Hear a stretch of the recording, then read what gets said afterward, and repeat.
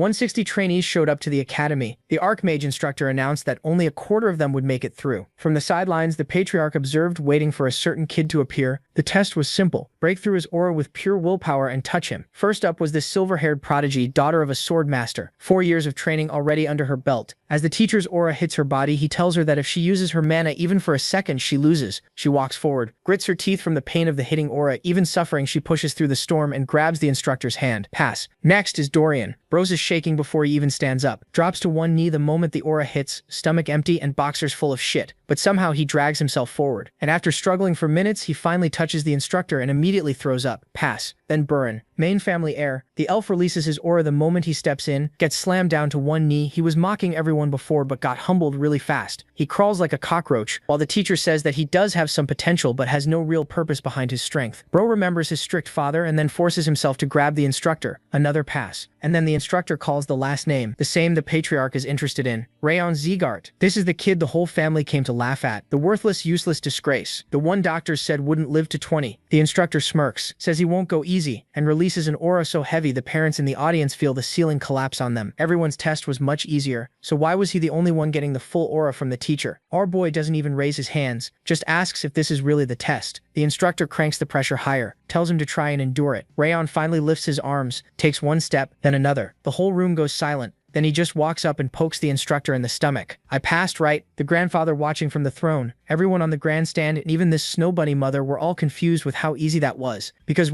passing an aura test should not be possible. Why? A few years before at the aura awakening ceremony, which every Zegart child had to attend, they put their hand on the sword of justice and get their mana talent measured by it. The first kid touches it. Wind explodes out. Nobles clap. Second kid, same level. Praise. Then our boy steps forward. The whole hall is already laughing because they came specifically to watch the outcast son fail. He places his hand on the sword. For a split second, a vision. The first head of the Zegart family, swinging his blade, wiping out an entire battlefield of monsters in one strike. A flash of golden flame inside his heart, but outside's theirs. There's nothing, just a faint white glow. The lowest result possible. The nobles burst out laughing. Call him colorless. Call him useless. He walks out, the hall empties. Only the grandfather and his butler stay behind, muttering about how this really is a lost cause. And then, the sword of justice explodes. Golden mana, golden flames, the aura of the very first head of the Zegart family, a power that has appeared exactly once in the entire history of the bloodline. Grandfather drops his cup. The kid everyone laughed at didn't fail the sword. The sword was waiting for the doors to close so nobody else would see the truth. Because if anyone in that room had seen this, our boy would already have a target on his back. But how did this happen? Why does a sickly nobody secretly carry the strongest bloodline talent in family history? Because he isn't really a child. In his past life, our boy was the head of the Shadows, the personal assassin squad of one of the 6 kings.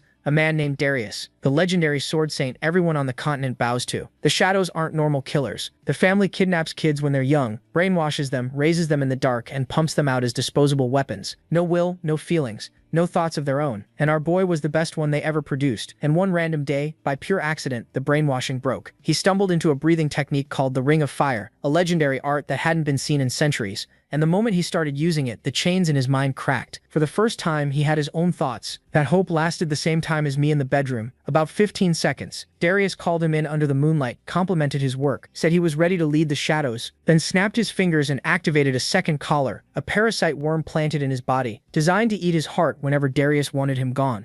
And Darius just smiles and explains that brainwashing alone is never enough. Every hunting dog wears 2 collars. He'd known about the broken brainwashing the whole time and had been waiting for the right moment. Our boy refused to die for nothing. Even with his heart being chewed apart from the inside, he grabbed his sword and charged, landed one cut on Darius's hand. That was it. One scratch. Darius took his head off without a second thought. In that final moment before death, a system window appeared. Something offered to take his body and use his rage. He refused. The possession failed, and the next thing he knew, he was a baby in a noble's arms. The woman caring for him was named Sylvia, and it all still felt unreal. Holding him close, she smiled and asked him to try, saying Mama. MC realized he had been reborn as her child, while keeping every memory from his life as a killer. At first he thought it was a dream, like he just slept for 100 days. But no matter how much time passed, he never woke up, so he accepted that he had truly been reincarnated. Later, Sylvia held him and wondered if the weather outside was nice again. She hoped the head of the family would return soon, so he could finally give the baby a proper name. Robin thought she couldn't keep calling him the child forever. The family head hadn't shown up for over 3 months.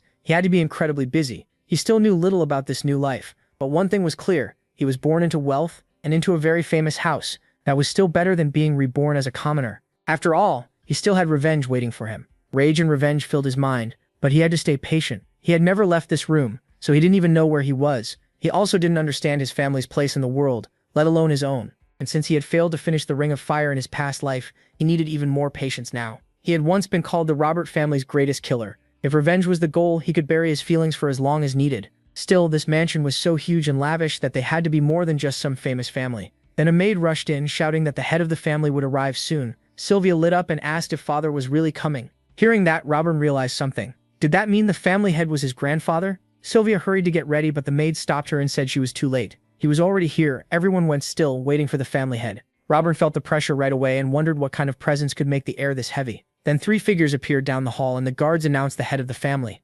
Just his presence made the whole place feel crushing. If the protagonist was right, that golden hair, those burning red eyes, and that terrifying aura could only belong to the strongest man on the continent, the head of the Zeekhart family, the Northern King of Destruction, Glenn Zeekhart. Rayon had apparently been reborn into the most powerful family on the continent. Glenn looked at the baby and asked if this was the child. Sylvia eagerly asked if he wanted to hold him. Glenn picked him up and declared that from this day on, his name would be MC Zeekhart. As one who carried that name, he would live like a shadow, present yet unseen. He was stunned that even in this life, he had been given the name him. That night, lying in bed, he wondered if everyone had finally gone to sleep. After 100 frustrating days, he at last had a chance. Before this, he was always sleepy, and whenever he woke up, Sylvia was beside him. He had no chance to use mana or do anything else. But now he had his own bed, and that was enough. So he sat up. It was time to begin. As he started using the Ring of Fire, Rayon recalled the usual way of training, breathing while drawing in natural mana and gathering aura in the energy center. But the Ring of Fire was different. Like a mage's mana flow, it made a special circle of energy inside the body,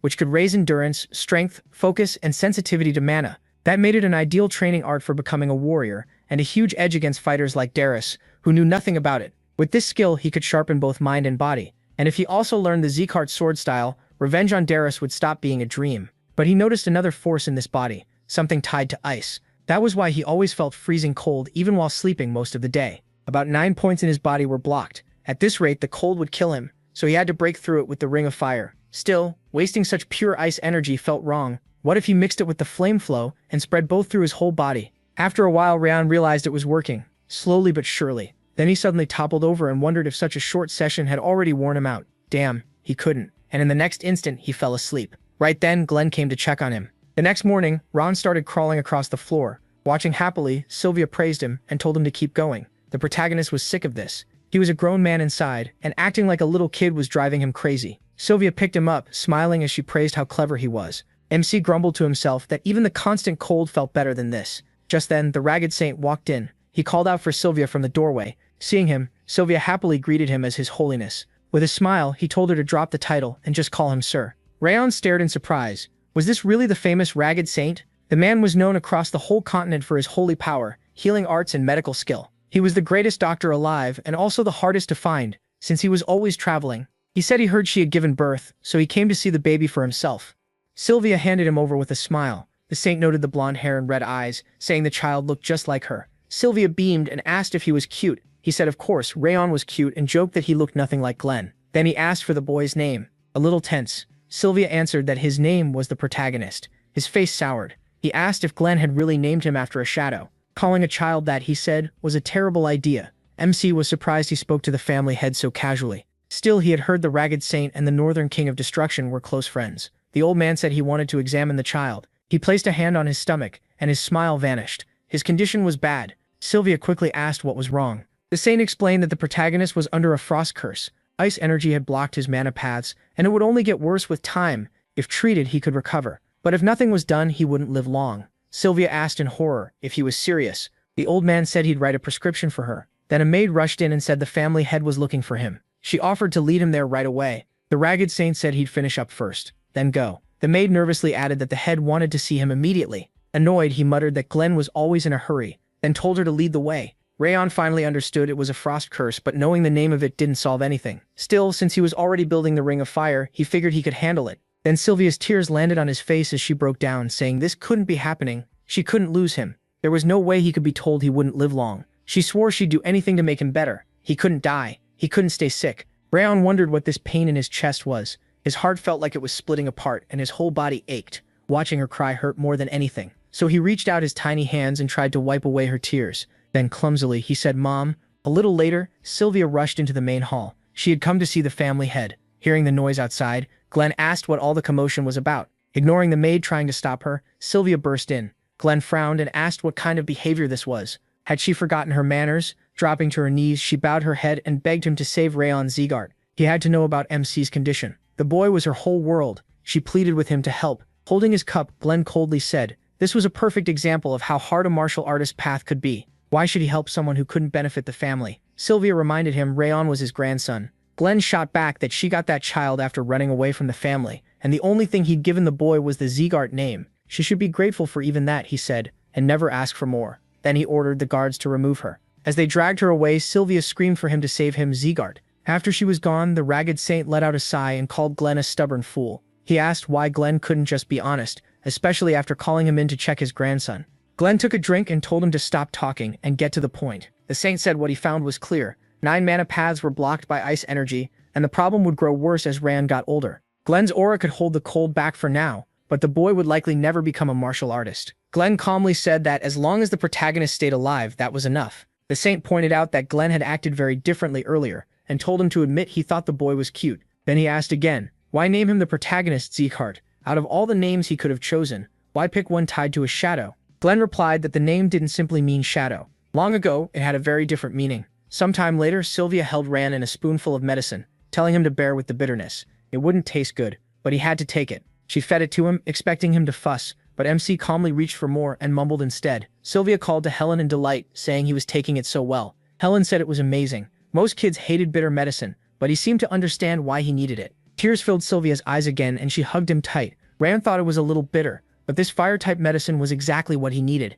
It could fight the frost curse. Sylvia asked if he really understood how she felt, but he stayed quiet and decided to let them keep feeding him medicine. 2 years passed since he started training and taking the medicine. Thanks to both, his ring of fire grew steadily. After reaching the first stage, he spent those 2 years training non-stop, only getting interrupted by Helen and Sylvia's games. No child on the continent worked harder than he did. He trained every night after everyone fell asleep, and before long he was 5 years old. Then a system window appeared, telling him the second stage of the Ring of Fire was now unlocked. It boosted endurance, mana sense, willpower, and total energy. Rand smiled. He had finally made it. He had reached the second stage of the Ring of Fire. At that level, a cross-shaped flow of energy opened inside him, and the system confirmed it. Just then, Helen came in and cheerfully said he was up early. She asked if she could take his laundry. Rayon agreed and noticed she couldn't see the status window. Those messages had started appearing back when he reached the first stage of the Ring of Fire. At first, he had no idea what they were, but the system was useful. It let him check his condition anytime. From Helen's reaction, it was clearly visible only to him. Even after reaching stage 2, though, his weak stamina and frost curse were still there. Without the fire medicine, improving this fast would have been much harder. Still, the medicine wasn't the only reason. For 5 years, Sylvia, Helen, and everyone in the annex had cared for him like he might die at any moment, and that helped too. Now he was already 5. The frost curse was still an issue, and so was his low stamina. He tired out the moment he moved too much. But in his past life, he was called the greatest assassin, and he had mastered the Ring of Fire. Once he fully rebuilt that skill with his old experience, these problems would disappear. And after learning the Zegart sword, he'd be able to take Darius's head. But he couldn't rush. Darius was one of the strongest people on the continent. If revenge blinded him when they met again, he'd lose. Very few people could kill Darius, so Rayon had to build strength slowly, and strike only when the time was right. That meant one thing: keep training. Then Sylvia entered the room with a smile and said he was awake. Did he remember they had somewhere to go today? She told him to change clothes and get ready for the main house. Rayon realized the day had come. The 6 kings and 5 demons were the powers that kept the continent balanced. The Zegart family, the one he had been reborn into, belonged to the 6 kings. Those 6 stood on the side of good, while the 5 demons stood on the side of evil. To see if a new variable had appeared in a family, they held a determination ceremony. And today was the protagonist's turn. When they arrived at the huge mansion, the gathered relatives were already talking. One said this was his first time back since last year's ceremony. Another mocked him, saying he'd been busy with missions, and mentioned they were testing the branch family's children today. Someone added that Karun's 4th son would be taking part. Another nodded and said rumor had it Sylvia's son would be there too. Confused, one of them asked what he meant. Wasn't that the outcast? Rayon and Sylvia stepped into the hall, and the people there immediately started whispering about them. They mocked him for being so small and said the rumors about his sickness had to be true. Others called Sylvia an outcast, and sneered that even trash was now allowed into this sacred hall. They couldn't believe her son was in the ceremony. To MC, it sounded like the main family had all agreed to insult them together. He didn't care what they said about him, but hearing them talk about his mother made his blood boil. Sylvia softly called to him. Her voice stayed calm, and with a gentle smile she told him it was fine and to just look at her. Then a man's voice rang out, telling everyone to greet the head of the Rayon Zegart family. Glenn walked in and took his seat on the throne. He realized it had been 5 years since he'd last seen him. With a stern look, Glenn said everyone seemed to be present. A moment later, the Sword of Justice appeared in the middle of the hall and the ceremony began. Rayon was startled. So that really was the Sword of Justice. Anyone who touched it would have their mana talent measured on the spot. The assistant announced the start. First up was Burpieren, the protagonist Zeeghart. He answered and touched the sword. MC remembered that after age 4, a child's mana path starts closing. So this ceremony was used to judge both current ability and future potential. When Burpieren touched the blade, a strong wind burst out. The crowd praised his pure attribute and said it was just what they'd expect from Karun's child. Glenn said it suited a swordmaster and told him to keep training wind mana. Next, the assistant called Luna Slyan from the vassal family. Watching closely, Rayon figured out the basics. The length of the light showed mana purity, while the swirls revealed its attribute. That was how the Zeeghart family judged talent. When Luna touched the sword, people wondered if the Slyan family had produced another genius. They said she was on Burns' level. He saw clearly that worth in this place came down to talent. He didn't expect much from his own result, especially with the ice still mixed into his energy. After Luna finished, the assistant said she'd done well. Then he announced the final participant, Rayon Zeeghart. He was told to step forward. Sylvia smiled and said it was his turn. The protagonist nodded, not expecting anything special. He only wanted to learn what kind of mana this body had and what he should train from now on. Sylvia asked if he had watched the others carefully. He had, so all he needed to do was copy them. Rayon walked up and placed his hand on the sword. The moment he touched it, golden fire exploded around him. Then a vision appeared. The first head of the Zeeghart family, holding a sword and wiping out every monster nearby in a single swing, using overwhelming power. When it ended, Rayon saw only a faint white light around the sword. The crowd laughed, saying they'd never seen such a tiny reaction. It was colorless mana, with no quality worth mentioning. To them, even the god of battle had ignored an outcast child. Sylvia came over, still smiling, and told him he had done nothing wrong. Around them, people sneered that they hadn't expected much from him anyway, but even this was worse than expected. They had clearly come to shame him, saying the only things he'd inherited were Sylvia's hair and red eyes. Glenn finally said, there had been enough noise, the ceremony was over. Everyone was dismissed. After the guests left, the head of the family stayed behind. He muttered that maybe this really couldn't be helped. The butler Rowan called to him sadly. Glenn hadn't expected much, but then he noticed something strange. The sword suddenly blazed with light. He stared in shock and said it was a golden glow, bright as the sun. This was the aura of the first Zeeghart head. Fire so fierce even demonic flames couldn't compare. Golden mana and golden fire had appeared only once in the entire family's history. The mana poured out in a thick gold light, beautiful and blindingly bright. Golden flame. What kind of person was Rayon?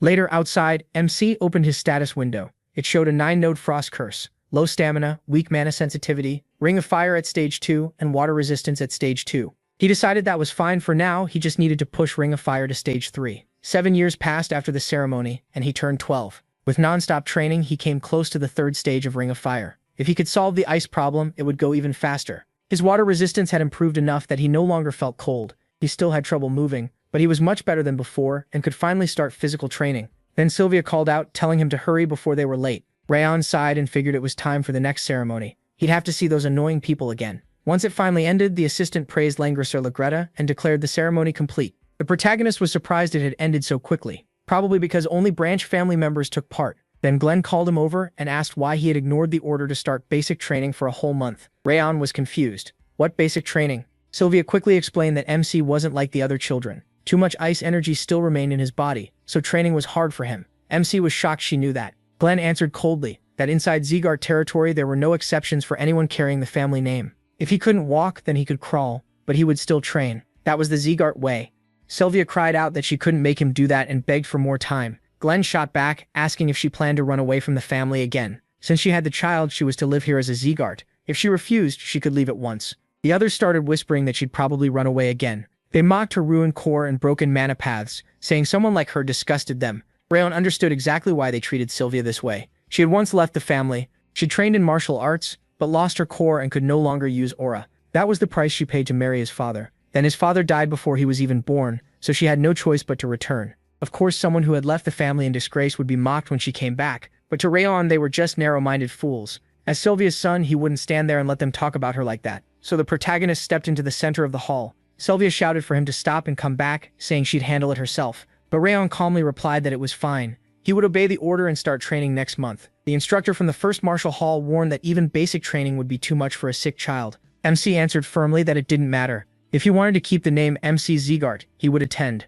Glenn asked if he truly understood how heavy that name was. At once he felt a crushing aura bear down on him. making his blood surge. It felt like his whole body was being flattened, but he kept looking straight at Glenn as his heart pounded wildly. This power was far beyond the Robert family, so this was the strength of the Northern King of Destruction. Sylvia grabbed him and begged Glenn to stop, saying Rayon was still too young to understand. The instructor also tried to calm things down, reminding him the protagonist was only a child, but Glenn said he was the one speaking. Sylvia, trembling, insisted MC still couldn't train and begged him to stop pressuring the boy with his aura. In that moment, Rayon remembered what he used to be, an assassin, someone who lived in darkness, always closer to death than life, but that life was over. He wouldn't hide in the shadows anymore, he wouldn't live as a killer again. Now he was Rayon Zeegart, and he would win back Sylvia's rightful place. He walked closer to the throne and said he had grown up shut away in the annex, so he didn't know how great the Zeegart name really was. If training would teach him that, then he would accept it. He would protect Sylvia and bring back the smiles of the people he cared about. Glenn asked what that meant. Was he planning to judge the family during training?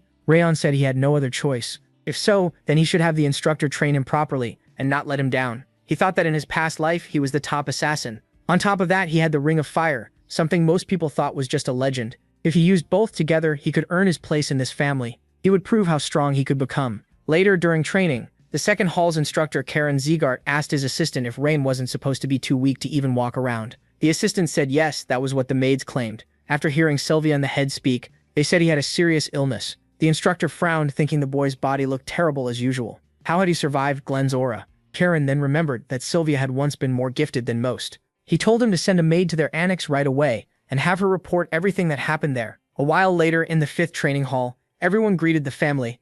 Glenn walked over to the sofa and called for Rimmer Dias, the instructor, telling him to quit acting like a rag and stand up. Rimmer rose and said Glenn looked as sharp as ever. His fake sleeping act had failed again. While the other instructors worked with their hands, he, the so-called chief instructor, worked with his head so it all balanced out. Glenn said flatly that he was already 50 and should start acting like it. Glenn said flatly that he was already 50 years old and needed to grow up. Rimmer just smiled and brushed that off. Age meant nothing to an elf. Then he asked if Glenn came because of his youngest grandson. Sylvia had already visited, but he hadn't expected Glenn too. Glenn asked, surprised, if she had come. Rimmer nodded and said she asked him to make sure Rayon Zeegart didn't get hurt. If that was Glenn's reason too, there was no need. He had already made it clear he wouldn't go easy in the 5th hall, not even for the family's favorite youngest child. Glenn calmly said that was fine. The protagonist didn't need special treatment, and he had no interest in weaklings. Robert looked at him in surprise, realizing his care for the boy ran even deeper than expected. He wanted to give MC the love he couldn't give Sylvia. Glenn snapped that if Robert weren't an old friend, his head would already be on the floor. He told him to be harsh, cut off the weak right away, and teach only the ones worth teaching. Robert smiled and said he'd handle it his own way. Glenn answered that was exactly what he wanted. With that, Glenn turned to leave. Reimer smiled and told him to take care of himself. After Glenn left, Reimer wondered what kind of boy Rayon was. Later, he opened the status window. It showed the 3rd stage of the Ring of Fire was now unlocked. It boosted his mind and spirit, mana sensitivity, energy amount, endurance, strength, agility, and water resistance, while weakening the frost curse. He smiled, feeling the difference right away. Mana came easier and his mind felt clearer. He remembered Sylvia warning him not to push too hard on the first day. Thanks to her stopping him, his progress had been smoother. The status window also let him track that progress. Still, this was only the start. Training in the Rayon Zeegart family was famous for being brutal. Reaching the 3rd stage of the Ring of Fire was just the first step. It was the strong base he needed to keep growing fast. With that, he'd rise quicker than the others and silence everyone mocking them. After that, he would go after the Heavenly Sword, Darius, and not stop until he cut his throat. Just then, Sylvia called to him and asked with a smile if he was still awake. Bran asked why she was here so late. She sat beside him and said he was going to the training hall tomorrow. She wanted to talk about that. Did he really have to go? Truthfully, she wanted to stop him. He never complained, even when he was hurting. What if he got badly injured there? It wasn't that she opposed it, but maybe they should wait one more year. Bran said there was no need. He wouldn't keep putting up with people from the main and side branches speaking however they wanted. He was sick of their contempt for her and the workers in the annex. He couldn't accept it anymore. If he did well in training, he believed they would stop treating them that way. Sylvia said she understood why he hated living apart and hearing others talk badly about them. She had fallen for his father by chance during a mission, but they couldn't stay together because he was only a knight. So she gave up her energy core and mana, then left home. Ron had an older sister too, 2 years older. The 3 of them lived quietly until the Eden mercenaries attacked. His father wasn't strong enough, and she was pregnant with the protagonist, so they couldn't fight back. Her father had secretly sent guards, but they stayed hidden too far away and couldn't help in time. By then, Ron's father and sister were already dead. With nowhere else to go, she returned home. Now everyone treated her like a sinner, and she believed she deserved it. MC thought Sylvia was selfish. She had left her family for love, then came back after losing it. He understood why others treated her coldly, but she was still the woman who gave him life and a mother's love. Maybe she was selfish to others, but to him, she was his only mother in both lives. He asked if she regretted it, if she wished she had stayed with her family. Sylvia smiled and said she regretted nothing.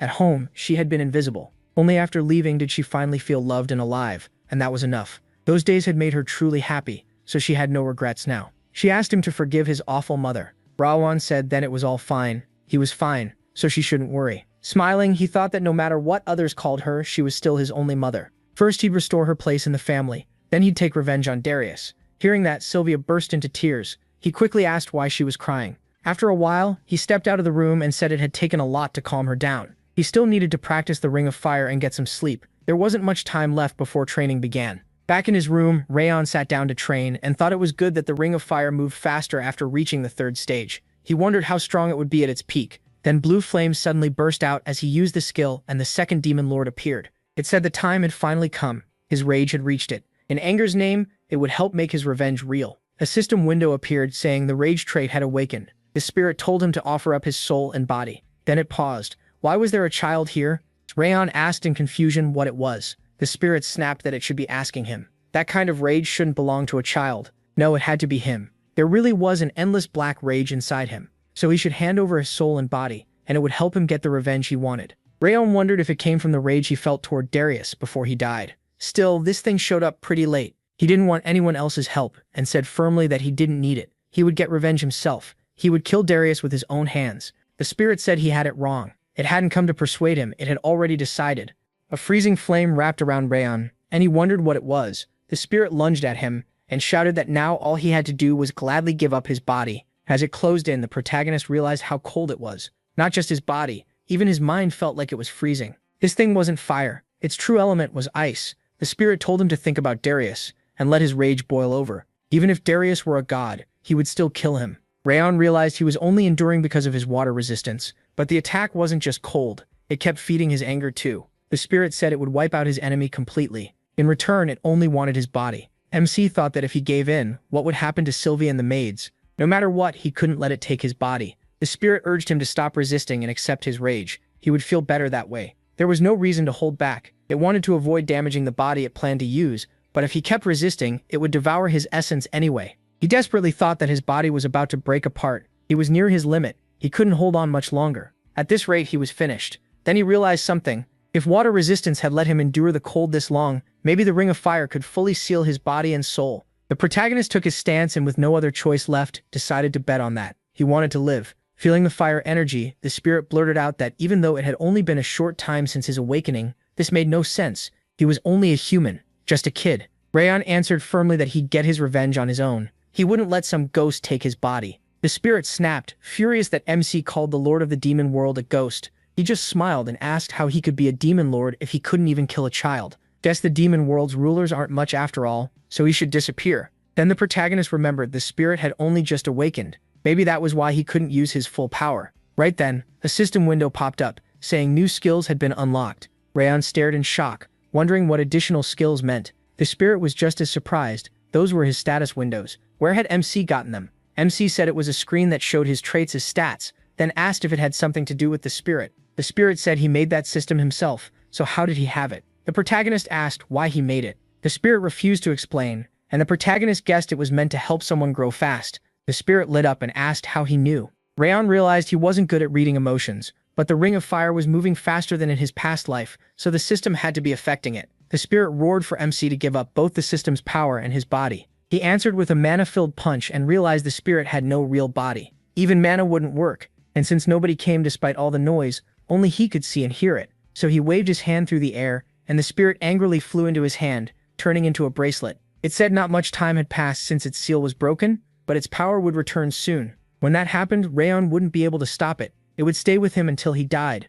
The protagonist thought the thing was a total leech. He wanted to get rid of it now, but that might mean losing the system. And then there was Sylvie and Helen. Better to keep it close and watch it. For now, he'd hold it back and get stronger as fast as he could. MC asked why it chose a flower bracelet since it really didn't suit him. The spirit grumbled that MC should respect his taste. MC sighed and let it go. A little later in the hall, Helen said she was sure the young master would be fine. Sylvia said she knew, but still. Just then he came down from the second floor and said with a smile that he was ready. It was time to head to the training hall, so they went outside. Sylvia told him to stay alert and take care. The protagonist promised to be careful and said they'd meet again. Helen asked Sylvia why she was sending him off with such a sad face. She might make him worry. Sylvia stepped closer and forced a smile, saying she believed in him. Raewon told her not to worry. He wouldn't push himself too far, and if things got bad, he'd back off right away. As MC started to leave, Sylvia asked if he'd really be okay. Helen said he was already feeling better, maybe well enough to handle the training. He looked much healthier than before. She remembered saying goodbye to him and added that out of all the Zeegart instructors, his teacher was the most observant.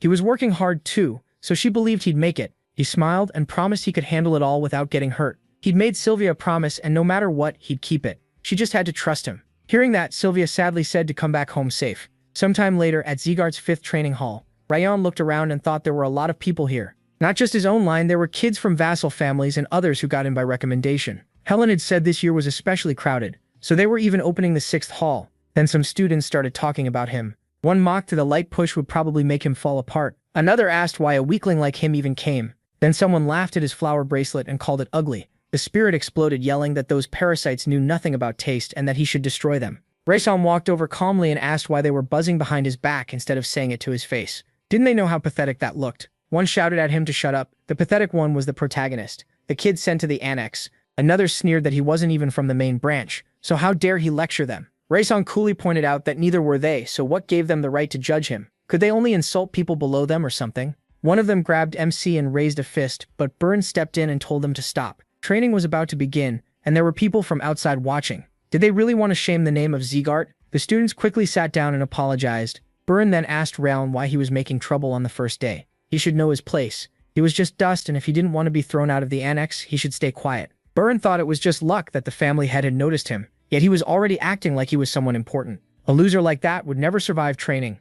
As he turned to leave, Byrne warned him to quit. Now if he didn't know how to behave, he wouldn't last anyway. Raikshin calmly mocked how full of himself he sounded. Where did all that pride come from? Just because he was from the main branch? Or was there another reason he talked like that without knowing anything about him? Maybe his father told him to do it so he should run back crying and ask him to punish bad little Byrne. Byrne flared up and shouted how dare he. Then Reimer kicked the gate open and called out with a grin, "Were they fighting already?" Pretty bold for a bunch of kids. Seeing him, Raikshin thought this was the famous sword of the Zeegart family. He'd heard Reimer retired because his energy core was damaged, so he didn't expect to see him here. Reimer casually asked why they didn't save the fight for after the ceremony. Byrne backed off and got back in line. Reimer introduced himself and said he was glad to see them. He'd be their instructor during this training period. Then he added that there were 160 recruits this year, which was way too many, so they'd hold a small test to cut the extras. He only needed a quarter of them. The students cried out in shock. Only a quarter? Why? Reimer explained that he only wanted the best. The spirit raged that he was an arrogant bastard for looking down on them, but Raikshin ignored him and kept listening. Riper dropped into a chair and said his word was law here. If anyone hated it, they could complain to the head of the family. Then he told them to get moving already. The base of martial arts was physical strength and mental toughness, so they would run until he said stop. Raikshin started running, and the spirit grumbled that if they had to run, he should be out front. Why was he hanging back? The protagonist said this wasn't a race, so there was no point passing everyone. He figured Rimmer was judging more than what showed on the surface. He'd be watching talent and mindset too. The real winner would be the one who lasted longest, and MC planned to endure no matter what. Meanwhile, the assistants noticed Byrne and Luna pulling ahead. One said everyone was running fast, but those two were on another level. Another added that this still wasn't their limit. They could probably keep going for hours. At just 12 years old, they were already monsters. Then one assistant pointed at him and asked if that child's name was his. He wasn't keeping up and had already fallen behind. Another said he'd heard the protagonist had been sick. The fact that he was running at all was surprising, but he already looked exhausted. Reimer heard them and smiled to himself. How interesting. He'd never seen someone like this before. He'd long believed that the people whose talent he couldn't read right away often became the strongest on the continent. Usually he could see a child's future clearly, but Raikshin showed him nothing. That meant MC was clearly beyond what he could read, and Rimmer found that very amusing. Around then, the other students started mocking him again, saying he talked big but was stuck at the back. Another said he deserved it and would be cut soon. Someone laughed that he wouldn't last 10 more minutes. Raikshin thought that was strange. They were only running even though they'd been promised hellish training. In his past life, he'd had to sprint from enemies and wild beasts, so this felt way too easy. After a while, one of the staff looked at the way the protagonist was running and stared in shock. What the hell was this? Rayon should have used up all his stamina by now. He was running past his limit, and he shouldn't have had any strength left. Was he really running on willpower alone? He was training like he was ready to die for it. The instructor smiled, surprised, and said MC had caught his interest. Meanwhile, Burst noticed he was still running and snapped, asking why he hadn't stopped yet. Everyone had said he was too weak to train.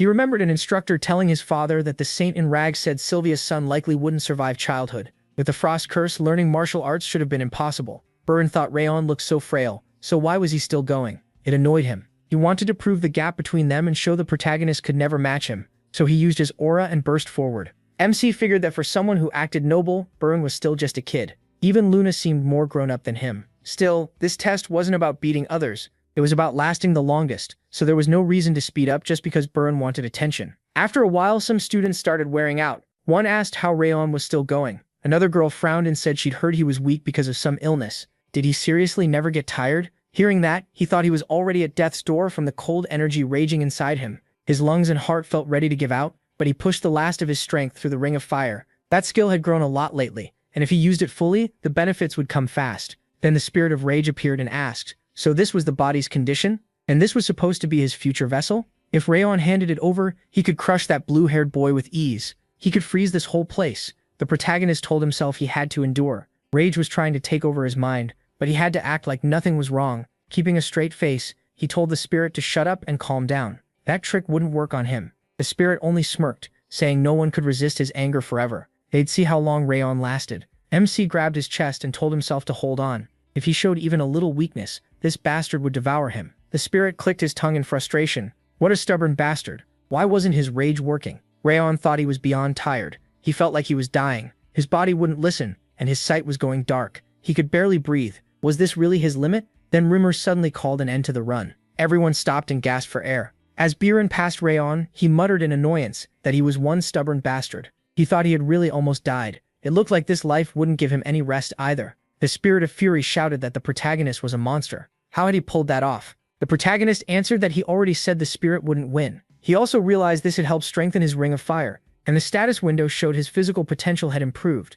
If he kept training like this, then suddenly a system window popped up. Conditions met. He had pushed past his physical limits. Bonus experience was granted, strength rose by 2, agility by 1, and endurance by 1 point. Seeing that, the spirit of fury complained. What was this? Rayon got extra experience from his own system? It was ridiculous.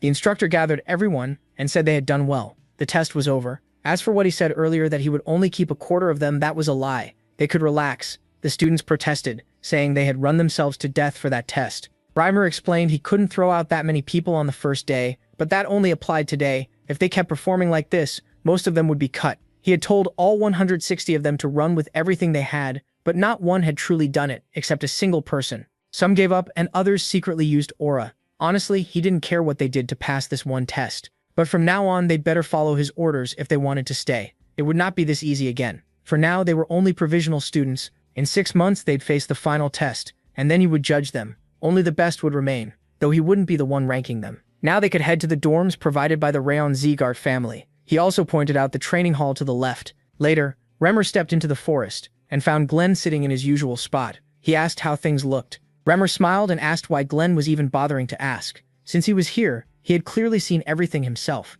He must have noticed how talented Burin and Luna were. The other kids also had the potential to support the family one day, but he couldn't read MC at all. MC had clearly been exhausted, so how had he run that far? It was the first time Rimmer had met someone he couldn't see through. Ever since his core was damaged, life had been dull. But now it felt like things were about to change. Glenn jumped down from the rock and said Rimmer seemed to want to teach the new students himself. He told him not to get distracted and focus on his job. Rimmer watched him leave with a smile and said this year's class had a few students worth special attention. Glenn answered that it was only a coincidence. Rimmer would never become a martial artist. Rimmer just smiled and said he knew it wasn't a coincidence at all. Later he said that since training was done, he was heading to the training hall. The spirit of fury stared in disbelief. Was he seriously going to train again? Did he ever rest? The other students heard that and cried out in disbelief. To them it was impossible. Sometime later, a few of them sat together in a room, grumbling that there was no way Revel lasted that long by himself. He must have cheated. Another said everyone knew he was sick. Crayon, the protagonist, Zegart from a side branch, guessed the protagonist had used some kind of drug. He had heard the Saint in Rags mixed MC's medicine herself. They reacted at once, so he had lasted that long because of medicine, and he still acted proud? Smirking, Crane asked if they shouldn't teach that bastard a lesson. Not long after, they cornered Rayon and slammed him against a tree. He asked what they were doing, and Crane mocked him for even asking. One boy shouted that the protagonist had used medicine to show off. Another said without that cure, he wouldn't have lasted even a minute, using dirty tricks and acting untouchable. That was their excuse. MC couldn't believe they were losing their minds over something so dumb. They cracked their knuckles and grinned, saying they'd teach him something. Crane called it a private lesson. Nothing personal, just how things worked. He even repeated the instructor's words about learning, then lunged in with a punch. The Spirit of Fury grumbled, asking how long Ray Tuan planned to sit there and listen to their whining. This was supposed to be his vessel? They weren't even a real threat. He moved first and smashed Crane in the face, then asked if they wanted a lesson. Fine, now they'd get one. Another student rushed in, but Ray Tuan slipped past and drove his knee into the guy's body. Dropping him, the rest stared in fear, wondering what they were doing. Were they really about to lose to someone like him? Ray Tuan didn't give them time to think. He struck again and started beating down the rest. Watching the fight, the Spirit of Fury said in surprise that the protagonist was handling himself pretty well. Before long, Crane dropped to his knees and started apologizing, saying they were wrong. MC pinned his arm under his foot and smiling, said if Crane wanted to end the lesson, he had to answer one thing. Who sent them? Maybe Burin? Crane quickly denied it. Burin knew nothing. They had done it on their own, and he had no part in it. Ray Tuan found that surprising. He thought Burin hated him, so maybe the guy wasn't completely hopeless. He then suggested they keep today's lesson between them. What did Crane think of that? Terrified, Crane said, the protagonist could do whatever he wanted. The protagonist grabbed him by the hair and warned them to stay away, or they'd get more lessons. The final lesson, if they touched his shadow again, they'd disappear. If they understood, they should get out of his sight. Watching from behind a tree, Raymer thought it was a pretty intense scene. It almost felt like their old leader had returned as a child. So Ray Tuan really did have talent for martial arts. Then again, he was a Seacart. Maybe it wasn't that strange, a hidden talent growing in the dark among gifted kids. MC kept surprising him. Later, he returned to his room, and another system window appeared. Conditions met. Rage was pleased with his actions. Dexterity increased by 1 point. The Spirit immediately complained. He got bonus stats for that too? What kind of nonsense was this? Ray Tuan calmly pointed out that the Spirit made the system himself, so why was he asking him? The Spirit snapped back that of course the protagonist wouldn't understand. He had never had his system stolen. The protagonist had taken power meant for his original body and wasn't grateful at all. Then he made an offer. How about a bet? If MC won, he'd get a bonus. If he lost, he'd stop resisting Rage. System windows popped up with Rage's offer. If he got the best result on the training test, he'd gain 2 points in every stat plus 1 extra stat of his choice. If he lost, he'd suffer a 10-day Rage penalty. Radon asked if this was the test Rimmer had talked about. The Spirit said yes and reminded him Rimmer planned to pick the top students. Then he asked what a stat of his choice meant. Rage said he could take one of his stats, though of course it would be lowered first, since he was still inexperienced. The protagonist then asked what the Rage penalty was. The Spirit answered that he would give in to Rage. He'd fall a little deeper under its control. It might only be a little, but that would be enough. Ray Tuan wouldn't be able to control himself as well anymore. So that was his real goal. Still, judging by how he usually acted, MC didn't think he was lying. The Spirit had always answered him honestly, and the reward for winning was way too tempting. Like a poisoned apple you still wanted to bite. Making the top group would be tough for a weak, sickly kid, but he had memories from a past life, so he said the deal didn't sound bad. He accepted the challenge and the Spirit smirked, calling it a smart choice. A system window confirmed he had agreed to Rage's terms. Rayon told himself he wouldn't lose if he used what he'd learned in his past life. Sometime later, after another round of training, the students dropped down, gasping for air. Earlier, Remmer had ordered everyone into a horse stance. It sounded simple, but he said this was the foundation of their martial training. They had to learn how to endure. He told them to hold the stance until he said otherwise, then casually announced he was going to nap. No one was being forced. This test was theirs, not his. One student finally snapped, shouting that he couldn't take it anymore, and asking when they'd actually learn sword fighting. A girl complained too. They only ran around and held dumb poses. Vern stayed calm and said there was nothing to whine about. They could practice swordsmanship on their own. If they spent all their time on basics,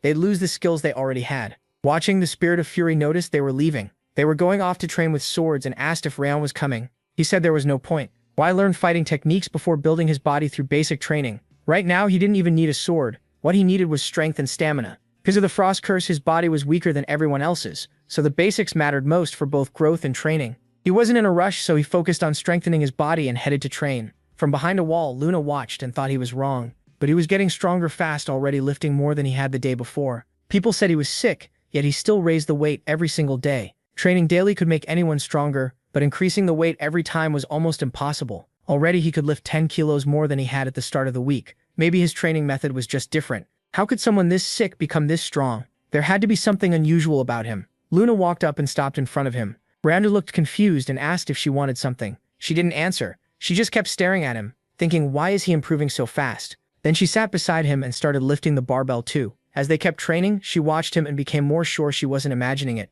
Ever since she noticed that cool, pleasant scent, her body had started to feel lighter. Because of that, she could lift much more than usual. Later, while Luna sat on a bench staring at her hand, Rayon came over and asked if she really had nothing to say. She shook her head and he moved on, scratching the back of his neck. Watching him leave, she decided to keep observing him a little longer. Sometime later, Byrne noticed them together and his friends asked in annoyance why Luna kept hanging around a guy like him. What was so special about some idiot who wasn't even from the main family? They mocked his methods too, saying endless strength training was useless.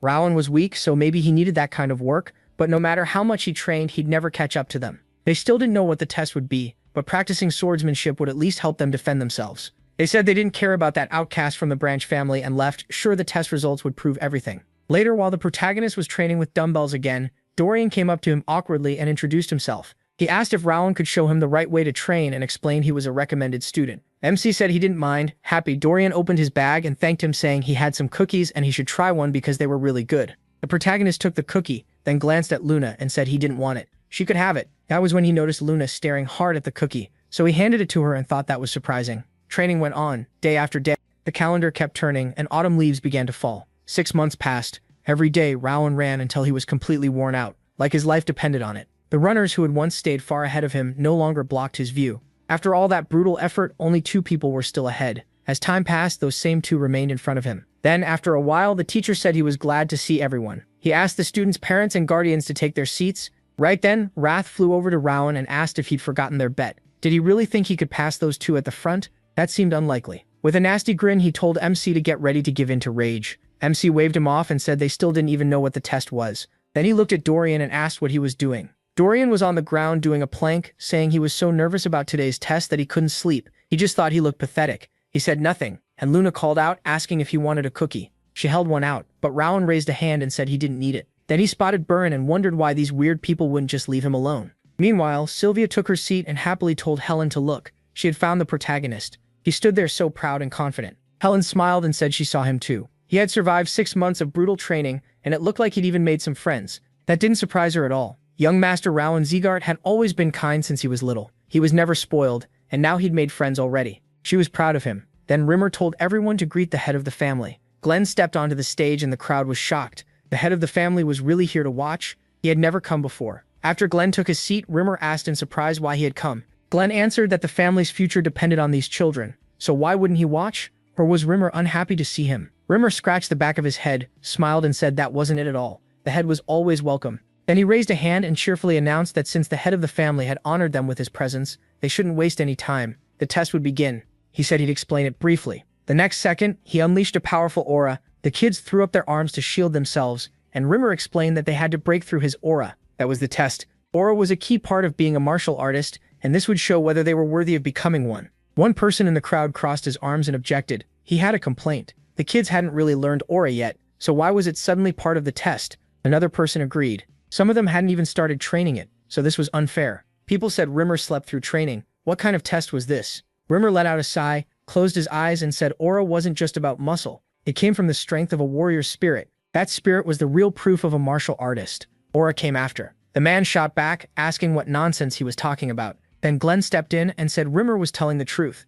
Even without proper aura training, everyone had a will that could answer it. This test could be cleared by spirit alone. Smiling, Rimmer agreed and spread his arms, asking if anyone still had objections. When no one answered, he said they would start with Luna. He told everyone else to move aside. Once she stepped forward, he said that for her test he would release a burst of aura. If she had trained hard enough, she should be able to endure it. All she had to do was break through and touch him. He began, and in the next instant, a fierce aura exploded from his body. Luna raised her arms and shut her eyes. Rimmer added with a smile that yes, using aura on purpose was forbidden. She had to rely on the willpower she should have built through training. Gritting her teeth, she moved forward step by step. At last, she stretched out her hand and grabbed his. Rimmer placed a hand on her head and said with a smile that she had done it. It proved how hard she had worked. Rimmer praised Luna and told her to keep it up. She stood there trying to catch her breath. Then Rimmer called up Dorian. Startled, Dorian blurted out, "Me? Who picked the order?" Rimmer said he did, so Dorian needed to step forward. Sweating already, Dorian walked up. Rimmer asked if he saw how Luna did it. He had to push through the aura with pure willpower too.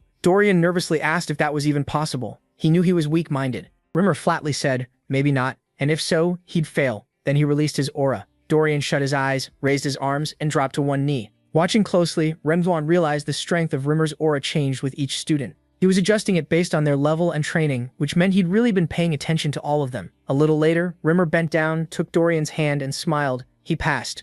Rimmer said Dorian's problem was low confidence, not lack of ability. He just needed to trust himself more. Right after that, Dorian threw up, and Rimmer hoped the lesson still got through. Next was Burin Seagart, and he answered right away. As Burin stepped up, Rimmer said he'd begin at once. Then he folded his arms and unleashed his aura. Burin tried to shield himself and wondered if the others had really endured this too. From the outside it had looked easy, but now he understood how hard Luna's turn was.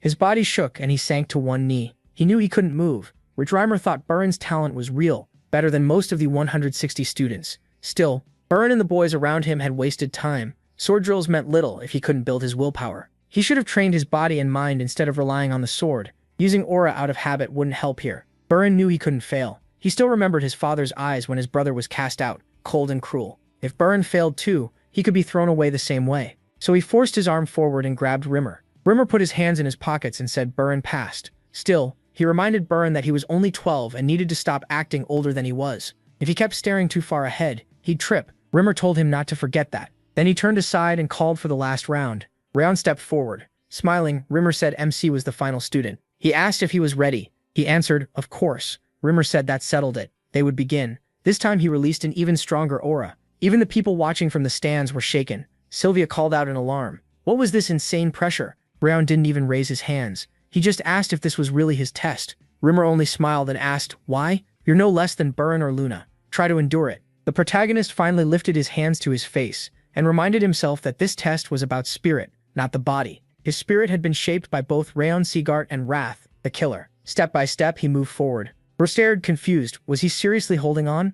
Even the family head grew tense. Reimer was stunned. How was MC doing this? It made no sense. This wasn't supposed to happen. Then Rayon reached out and touched Rimmer's stomach. Everyone froze. He asked, I passed, right? The children could only stare. He broke through that much aura? How could a sick kid who couldn't even use aura pull that off? Frowning, Rimmer asked who he really was. They'd known each other for 6 months, yet this was still Rayon. Rimmer raised his voice. What the protagonist had done should have been impossible. That aura burst was far beyond his level. Rimmer had only meant to tease him a little. There was no way MC should have overcome it. He just gave a calm shrug. Rimmer let out a surprised sigh, scratched the back of his head, laughed, and admitted he got carried away. Then he apologized. Rayon Seagart had been the last student tested, so the exam was over. Now Rimmer would name the top rookie. The best student of the 5th training hall is the protagonist Seagart. Tears in her eyes, Sylvia happily said. Their MC was the best. The maid turned to her and cheered that young master MC did it. The others were confused. Rayon Seagart only broke through the aura burst, so how did he rank above young master Burin?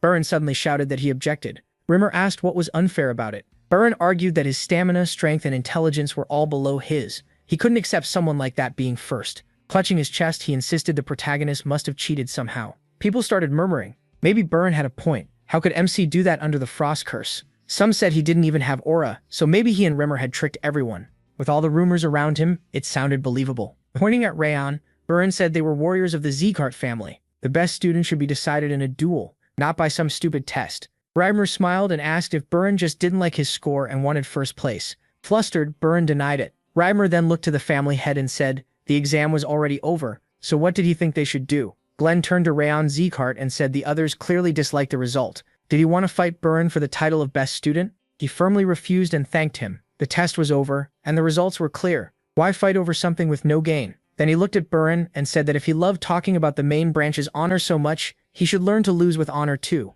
Burin snapped and called him an idiot. Glenn said they would handle it this way. There would be a reward for first place, a bronze emblem for the winner. Rayon was surprised. Gold, silver, and bronze emblems were given for achievements, and each could be traded for rewards. Even bronze was valuable, especially coming from the family head himself. Since no one seemed happy with him taking first, the protagonist agreed. Resting his face on one fist, Glenn said fine. Then they'd start at once, and this time the real top student would be settled. 1 round only. Any use of aura or weapons meant instant disqualification. They could rely only on their own bodies. Reimer raised his hand and announced the start. He dropped it. Burin rushed in fast and threw a punch, but Rayon slipped to the side. Burin followed with a kick, and MC blocked it with his hand and foot. Burin gathered force into his fist and yelled that this was the righteous tiger fist, his father's technique. Using martial arts moves wasn't against the rules, so he wasn't cheating. Then he drove a punch into Rayon's stomach, and the crowd shouted for Lord Burin. They said he couldn't answer back. Burin kept attacking, thinking the protagonist was just a stray from a sideline, someone weaker than him.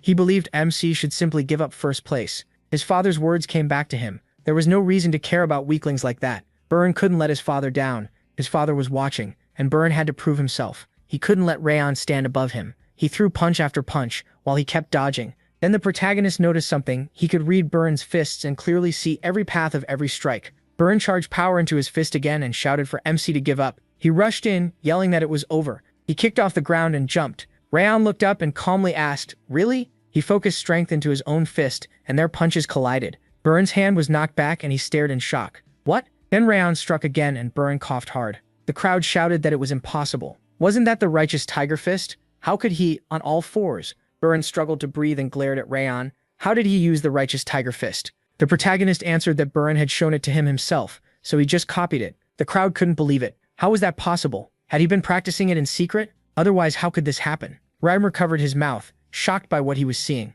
First, Rayon had turned aside Burren's righteous tiger fist by twisting the flow of power, seeing another fighter's mana flow that clearly was already amazing, and then he used that flow to copy the technique himself.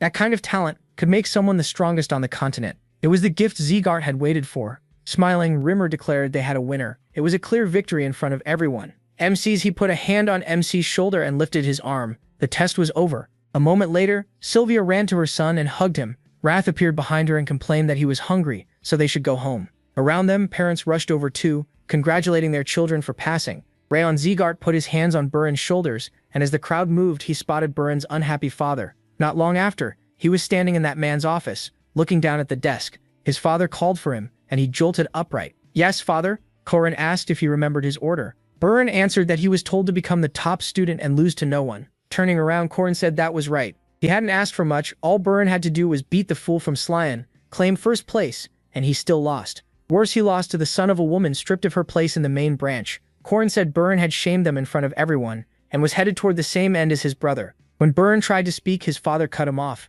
He had already wasted his first chance. Still, he had one more shot. The top student would be chosen again at the end of the first semester, and this time he had to win. Then Korin dismissed him. His father turned away and Burren quietly accepted it. As he walked outside, those words kept echoing in his head. He couldn't let this final chance slip away. If he wanted to be seen as part of the Rabza Zeegart main branch, he had no other choice. He slammed a fist into the wall and yelled. He had tried so hard to be the best. Covering his face with both hands, he kept walking, then looked up at the building ahead and wondered why he had come here. Maybe his feet had brought him there out of habit. He stepped inside, thinking it felt empty because the test had ended today. He picked up the dumbbells, then glanced over at the lockers, and walked closer. He stopped at the one with Rayon's name on it, and opened it. Peeking inside, he told himself he was only looking, not stealing. Then he froze. Why are there so many shoes in here? He picked one up and counted at least 10 pairs. Had Raon really worn through all of them in just 6 months? Burren had barely changed his own shoes twice. He pictured him training until he was drenched in sweat and realized he'd been grinding non-stop, while Burren acted proud, swung his sword around and skipped the basics whenever he could. This was the real road to strength for Raon Zeegart. That was when Burren understood he'd gone the wrong way. His eyes drifted back to the dumbbells on the floor. He put the shoes back where they were and left the building. At the same time, Raon checked the system window while Wrath floated beside him, still stunned. Wrath said he'd lived for hundreds of years and had never seen anything like the protagonist. What was he? Really? The protagonist said he didn't know, and if Wrath wanted, he could make something up. Wrath said he shouldn't joke around. MC still owed him a stat. The window showed the bet rewards. +2 to all stats, 1 bonus stat of his choice, and 1 of Wrath's stats transferred to him. He also got a random trait. Legendary Sense, first stage.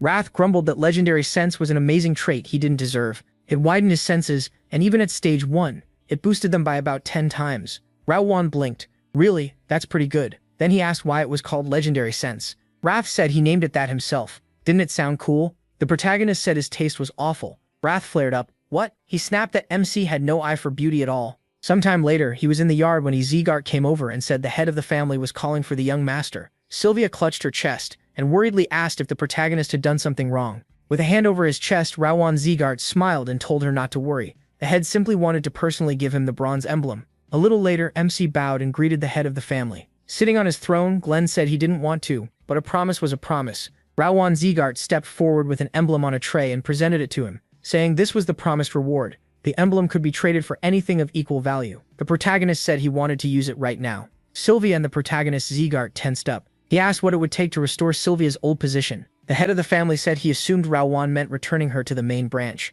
MC confirmed it. At the same time, he wondered why the man's aura suddenly felt softer. Glenn answered, achievements. If he earned enough, that wish could come true, but it wouldn't be easy. In this family, gaining recognition was like reaching a star, almost impossible. especially for a child. Raowan just smiled, but not truly impossible. He reached for the emblem and said that was enough. After thanking the head for the answer, he turned to leave, but Glenn stopped him. The protagonist turned back, and Glenn said he hadn't used the emblem for a reward, he had only asked a question. Glenn would have answered that for free. Raowan was surprised. He never expected the Northern King of Destruction to say something like that. Then Glenn told him to name the reward he actually wanted. MC clenched his fist. There was something he needed more than anything right now. He said he wanted a growth technique. The head replied that the basic course instructors would teach him one. He bowed slightly and said he needed an aura technique far stronger than the beginner one, something worthy of a bronze emblem. The shadow technique from his past life wasn't enough. To restore Sylvia's place and kill Darius, he needed the strongest method possible. Glenn repeated, a growth technique.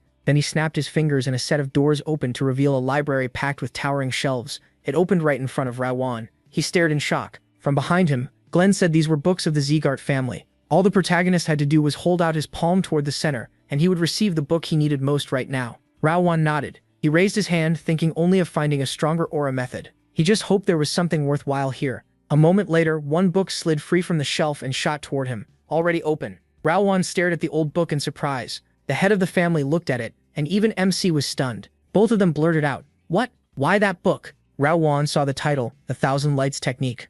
He asked what kind of technique it was, and touched a page. At once a bright flash filled the room. The pages burst apart, the book dropped to the floor, and flames swallowed it. In that instant, Glenn remembered a servant kneeling before him, and asking if he truly meant to abandon Sylvia. Glenn had answered that he didn't care. At that time, the family's prosperity was all that mattered to him. When the servant said Sylvia had run away because of a man, Glenn brushed it off as a petty issue. Back then, he believed emotions were useless, and only the family's power mattered. That mindset helped him reach the peak of martial skill. He raised the family's standing but lost something important. Then came the report that his daughter and son-in-law had been ambushed. Eden had found Sylvia and moved against them. She survived, but the other two were killed. From what he heard, the attack was so sudden they barely had a chance to resist. He called himself pathetic. His feelings had already broken through, but it was too late to undo the past. Still, he had to protect Rayon Zegart and Sylvia this time, even if they hated him for it. He looked down at his hands in shock. What was that? Something had flowed into his mind. Then the head of the family called out to him, rising from his seat to ask what he had just done.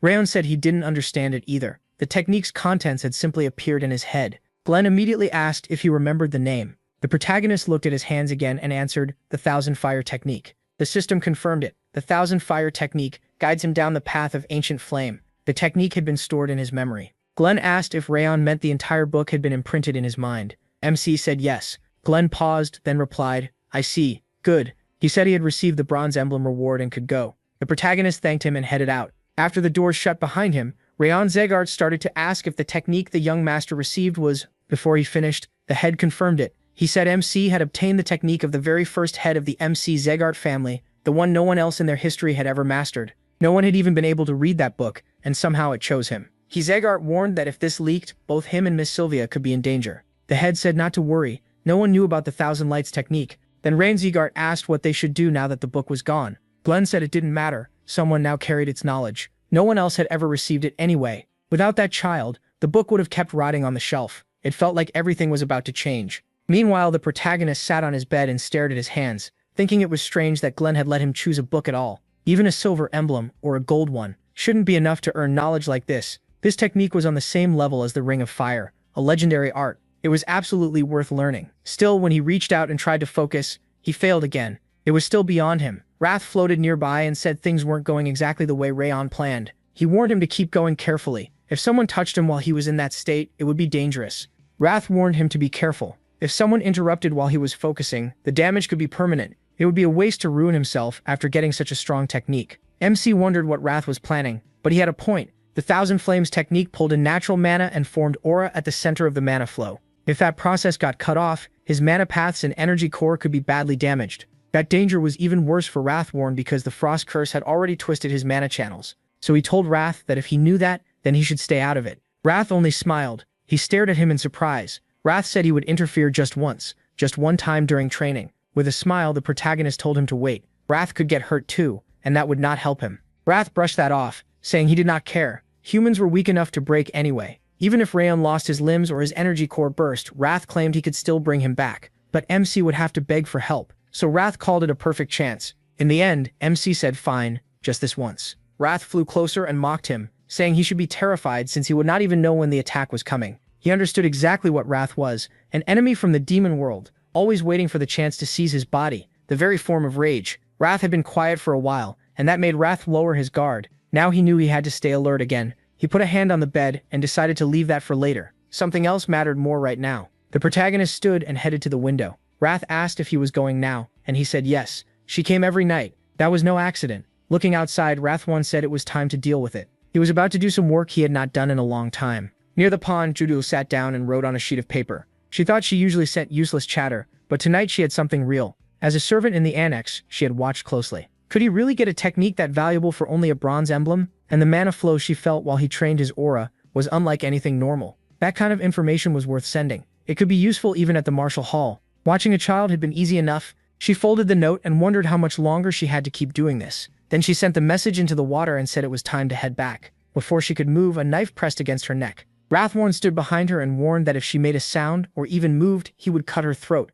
He told her to keep her eyes on the lake. Jufxiel froze, shocked by the killing intent behind her. Then she saw his reflection and was stunned. Wrathworn, how had this child gotten so close? Leaning near her ear, he said he had felt her watching him ever since he returned to the annex. So had she gotten all the information she wanted? Judiel could not believe it. She had hidden her presence and erased her tracks perfectly. Had he noticed from the start and simply acted like he had not? Wrathworn told her to open her mouth, and she obeyed. He dropped something inside. She gagged and tried to throw up, but MC picked up the wet note, looked it over, and said he could not read what was written. Some special trick was clearly needed to reveal the message. He listed possibilities: water, earth, fire, wind, moonlight, sunlight, then settled on moonlight. The maid flinched. How did he know? Rayon went on, naming possible senders, then landed on Karun. He said he was sure Karun was behind this. Jadiel clenched her teeth in confusion. This made no sense. Her face had not changed. She had trained for years as a spy. No child should be able to read her that easily. But then she felt the burning pain in her body and remembered how calmly he read her. Only one answer fit. Trembling, she wondered if he had just fed her a frenzied worm. She remembered Karun ordering her into the annex to report every detail about Rayon and Sylvia. If she succeeded, he promised to make her dream come true. Now she demanded to know if he had given her a frenzied worm. He looked almost surprised that she knew what it was. He had not expected her to guess so fast. Horrified, she covered her mouth and tried to throw it up. The worst part of those worms was not just that the owner could track the victim, they could also torture or kill the host whenever they wanted. From his reaction, she became sure he had used one. Rayon said the letter to Karun already proved she was a spy. He figured she had been sent 7 months ago, right after the selection ceremony. Her reports covered not just him, but Sylvia, Helen, and even the other maids. Judiel stared at him. She had thought this mission would be simple. He was only a child, and Sylvia had no power center, while her mana flow was damaged. But this was no child. He was a monster. She cried out that she would change the letter and write a lie instead, but Radom said it was pointless. Sooner or later, Karun would still learn the truth. And when that happened, her fake letter would become proof she betrayed him. Shaking with fear, she listened as the protagonist crouched in front of her. Looking straight into her eyes, he said she would now work as a double agent. She could pass along things that would become public soon anyway, but nothing truly important. In return, she would tell him everything he wanted. She quickly agreed. Rayon nodded and walked away, saying he hoped their next meeting would come with useful news. Wrath flew over and asked where he got a frenzied worm. MC answered that he would never use something that vile. He had only used a fake something that caused unbearable pain for a short time. Wrath told him to wait, then asked how he read her emotions without any worm at all. Raiden said, information shows up in tiny details. Most people miss them, but he does not. Wrath realized he really was a monster. After that, he focused on aura training again. Before long, it was time to return to the training hall. Even after pouring in all that effort, he still could not activate his aura by the day they were supposed to leave. Later, everyone gathered at the assigned spot. Raiden looked around and guessed about 42 had passed. In the end, only a quarter of the trainees remained, just like he expected. Then Luna called out to him. The protagonist turned, surprised, and kept staring, not sure what to make of it. A few days earlier at the Slyan family estate, Luna's mother had asked if young Master Rayon helped her train. While eating a cookie, Luna said yes. Her mother asked if she thanked him. Luna said she gave him a cookie. That was not what she meant. When asked if she said thank you out loud, Luna answered no, explaining that her dad told her not to speak to boys first. Her mother smiled, then she gently told Luna that gender did not matter when it came to saying thanks. If someone helped her, she should thank them. That was basic manners. Luna agreed and decided she would thank him next time. Now in the present, she finally did. Rayon, caught off guard, just answered, okay. Wrath asked what was wrong with her, and MC whispered that he had no idea. A moment later, Dorian came over drenched in sweat. He asked if he had made it too, then rambled that he never thought he would survive probation and become a real student. The training had been so brutal he kept having nightmares, and last night he barely slept because he was scared of messing up today. Then he said he was glad Rayon became top student, better him than young Master Byrne. Right after that, Dorian turned and saw Burn standing behind him. He dropped to the ground in panic, while Burn stepped in front of the protagonist. For a second, nobody spoke. Then Burn bowed and asked for forgiveness. He admitted his behavior last week had been shameful. He accepted the loss but promised next time he would not back down. He would do everything he could to win. Rayon thought it was surprising to see a 13-year-old admit his mistakes so openly. Maybe there was a reason Burn came from the main branch. Wrath, however, exploded in anger. He yelled that Burn got beaten like a punching bag and still acted proud. Ampli grabbed him by the tail. He said it was normal. Burn was still a kid, so Wrath should calm down. Wrath shouted back that he did not care, and that all that pride was annoying. Just then, Rimmer walked up and scratched the back of his head. He apologized for being a little late, saying he drank too much last night and slept in. Then he asked if they had rested well and congratulated them on officially becoming his students. Today, he said, their real training would begin. Some drills would stay the same, but they would also start new ones, including combat training. At that moment, the gate opened and Martha walked in. She clicked her tongue and cursed the endless doors, saying they were annoying. Dorian recoiled in fear. The instructor folded his arms and smiled. He said the late one had finally arrived. Martha would train with them now, because she failed under another instructor. From this point on, she was their classmate, so they should welcome her. Martha Rayon Zegard of the main branch. Rimmer added that they should not judge by appearances because she was actually very kind. But Martha cut him off with a wave and demanded to know who the top student was. She asked if it annoyed them that some weakling ranked above them. She wanted to see the strongest for herself, so she told them to hurry up and fight. Burn wondered why he always got dragged into this kind of mess. Still, he introduced himself as the top student. Martha looked him over with interest and leaned in, then said he didn't look the part and told him to start already. Before anything happened, Burn stepped in behind her with his arms crossed and said she was acting shamefully. She spun around and asked who was barking at her. Walking right up to him, she warned Burn to watch his mouth or he'd end up in the gutter. He should remember who he was talking to. Burn fired back that Rayon had earned the top spot in front of the head and the instructors, so who was she to challenge that? Martha snapped that he was doing the same thing, so who was he to talk? Was he going to answer or not? He said that was exactly why he spoke up. He didn't want anyone repeating his mistakes and acting disgracefully. Rayon thought Burn really had changed. Just then, Luna stepped between them and spread her arms, telling Martha to leave him alone. Martha grinned and mocked the strong love between classmates. They really protected their own like loyal dogs. Then she turned away, scratched her head, and said it looked like Luna would end up the same way if she kept pushing. Fine. She'd let it go, but they should know she hated cowards hiding behind others, even more than useless upstarts. With that, she suddenly spun around and lunged at Rayon. Everyone else jerked back in shock, but Martha still threw a punch and yelled for him to take it. He caught her arm and slammed her down. She barely stopped herself and stared in shock at his fist coming toward her. Then both of them sprang apart. Burn, confused, shouted, "What?" Another student blurted out, "What the hell? Hey, he's not making it home today." Martha swung again, but the instructor grabbed her arm and told her that was enough. She was stunned, wondering when he had moved. He said she'd completely forgotten he was even there. Even if he wasn't scary, being ignored still hurt his pride. Rayon hadn't awakened aura yet, so beating him now wouldn't be a fair win. Didn't she agree? He had no problem with a spar later, once the protagonist learned it. She waved him off and said she was leaving anyway. The instructor then told MC to return to his spot too. He agreed, but Wrath shouted, asking what he was doing. Was he really letting that idiot get away with it? She was begging for punishment. Wrath said if it were him, he'd rip off her limbs and toss her body onto a glacier. Rayon answered that he'd already hit her once. Wrath yelled that it wasn't enough and he should finish it. The protagonist said not yet. If he was going to fight her for first place, it would be smarter to make a bet and take something from her. He told Wrath to be patient, he'd get even later. After that, training continued until the instructor called a 10-minute break. MC took a drink of water and looked at his hand. This wasn't easy. Up to level 2 it wasn't that hard, because he already knew it. But level 3 added more variations, and that made things much tougher. Then he glanced to the side and thought about how Rayon had started from nothing and learned all this in less than a month. It had taken him a full month just to master the 7-form fist. At this rate, he would reach sword training at the same time. At least he wasn't the only impatient one. He then looked over at Martha swinging her sword at high speed and wondered if she was competing too. She stopped, breathing hard, and cursed under her breath. Rayon was supposed to be learning fist skills for the first time, so how was he improving this fast? He hadn't trained before like Burn or Luna. With that frost curse, his body should have been a mess. So how could he keep training for days? She told herself she couldn't fall behind. Everyone called her a shining talent. Ever since being adopted into Zegard, she had always moved straight ahead. She beat every child from both the direct and collateral lines who walked around acting like geniuses. She laughed when they broke down. She was the genius here. She was supposed to be better. That was her place, and now she was falling behind and she couldn't stand it. Later, as she walked down the street, a subordinate bowed and said she'd worked hard today. She nodded and kept walking, and he watched her go before saying there was no reason to push herself that hard. Martha turned and asked what he meant. He said, like he'd told her before, young Master Rayon might pass many people, but he would never surpass her. She asked why the protagonist could never beat her. The man answered that MC had a weakness. he would never overcome. Not long after, he kept training until he was already out of breath. One of the onlookers asked about his stance and whether he could watch again like last time. His friend told him now was a bad time to ask, but the first one insisted that Raon really was an amazing swordsman. Martha clapped and said, "Wow, amazing." She never thought he'd reach her level so fast. He was even outpacing a genius with how quickly he learned. But with his terrible mana sensitivity, all that effort was useless.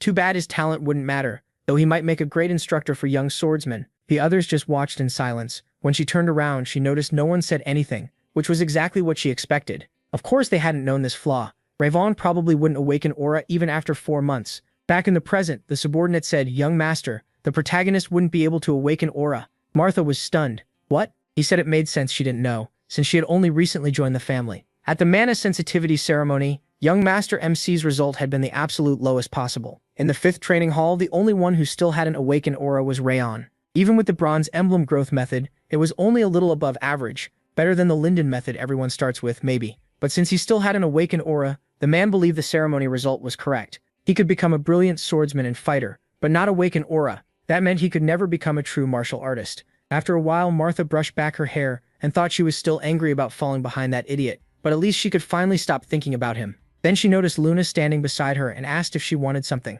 Luna said she had to go. Martha chuckled and asked if that was all. Luna repeated that she was leaving, and Martha said fine, she was going too. As Martha headed off, she waved and added that she needed to go to the advanced classes, which were only for the main branch. Later, Rand sat on a bench with a towel in hand and let out a long sigh, saying that was enough for today. Looking at his hand, he thought this was actually fun. On the battlefield, he had relied more on survival tricks and quick kills than true martial arts. The only thing he had really sharpened was his assassin skill. He'd never imagined learning martial arts for himself could feel this good. Then Wrath floated over and yelled, asking if Raon had finally lost his mind. He couldn't believe he'd done nothing when that girl kept bothering him. The protagonist blinked. A girl? Wrath meant the black-haired one, the one who kept talking trash. MC asked if that had happened. He hadn't heard because he was too focused. Wrath yelled that he should pay better attention. If someone said that stuff about him, he'd freeze her solid. He said he'd already told him it wasn't worth fighting her now. Even without the Thousand Lights technique, he could beat someone like her easily. Then he opened the door and stopped when he saw Luna. He asked why she was there. Luna opened the box in her hands and held out a dessert, telling him to eat. He took it and noticed it was cold. What was this? She just repeated that he should eat it, and he agreed. As he did, he remembered a killer's basic rule: never eat something from someone else. Still, he didn't think Luna would try to harm him. After swallowing it, he was surprised, and so was Wrath. The cold aura only made it taste better. What was it? Luna asked if he liked it, and when he said yes, she told him it was scoop ice cream. Then she shut the box and turned away, starting to leave. Wrath reached out and told her to wait. Wrath yelled for her to give him one too before going. What a weird girl. The protagonist watched her in surprise and wondered if she had been worried about him. Luna was actually pretty sweet. It looked like there had originally been 4 scoops in the box. Had she left the last one for him on purpose? Giving up her favorite dessert must not have been easy. He sighed and said it was kind of her. He'd repay her someday. A little later, they went outside, and Wrath said that in that case, Raon should at least ask for more sweets. MC then entered the building and said he was back. Jetta lit up. She hadn't seen him in so long. So why had he taken forever? He said it had only been a week. She asked if he was hungry and said she could cook right away. He said he was fine, but she told him to sit down quickly. Then she handed him a note and said she was about to send this report to the Central Hall and the Arts Division. He asked if anything else had been ordered. She said nothing major. Until recently, they had only told her to keep a Judal. Said they used to watch him closely because his sword skills improved so fast. But now, since he still can't train aura, it feels like they've started to lose interest. Rathon asked about his mother. Judah said they didn't seem very interested in Miss Sylvia either, and she worried they might call her back. The protagonist thought that was bad. Sylvia had been very useful. Then Judo carefully suggested maybe he was hiding his aura talent on purpose. Caught off guard, MC asked who thought that and what she meant. She lowered her head, told him to forget it, and apologized for asking something so rude. Wrath said it was fine and told her she could go. She answered that she understood. Wrath laughed, amazed that someone thought he was hiding his skills on purpose. He answered that using the situation to his advantage made sense. Wrath pointed out that aura training was clearly hard for him, and asked why. The protagonist said he didn't know either, so all he could do was train more. Wrath could only call him a monster and tell him to sleep.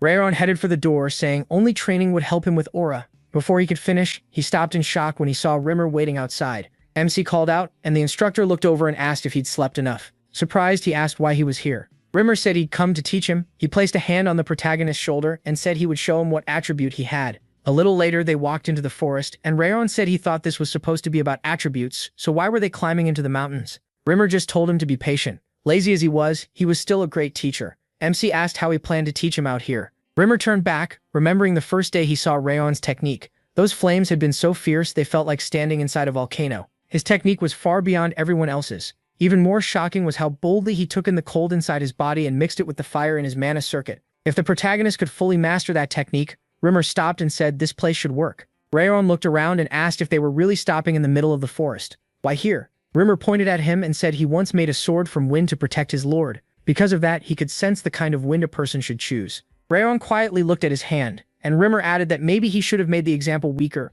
but MC didn't seem scared at all. That wasn't normal for a child. Rimmer had felt wind since birth because he was an elf, but he was human, and with cold blocking his mana flow, it should have been even harder. Rimmer explained that wind came in many forms: warm, cold, even violent gusts. He had wanted a wind sword that could cut anything, and he reached that goal. The protagonist also needed to choose what fit him. He should think about the kind of fire he wanted. Rayon looked at his hand again and said they were in the north, where making a strong flame wasn't easy. It might even burn down the whole forest. Rimmer waved that off and said, yeah, that would be a disaster, but he knew a better place. After a while, they reached a charcoal workshop, and Rimmer called out to the old man inside. Belkin answered that he'd been wondering why the flame kept flickering. Rimmer had been messing with it. Rimmer folded his arms and told him to let it go since he wouldn't succeed today anyway. Looking around, Rayon asked where they were. Rimmer said this was the home of the hottest, fiercest fire in the north, a charcoal workshop. Belkin turned and asked what kind of junk he dragged in this time. Rimmer told him to relax. This was the master's grandson. Belkin scoffed, saying he'd retired long ago, so even the master coming himself wouldn't matter.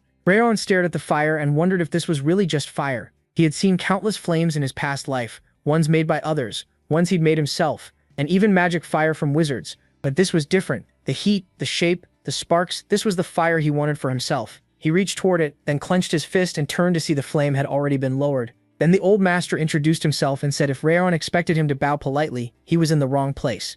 MC was stunned. This craftsman was famous across the world for his work. Could this really be him?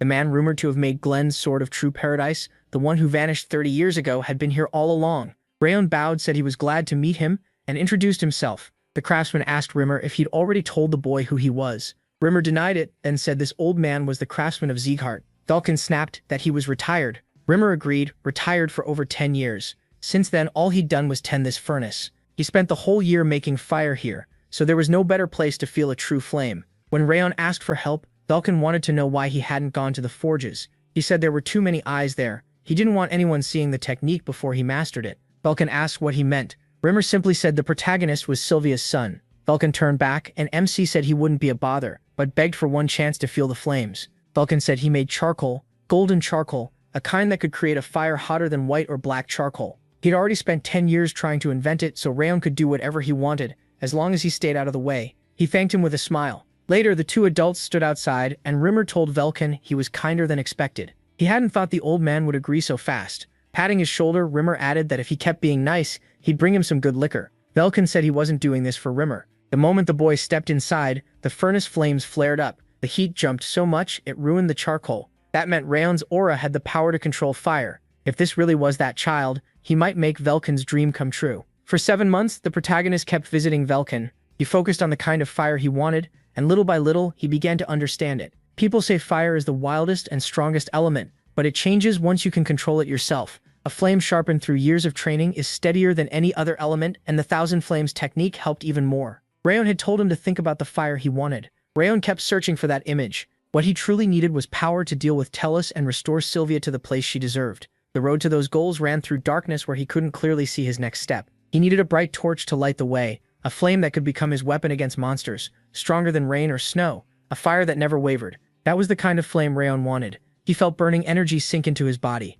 The heat of the workshop was entering him, and he had to focus to catch that fire and feel it deep inside. Had meditation brought him into a spiritual state? Now he could actually see images forming in his mind. If he focused just a little more, a voice suddenly cut in. It was Wrath's turn. Didn't he say from the start he'd strike when Rayon was most exposed? Now MC could taste the frozen flame. MC grinned, thinking Wrath had finally made his move. Why now? He'd almost forgotten about him because he'd been so quiet lately. But Wrath had never been an ally. He was a demon lord that wanted Rayon dead. The pressure was terrifying. His body felt like it was breaking apart, and even breathing hurt. If he tried to move carelessly, he'd die at once. So what could he do? Stopping the Thousand Flames technique would mean certain death. All he could do was gather his aura. He had to think if he wanted to live, but his mind was fading. Wrath mocked how pathetic his struggle looked. Did he really think he could hold Wrath back again? It was useless. His body and soul belonged to Wrath now. As Rayon started to black out, Wrath said all his effort and resistance had meant nothing. He was no different from the man working that furnace. Still, Wrath said not to worry. He'd take revenge for him.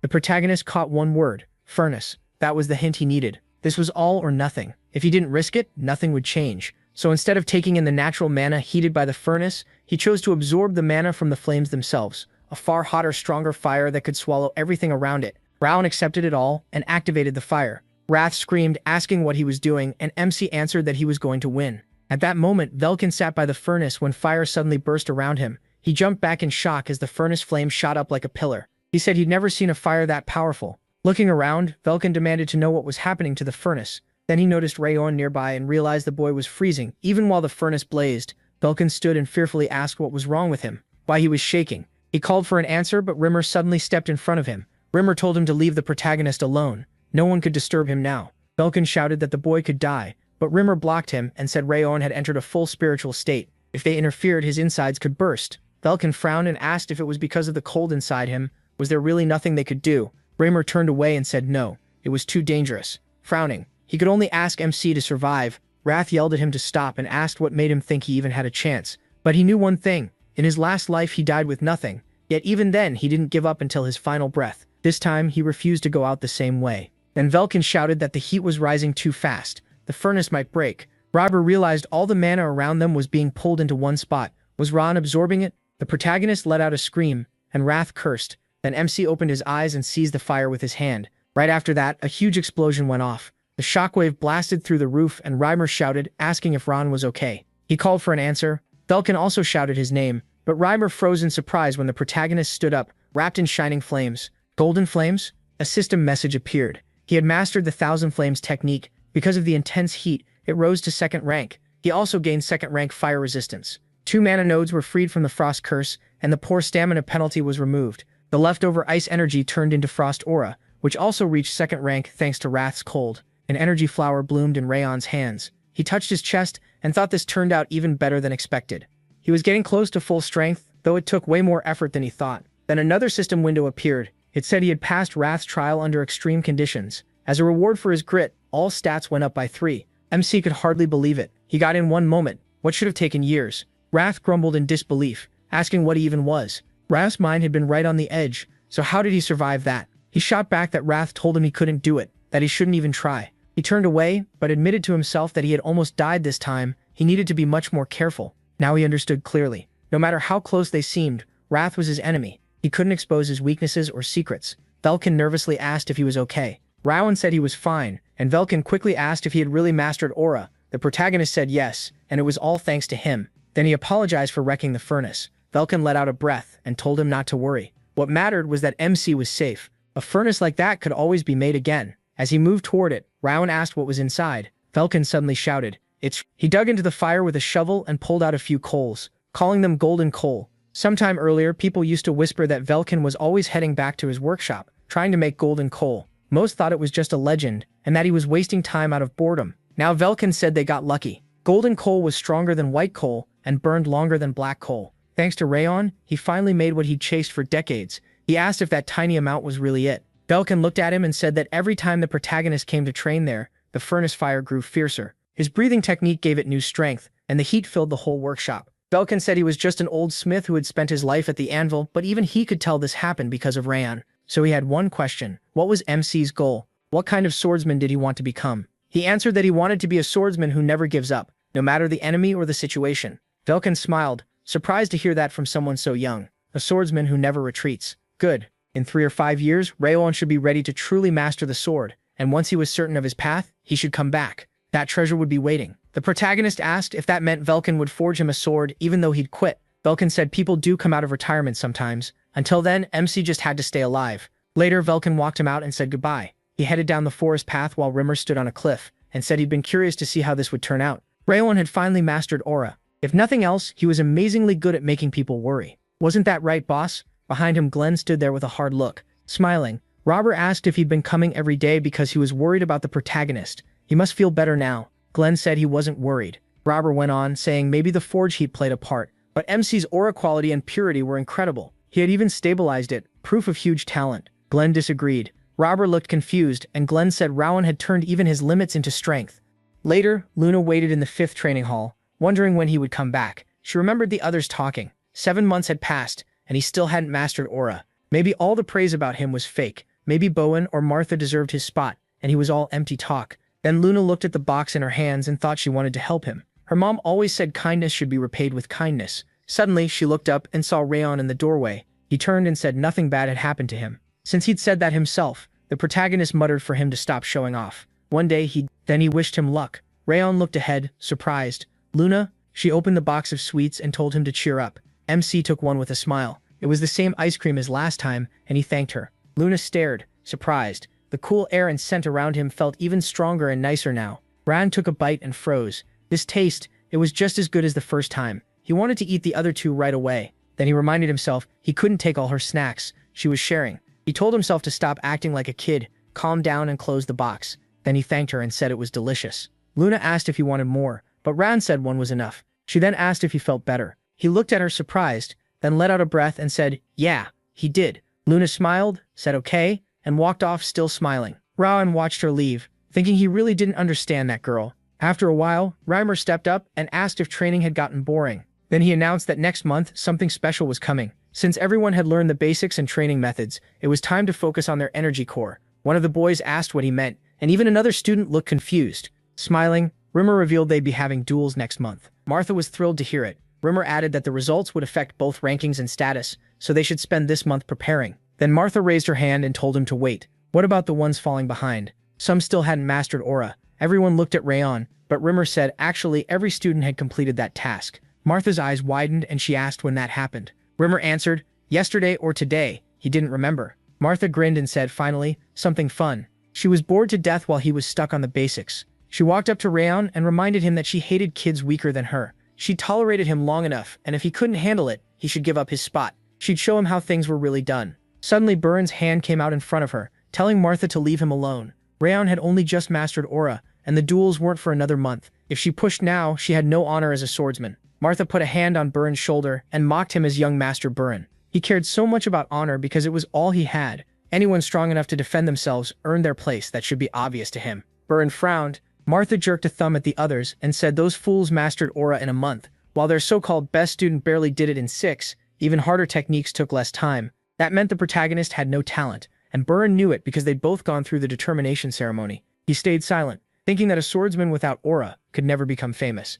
Martha went on, saying the instructor suggested duels for a reason. He wanted to update the rankings. Wasn't that obvious? Reamer spread his arms and asked, why not? Martha turned to Rayon and said he didn't deserve the top spot. It was time to fix that and give it to someone worthy. She proposed a duel with first place in the rankings as the prize. MC refused at once. What kind of prize was that when he already had it? If she wanted his place, she needed to offer something equal. Martha smirked and asked if he really didn't understand. In her eyes, he was an idiot. Nobody there thought he deserved that spot. Rayon asked if she was scared. Martha's eyes widened and she saw the smug look on his face. Was he really saying that to her? She burst out laughing, clutching her side. Martha burst out laughing, mocking him. No strength? That's hilarious. Fine, she said she was okay with a wager. Then she pulled out an elemental sphere, a rare medicine from her father that boosts both body and spirit. If Rayon wins, she'll hand it over. He quietly called out to Wrath, remembering his advice about waiting for the right moment with Martha. When Wrath asked what he meant, the protagonist said the timing finally favored him. This was their chance. A month later, Martha checked the calendar and said a full month had passed since their bet. Now she was finally going to make him pay. No one her age had ever beaten her, and for the first time, someone had actually hit her. 8 months later, she finally had her shot at revenge for that humiliation. Rayon had only learned aura a month ago, while she already had 3 years behind her. Fighting him should be easy, but waiting on someone she saw as talentless was still annoying. Even so, she had to keep getting stronger. There was someone she wanted to save. Martha frowned. MC Zegart is finished. After a bit, Reamer called out for everyone to listen. He said watching a match can teach them just as much as sparring themselves. They should study every fight and think about what they would do in that spot. No need to panic, just show what they can do. He announced the first match, Burren versus Dorian. Dorian nervously raised a hand and Reamer asked what was wrong. Dorian said he wanted to forfeit. Burren turned in shock and Reamer pointed out they hadn't even started. Clutching his stomach, Dorian said he felt awful, shaky, heavy, and sick from not sleeping. Wrath looked disgusted and said that if Dorian served under him, he'd lose his head. Rayon figured that sounded about right. Reamer still told Dorian to at least try. Even losing would help him grow. Dorian looked up and said he understood. A moment later, he was flat on the ground, giving up. Reamer told Burn to control his temper. Honestly, he should have ended it in 5 moves. Buran said Dorian's attitude just got under his skin. Then Reamer asked Dorian why he always ran. He had the skill to fight back and could have lasted much longer. Dorian apologized, saying he was just too scared. Reamer let it go and called for the next match. Luna versus Kane. Reamer told them to begin. Kane rushed in with a loud shout and swung his sword. Luna didn't move at first. Then she caught the timing and blocked cleanly. Reamer stopped them there. He told Kane he was too tense and needed to hold his sword with confidence.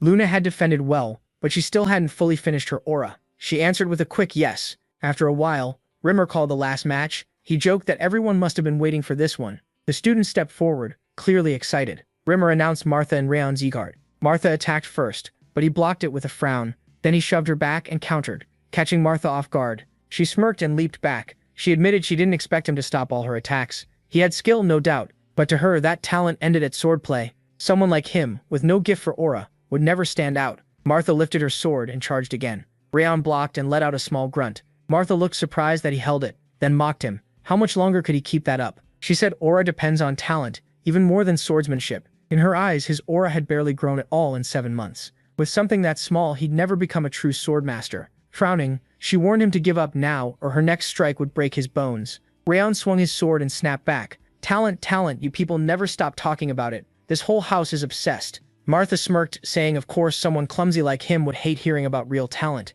She said she enjoyed showing people like him what true talent could do, so they'd finally accept the truth. The protagonist answered that he'd prove her wrong, that talent isn't what matters most. Martha stared at him in surprise, then Rayon used the 1,000 Flames technique. First flame. Martha froze and blurted out, "What is this fire?" She could tell right away it wasn't ordinary. It looked small and calm, but something inside it made her shiver. After a brief silence, Martha tightened her grip and said the games were over. She took the Hearthstone stance, single point. Rayon watched closely and realized it was a technique that compressed aura into one spot. For someone her age to use it, that was real talent. Her next strike would be dangerous. Martha said she admitted he was strong, but his weak aura wouldn't survive this. She kicked off the ground and rushed at Rayon Zeegart. MC swung and condensed the fire right in front of her. The students cried out as the impact split the ground. Smoke covered the arena, then slowly cleared. Martha was down, her sword broken in her hand. The students shouted, "He won." No way, even Lady Martha lost. What kind of aura is that? Rayon just stretched and stayed quiet. Then he noticed her fist was still clenched even while unconscious.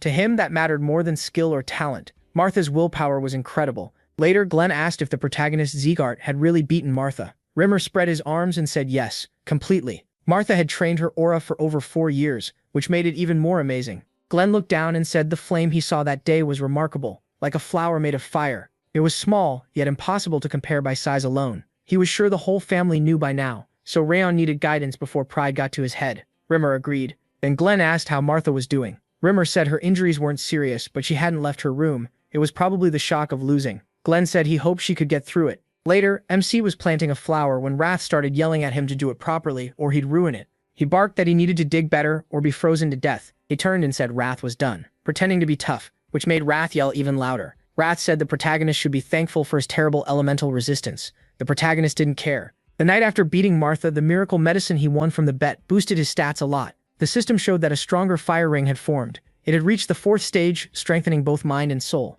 His strength, agility, and endurance all rose, and the low endurance effect disappeared. MC figured the medicine had finally pushed all his hard work into effect. A lot improved, but the 4th stage of water resistance mattered most. Now he didn't have to fear Wrath's outbursts as much. Since it was the last day of rest, he went to work in the garden. Wrath kept yelling that he was doing it wrong and needed to dig deeper without damaging the roots. Wrath gripped the little shovel, wondering why he had to sit through gardening lessons too. Wrath said to use his hands, that was the only way to protect the roots. He wondered why Wrath knew so much about this, and Wrath proudly said that in the demon world he cared for ice flower gardens that all demons admired. The protagonist asked if that was true. Right then Martha appeared behind him and quietly looked his way. Rachel figured she hadn't come to fight, so what did she want? She stayed silent, and he tried to read her thoughts. He thought she was acting childish. Then Martha finally spoke. She wanted to challenge MC again. He turned away and said she really needed to learn how to lose. Martha shouted that she wasn't denying her loss. She just didn't understand it, so she came for answers. The protagonist asked what he would get out of another fight. Martha snapped. What? MC calmly asked if she knew the custom that a loser had to bring the winner a gift before asking for a rematch. Martha got annoyed and called it nonsense, asking why he always wanted payment just to fight. Rakon said it was just principle. Martha clenched her jaw and realized he wasn't going to agree easily. Looking at the roses, she wondered if trampling them would somehow help. Instead, she said he seemed to like flowers. He answered that he really didn't, which left her confused. Patting the dirt beside the plant, the protagonist said he didn't even understand why people liked flowers. He only worked in the garden for his mother. Martha clicked her tongue, setting her foot near the flower. Then she turned as if to leave. Just then, Sylvia entered the garden and called out to Randon Zeekhart. Surprised, he answered, "Mom?" Sylvia smiled, saying she'd been looking for him, then noticed Martha and asked if he'd made a new friend while training. Martha turned around. Martha froze. So this was Sylvia Zeekhart, the woman who left everything behind for her child, then came back to save him. Sylvia smiled and said the black hair and eyes gave it away. This must be Martha. Before it could go further, MC grabbed her hand and quickly said Martha wasn't his friend, just a classmate, and he'd send her off. Sylvia asked why, saying she only wanted to talk to her son's friend. Then she walked over, took Martha's hand, and asked if it was true she had dueled Rayon. She checked if Martha was hurt. Martha said she was fine, but Sylvia still looked worried and gently touched her cheek.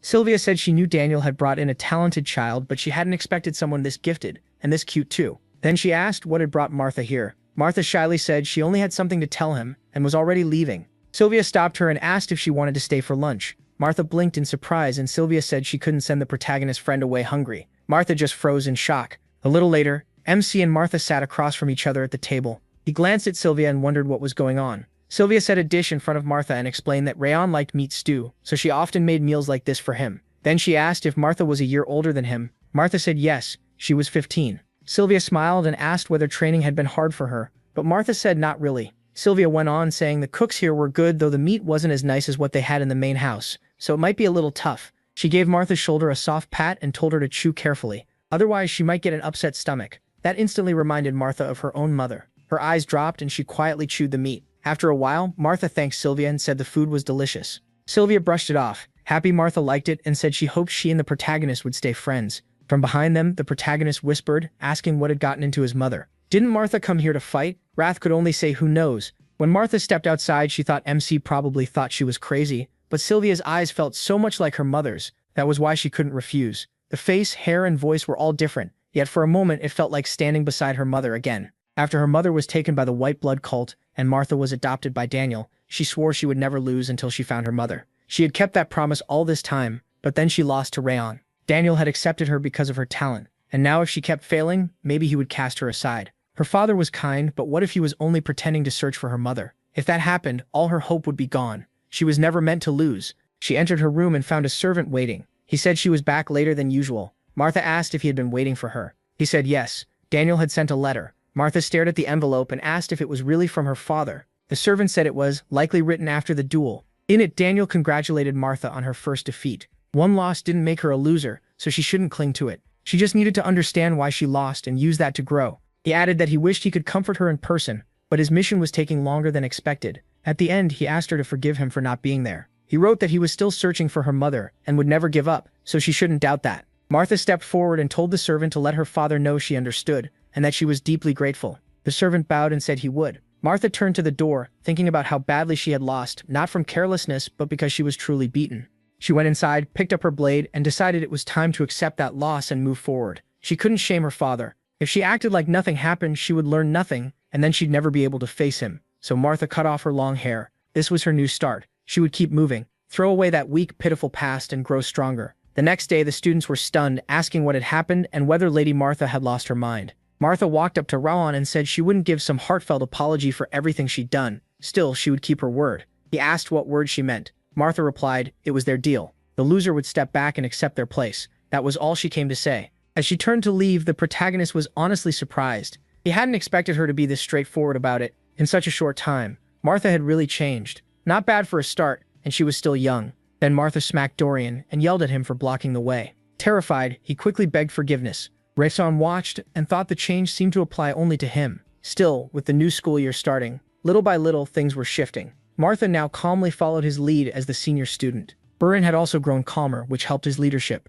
Luna's sword got even sharper than before, though her emotions stayed exactly the same. As for Rayon, brutal training had become normal. One student said it made no sense. They had only just learned river steps, and MC had mastered it in less than half a day. The student insisted he must have learned it before because nobody should improve that fast. Another pointed out that he could stand still with his eyes closed for ages, and his posture already looked better than the instructors. Later, even Rimmer was amazed. He said the protagonist's growth from meditation was unreal. He was a true monster. Glenn turned and dryly asked if Rimmer was MC's personal butler, since every time they met, that was all he talked about. Rimmer grinned and said there was no need to hide it. Glenn was clearly curious too. Then he glanced around the main building and noticed everyone seemed busy lately. He asked if they were preparing something, but Glenn said no. They were getting ready for guests. A delegation from the Kingdom of Owen would arrive in a few days. Owen was one of the 6 powers in the center of the continent and one of Zegart's few allies, though they rarely mixed with others. It was a kingdom that valued swords and martial skill. Reimer asked who would lead them. Glenn folded his arms and said the third prince was named as the representative, but Duke Tartan might be the one truly in charge. Rimmer was stunned that Tartan had become a duke, then noted the third prince should be about the same age as Rayon and Buran. Glenn said he didn't know since he'd never cared enough to check. Either way, Rimmer was told to make sure the students behaved. He asked if that included even the 5th training hall. Glenn said yes. The prince would bring young knights with him, and they wanted to watch Zygarde's swordsmen and students train. They couldn't afford to embarrass themselves, especially with him there. Reimer rubbed his chin and said, the third prince and Owen's young knights being Rayon's age could make things interesting. Glenn immediately said he looked like he was plotting again. Not long after, a student shouted in shock, sparring with the young knights of Owen. Rimmer smiled and said yes. By now they'd all heard the delegation was coming. He called it good news that the prince and his group wanted to train with them. One boy nervously said it still felt too sudden, and Rimmer asked if that really bothered them. He reminded them a swordsman had to be ready to fight even if dragged out of sleep. Martha then pointed out she had heard the delegation was supposed to visit the 6th hall, not theirs. So why come to the 5th? Earlier, Rimmer had gone to the prince's tent and said he heard the prince had visited the 6th training ground and hadn't looked impressed. So Rimmer invited him to stop by the 5th hall the next day if he had time, promising to show him something worth seeing. Now, turning back to the students, Rimmer said he understood their nerves. The news had come out of nowhere, sure, but instead of fearing the worst, why not focus on winning first? Then he told them the guests could come in. These young knights were the pride and future of Owen. The third prince, Greer the 500th Owen, stepped forward, placed a hand on his chest, and said he was glad to meet them. Rayon studied him closely. So this was the third prince. For someone his age, Greer's build was excellent. One look was enough to tell he was the strongest of the group. Rimmer put his hands on his hips and asked the protagonist if he planned to sit this one out too. MC looked at the prince and thought he'd be a perfect test for the combo he had just learned. Rimmer steps and the sword of connecting the stars, so he answered no. If anything, he wanted to join the sparring. Rimmer said that since their top student wanted in, he'd take that as everyone agreeing. The match would begin soon. He only needed 20 participants, and their best student would choose them, so everyone had better follow Rayon's lead. Then Rimmer added the part he'd forgotten. He had bet a month of his pay on them, so they absolutely had to win. Win no matter what. If they lose, he'll kill them. The boys just stared. What? A little later, he said he had picked the fighters. Before they started, he told them to study their opponents first. Look at their hands. The students did, and blinked in surprise. They were shaking. Ranon said that even if they looked proud in that armor, they were still just students their age, nervous about the sparring like everyone else. He reminded them they trained just as hard as any top group.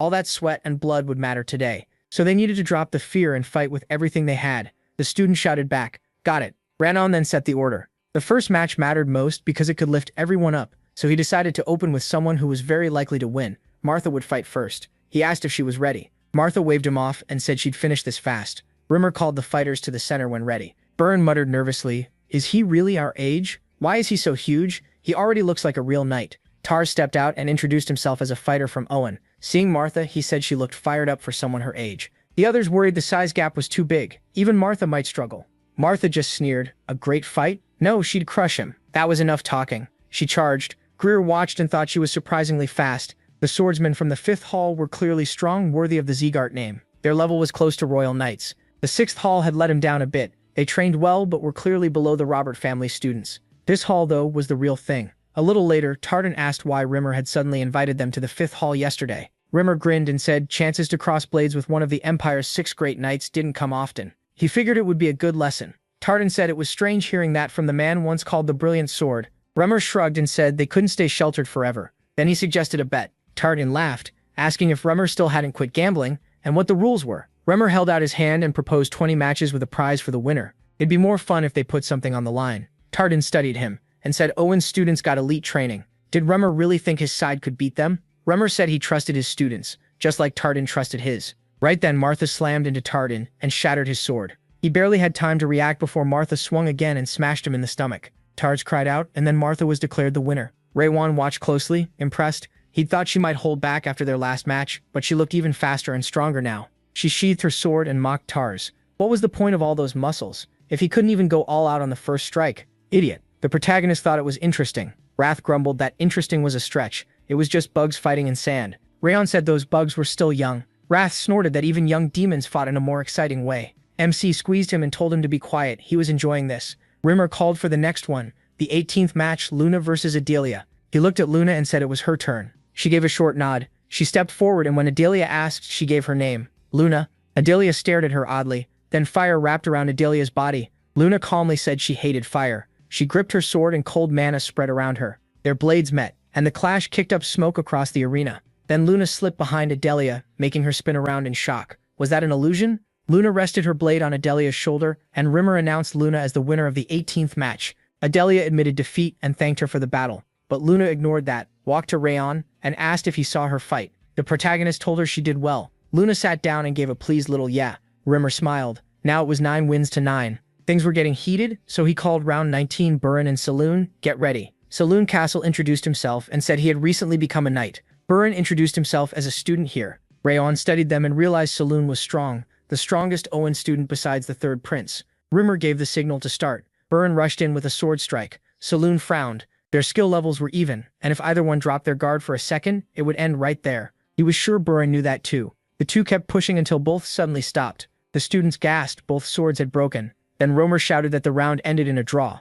Rayon folded his arms and praised Burin. That knight had been one of their strongest. Burin frowned and said that didn't matter. If he fought with Zegart's name on the line, he had to win. MC put a hand on his shoulder and said there was no need to worry. He'd take the final round and protect Zegart's honor. As they walked to the center, Greer realized this was the opponent chosen for him. He didn't look impressive at all. Greer asked if he was from the main Zegart line. Rayon answered no, he was from a side branch. Greer clicked his tongue, annoyed. He hadn't expected such an easy-looking match. He'd rather fight one of those other three. Turning to Rimmer, he said he had a suggestion. Rimmer asked what it was. Greer pointed at Luna and Martha. They didn't seem tired after their matches, so maybe he could face them after beating this one. Reimer said he didn't mind if Greer won, of course. Greer replied they should get ready because this would be over fast. He even decided not to use aura and save his strength. Tartan looked at Reimer and asked what kind of monster that boy was. His presence was so faint he'd almost missed it. Reimer said he hadn't missed it at all. Tartan asked why he didn't warn the prince if he knew. He then answered his own question. The prince would one day support Owen's whole kingdom, but he still hadn't learned what defeat felt like. This would teach him. Still, the prince was no weakling. Even Rayon wouldn't beat him easily. Reimer crossed his arms and said he disagreed. Then he asked for another bet. Tartan looked annoyed. Again with the gambling? Reimer said it was simple. Drinks. Tartan agreed and asked who he was betting on. Reimer smiled and said Rayon would beat the prince in 5 strikes. At that moment, he grabbed his sword and rushed Greer with a stream of fire. Greer's eyes widened in fear, and Tartan blurted out, "What?" The protagonist slashed Greer's side, and the prince cried out and dropped to his knees. MC said it looked over. Reimer laughed and said it hadn't even taken 5 attacks. Greer realized he had judged too fast. There was a reason Rayon had been saved for last. He was a monster. Tartan asked if he was really just a trainee. His movement and sword skill were incredible. Reimer said that was exactly why he'd picked the protagonist to win. He'd better reserve a nice place for those drinks. Greer told MC to stop, saying he could still fight. Tartan tried to tell him the duel was already over, but Greer shouted that he hadn't shown his real power yet. If only he'd gone all out from the start. Martha suddenly stepped in and told him to stop barking like a beaten dog. If he was really a prince, he should accept losing. What a crybaby. Just like one of her friends. Burin frowned at that, and Luna glanced his way from the side. Greer asked, "What?" Martha crossed her arms and said she'd been trying to speak nicely because he was a prince. Instead, he should just leave. He lost. Adelia jumped in and told Martha to watch her mouth. She was speaking to royalty. Martha mocked that right back, saying she had the blood of Rayon Zegart's main line. So what was the problem? Reimer clapped and cut it off. That was enough. They should hear what he thought, since the choice was his. The protagonist said he had no reason to keep fighting. The duel was done, and he wouldn't battle just for someone's pride. Greer shouted that he accepted the loss, but he hadn't judged Rayon right. He'd underestimated him before the match began. Now he was so ashamed he couldn't even lift his head. He lowered his sword and asked for one more fight. If he walked away like this, he'd regret it forever. Please, MC. MC looked at him, surprised, and thought he never expected this, especially not Greer lowering his sword. He'd taken him for just another spoiled brat. Then he answered, "Okay, but this would be the last one." Greer agreed at once, reached for his sword and looked at his pendant. He realized his own pride had blinded him to the talent standing right in front of him. This time, he would use everything he had. He unleashed his mana, shocking everyone there. Tartan shouted, "Third prince, that technique." Greer cut him off. This wasn't the time to hide his strength. He wanted to face Rayon at full power. Wrath smiled and called him a fool for showing everything so openly. The protagonist answered that it didn't matter. He could beat him again. Wrath laughed and said Greer's aura was huge. He was actually stronger. MC asked if he wanted to bet, and Wrath instantly agreed. A system window popped up. Wrath offered a bet. Beat the third prince of Owen and all stats go up by 4. If he lost, he'd take a 10-point Wrath penalty. Wrath lowered his stance as Greer faced him. Greer said he was starting now. He kicked off the ground and charged, but he blocked the strike. The people watching stared in confusion. The fight kept going and Greer realized something. He was using everything he had, yet the protagonist handled it with ease. Was the protagonist a genius? No, monster fit even better. Greer decided to show his true best. MC studied him and recognized the Perez sword style, a technique passed down only to Owen's heirs. From Greer's energy, Rayon could tell the next attack would be his all-out move. He told him to come. Greer answered that this was everything he had. He charged straight at the protagonist. But MC had already memorized every move Greer had used. He answered with the Thousand Flames technique. First flame, Cyclatorcia. Greer froze in shock. Golden Flame Aura? No, he couldn't give up yet. He still had one more technique. With a shout, Greer rushed in again. Rayon sent fire mana at him. The clash shook the area, but he held his ground, stunning Greer. Greer stared at his aura as the protagonist released more mana, wondering if Rayon could really push back even this. A moment later, Greer dropped to his knees again. Rimmer declared MC Zegart the winner. Greer looked at his shattered sword and couldn't believe it. He had been faster and stronger, yet Rayon had cut right through his aura. Greer muttered that the world was far wider than he thought. Then he held out his hand and thanked him. He said he'd learned a lot from the duel, and fully admitted defeat. The protagonist smiled and said he had learned a lot too. Greer apologized for looking down on him and admitted his own poor judgment. MC said it was fine. When Greer asked his age, MC answered that he had turned 14 this year. Greer let out a breath. He had lost to a younger, less experienced swordsman. Then he held out his hand again and told him to take what was in it. He asked what it was, and Greer said it was proof that the third prince of Owen, Greer the 500th Owen, would grant him any one request. Rayon wondered why he'd give away something so valuable. Greer smiled and said losing this duel had opened his eyes. It felt like he had reached a new understanding. Lucky to lose to someone like the protagonist, he turned to leave, saying they would meet again. Next time he hoped he'd still be ahead, but keeping up with MC sounded fun. Greer told Rimmer he had lost, so Rimmer won the bet. Rimmer praised him, then went to Duke Tartan and said it was time to leave. Tartan agreed, but Greer said he had just decided on something urgent. As Rayon walked down, he thought about his past life. People always said following your real path came with no price. Was this what a reward felt like? It was strange. This life kept surprising him. Later at the palace, Glenn asked if that was the lesson Greer had taken from the duel. Greer said yes. He had foolishly believed he was the best, but Rayon made him rethink many things. Greer added that he had dueled across the 6 kingdoms, yet had never met a swordsman like him. Even though he was younger, there was still much to learn from him. Glenn said he understood. Greer explained that was why he wanted to return right after the meeting. He was eager to train. He wanted his body to learn what he had seen from the protagonist. Glenn agreed and told him to pass on his thanks to the king. Greer thanked him. Not long after, the group rode out. Tartan called to Greer. Greer asked what he wanted to say. Tartan pointed out that Greer had revealed every trump card, even the Perez sword technique against Rayon. Wasn't that too much? He reminded him that hiding his strength mattered. Greer admitted he might have gone a little too far. Tartan also mentioned the medal, but Greer cut him off. He said MC had shown real mercy. Even after being badly underestimated, Rayon still accepted his selfish request, so Greer gave him the same in return. Besides, he had revealed a secret technique too. Tartan said that was true, but Greer interrupted again and said the medal was also an investment. Tartan asked what he meant. Greer said the protagonist already had amazing skill, character, and wisdom at such a young age. Even from a collateral branch, he was sure MC would become someone important. Building ties with him could only help. Tartan said Greer had thought it through. Well, Greer smiled and said he was raised in a royal family. If he couldn't think ahead in moments like this, what good was he? Then he wondered how far Rayon Zegart would have grown by the time they met again. At that moment, he asked if Glenn was proud that his grandson had been praised by a prince from a neighboring kingdom. Glenn asked what he was talking about. The protagonist said he was only thinking out loud, but it had been a long time since he'd seen such a big smile on Glenn's face. Glenn touched his face and asked with a smile, and MC said yes. He had been smiling ever since the third prince brought up MC's name. Glenn answered that he must just be getting old and imagining things. He then brought up the leader, saying he was still worried about Duke Tartan's words. What did Glenn plan to do? The protagonist remembered Tartan saying he had a private message unrelated to the prince's letter. It came from the ruler of Owen Lacrosse, Albertian de Owen II. The 5 demons had started moving again. Later, Rimmer told everyone they had done well against Owen's knights. Since they were ready for the next step, he would give them special training next week. Someone asked what kind of training, and Dorian nervously asked the same. Rimmer said maybe training wasn't the best word. They were heading into a real battle, so they had better be ready for bloodshed. South of Rayon Zegart's lands, groups of toll-taking bandits had gathered. Along with the mountain gang called the Claws of the Snow Tiger, plenty of other scum were there too, making money off mountain passage rights. Lately they had grown more violent, attacking merchants and killing people. A student asked if the mission was just to scare them off. Rimmer said that had been the plan at first. When asked why, he said at first and why they couldn't simply raid them. Reamer explained that the bandits had recently surrounded a village south of the mountains and slaughtered everyone there. After that, they burned it down and ran. The student cried out, and Reamer said their mission was now total extermination. Most were rabble, but many were still dangerous, so no one should let their guard down. He told them to get ready. They would leave tomorrow evening. Later, Luna trained alone, cutting falling leaves with her sword.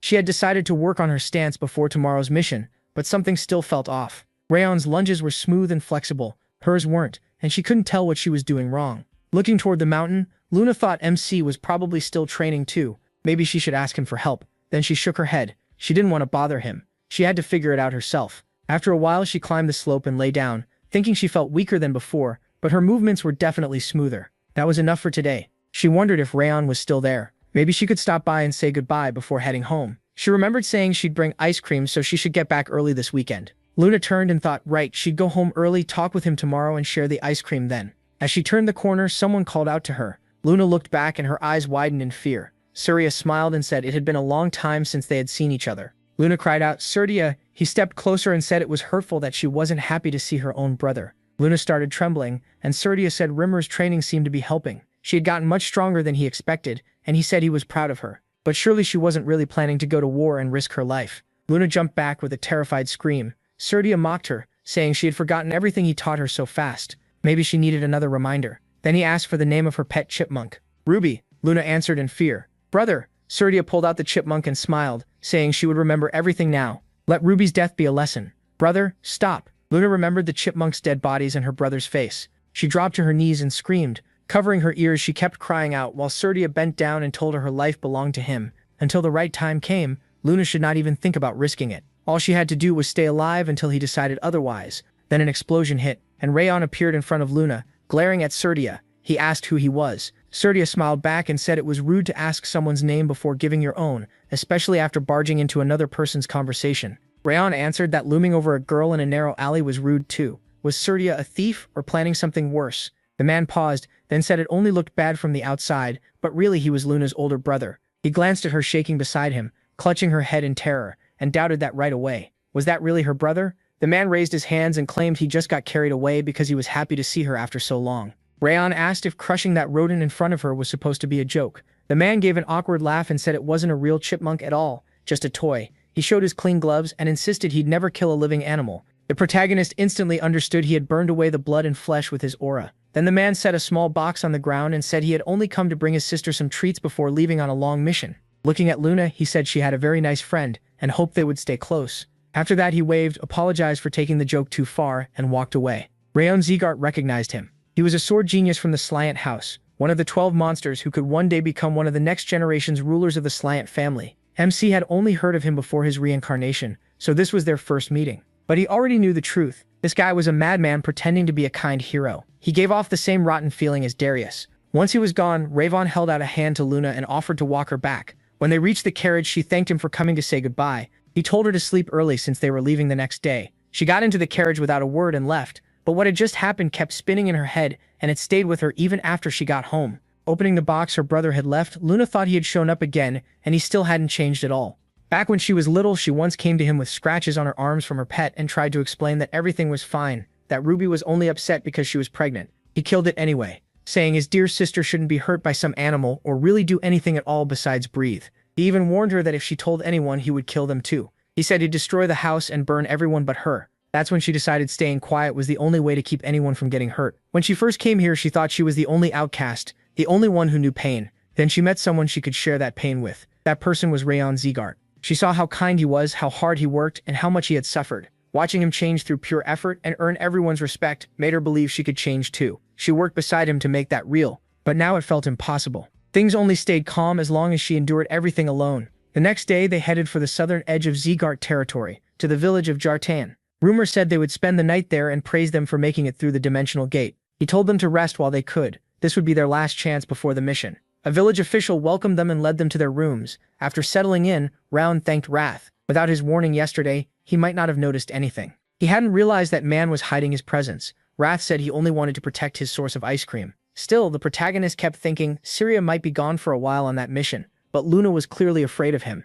Wrath told him to hand over his body so he could kill that idiot and be back in no time. A real warrior pays back double and takes revenge 10 times over. Luna had introduced him to the world of scoop ice cream, so he was ready to do anything for her. Thinking Wrath was joking, Rowan refused, but Wrath made it clear he meant every word. Even so, MC still said no. Syria had already left deep scars on Luna. Killing him now wouldn't erase what she had suffered. He thought Luna was the first child he had ever needed to protect. In either life, if anything happened to her, he would kill the one responsible himself. A few days after leaving Zegart lands, they reached a village ruined by the snow tiger claws. The moment they entered, several of the trainees felt sick from what they saw. Burned bodies were piled up among shattered homes. Byrne glanced at one corpse with visible unease, and Rowan thought the scene was beyond cruel. He checked Martha, but she barely reacted. She must have seen plenty of bodies before or made them. Then he noticed someone was missing and looked around. Where was Luna? She had walked over to a house and was staring at a burned man who seemed to have tried escaping before he died. The sight made her stomach turn. Rumor gathered everyone and said the snow tiger claws were behind this massacre. He told them to burn this scene into their memories. Then he showed them a silent whistle. It made no sound to normal ears, only specially trained people could hear it. If they ran into danger, they were to use it and help would come. He handed one to each of them and reminded them their enemies showed no mercy. But before blowing the whistle, they had to do everything they could on their own. They needed to learn to fight without help, and if the chance came, kill without hesitation. Luna trembled. The others answered that they understood, and then rumor told them to split into groups led by the top students. Martha would lead Group A, Byrne Group B, each taking 3 or 4 people. Luna meanwhile looked down at her sword and remembered her brother's warning. He had told her she belonged to him. She must never do anything that could hurt her, and if she did get hurt, he would kill whoever caused it for it. Randall Zegart pulled her from those thoughts by asking her to join his group. She hesitated, then agreed. The two of them moved out to search for the enemy. The protagonist studied the top of Mount Rutan and thought the high ground would make it easier to judge the area below. It was also a good place to hide or escape, since anyone attacking uphill would be at a disadvantage. But because it was the most obvious hiding spot, they probably wouldn't choose it, unless they expected their hunters to think that way. That meant the hill was still the best bet. It looked open, but there could be space underneath. Radon told Luna they would check there first and leave the forest to the other teams. She nodded and headed for the hill. Watching her, MC looked troubled, and Wrath pointed out how worried he was about her. Maybe he should talk to her. Radon said he didn't even know what to say. It was a family issue. As he followed her, he thought he barely understood his own feelings about Sylvia, so he was hardly the right person to give family advice. Still, he knew what Syria had done to Luna. The moment he got the chance, he would deal with it. Reaching the cliff's edge, he looked down and saw he was right. A thick hidden patch lay below, invisible from outside, and someone had carefully brushed away human tracks. That might fool beginners, but the broken branches gave them away. Crouching in the snow, Rowan thought real assassins needed more than killing skill. Tracking, scouting, and gathering information mattered too. These tricks might fool a normal hunter, but not him. He rose and told Luna the bandits' hideout had to be nearby. She should follow him quietly. So quietly even her breathing couldn't be heard. They moved with care and searched the area. Rayon spotted traps near the trees, and they slipped past them. Soon they reached the bandits' camp and hid behind the brush. Just as he expected, the only real defense was the traps at the entrance. The bandits likely thought no one would come this far, even with all the tracks. They had underestimated them. Just as he guessed, the camp was in a cave beneath the hill. Stepping out carefully, he noticed a starving boy near the entrance, and wondered if he was a hostage. The guards at the entrance were sturdy, but they had no aura, just regular fighters. The huge man beside the hostage looked skilled enough with a sword to hold his own. The rest were probably inside. There was no way they'd leave a hostage with only a weak guard team. A whole pack of bandits might be waiting in the cave. Should he use the whistle? He could fall back and rejoin the main group before attacking, but the hostage looked close to death. At this rate, the boy might freeze before help arrived. Since they hadn't been noticed yet, the best move was to rescue him first, then take the bandits out quietly if possible. Luna kept her eyes on the boy, clearly shaken by how bad he looked, and then Rayon got her attention. He told her not to panic, they could save him, but he needed her help. When he gave the signal, she had to block the sound. He would handle the rest himself. Could she do it? Since she wanted to want to change too, Luna steeled herself and said she'd help. One of the guards yawned, grumbling about how much longer they had to stand there. Then a girl suddenly stepped out of the trees, putting them on alert. Without a word, she used her aura and set up a sound-blocking barrier. So the bandits inside couldn't hear anything anymore, not even themselves. That was Rayon's cue. He burst from cover, deciding to kill these two before dealing with the stronger ones. He slipped between them and slashed at neck level. Then he stopped. Luna looked up in horror as one bandit's head flew over her, and that sight triggered a memory of the small animals her brother killed. She grabbed her head and screamed. Rayon tensed as the barrier started fading, putting the whole plan at risk. Had she remembered something tied to her trauma? If this kept up, they'd be exposed. Seeing a bandit move in to use her weakness, the protagonist rushed over. She didn't even notice the sword coming at her, and just before it struck, he knocked the man down and pinned him to the ground. He warned him to stay quiet. One word, and his throat was gone. All he had to do was answer. If he refused, Rayon would start cutting off fingers. The bandit clenched his teeth. MC glanced at Luna and saw she'd calmed a little. Even while shaking, she kept the barrier up. Thanks to her, they were still safe. Luna went to the hostage while he questioned the bandit. He was from Snow Tiger Claws. There were about 39 of them in the forest, and another hostage too. Rayon had already guessed that. The boy revealed the hostage was his little sister. He begged them to save her, and Luna promised they would, telling him not to worry. The protagonist told her not to make promises like that, but she wouldn't take it back, so he moved on and started planning. They could fight the bandits, but if they wanted the hostages alive, calling for backup was smarter. There were around 40 men plus the leader. Even for them, that was a lot. Luna suggested the whistle and blew as hard as she could. Rayon noticed he was standing close to her, yet heard nothing. So that was why Rimmer gave it to them. Then a voice suddenly came from the cave. The bandit leader had somehow heard the whistle and raised the alarm, leaving MC stunned. Could someone really have hearing sharp enough for that? Even he couldn't hear it. Luna quickly pulled the boy away while Rayon grabbed the captured bandit and stepped out, blade at his throat. The gang leader mocked how a little kid got in here and caused so much trouble. Who was he trying to call? He brushed it off. He wanted a hostage trade. If they handed over the girl, he'd return this man. The old man burst out laughing, saying he didn't care whether that fool lived or died.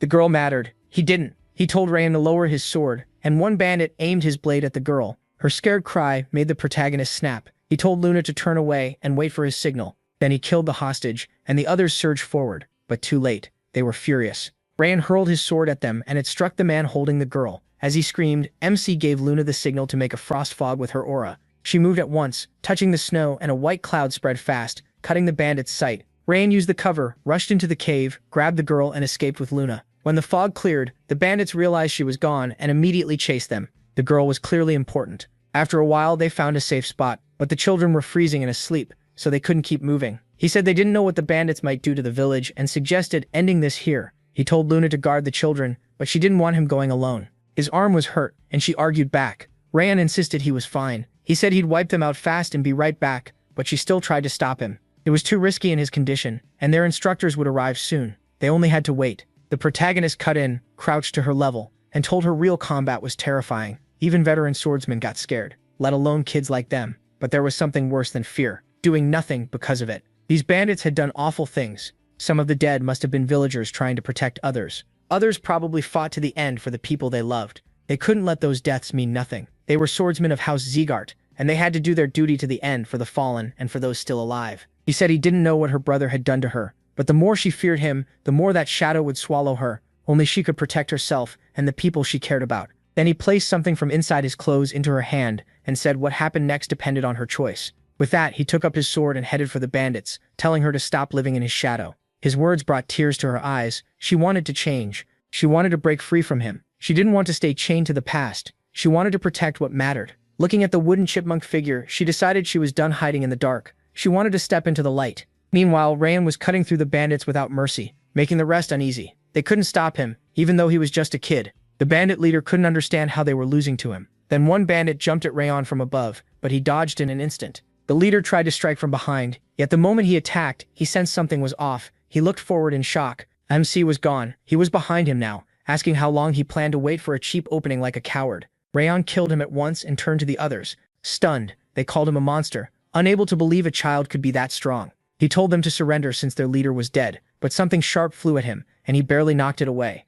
Then the real leader appeared, Vukan. Chuckling, he called the whole thing pathetic. How were they dying to a kid like this? If word got out, the North and South Alliance would laugh at them. Still, the boy looked rich, probably from a powerful family. That made things better. Vukan lunged, saying he'd worried their gifts wouldn't be enough, but now fortune was on his side. He punched Rayon hard enough to send him into the wall, and the protagonist knew at once this man was the true head of Snow Tiger Claws. He wasn't some beginner. He was closer to a swordmaster. Then a bandit shouted from the entrance that they'd found the girl and the hostages. MC turned and saw Luna barely holding back her enemy's blade. He worried she still wasn't ready for a real fight, but he had to help her. Vukan threw another punch and mocked him for losing focus in front of his enemy. Was he worried about them? Fine. Then he'd keep him busy. Rayon cursed inwardly as he kept blocking, while the bandit facing Luna backed off and said she used strange techniques. She looked like she'd never killed before. He charged again, and Luna was told to hand over all the hostages. Looking at the children, she knew she had to protect them no matter what, but that meant killing the man in front of her.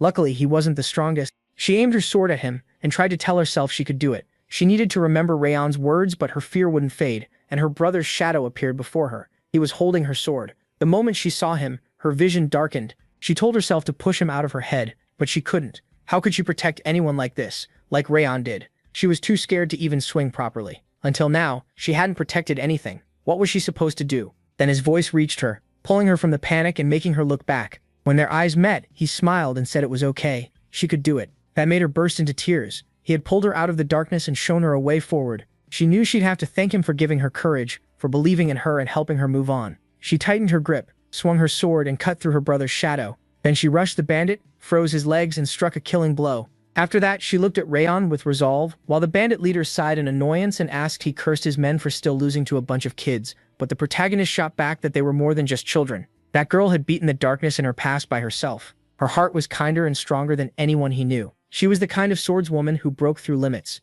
As he said that, flames burst from his blade. He used the Thousand Flames technique, its first form, fall of a flower, and rushed in with a slash. Fire spread like flower petals and wrapped around the bandit. Once it was over, Rand checked the area for any traps before the instructors arrived. Then he opened the chest and found a two-colored bud, a very rare healing herb. Did they really wipe out a whole village for this? Then a voice came from behind them. The leader of the Eternal Bandits from the North-South Alliance stepped in, sounding almost disappointed that the fight had already ended. His eyes went to the bud in Rand's hand. He noted it was the same two-colored flower Vukan once had and asked if they had killed everyone. MC wondered what that would matter either way, and the man said he was pretty bold and good at reading the situation. He figured that confidence came from skill. He asked if he was from the North-South Alliance. The man confirmed it and said to call him Rictor. That put Rayon on guard. He knew that name. Rictor was a genius swordsman who joined the North-South Alliance with nothing but his sword. In just 10 years, he rose to lead a massive bandit force, far above the Snow Tiger claws. His combat skill was exceptional.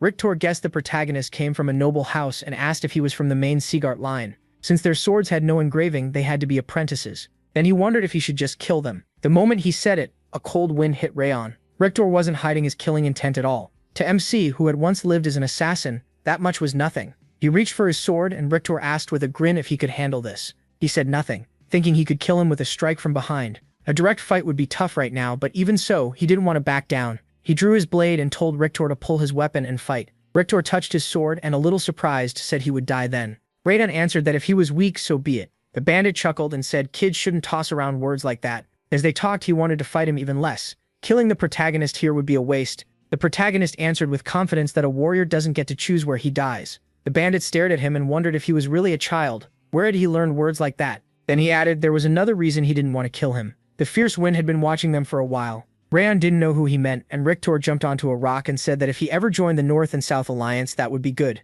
At last, he asked for MC's name, and when he heard it, he smiled. Then he left, saying he hoped to hear more about him beyond the Terracon Mountains and the Rabble River. Rayon kept staring at the rock for a moment, then told the girl it was time to go. She nodded and asked if she had done well. The question caught him off guard, but he smiled and told her she had been amazing. She smiled too, and together they gathered the children and returned to the others. Their short, somehow long mission was finally over. When they came back carrying the Snow Tiger Claw's leader's head, Burn and Martha were annoyed that Rayon had beaten them again. Remor calmed the students who hadn't gotten a chance to shine, then smoothly turned it into another bragging story about how perfect his own first mission had been. Wrath jumped in too, boasting that he had frozen an entire castle in his first battle. He wanted to cover his ears and ignore both idiots. The rescued children had lost their families, so the Slyan family chose to take them in. The kids seemed happy with that, mostly because they liked Luna. After the mission, Luna and Rayon were called in to see the head of the family. They received bronze medals for what they had done, and the praise surprised the protagonist.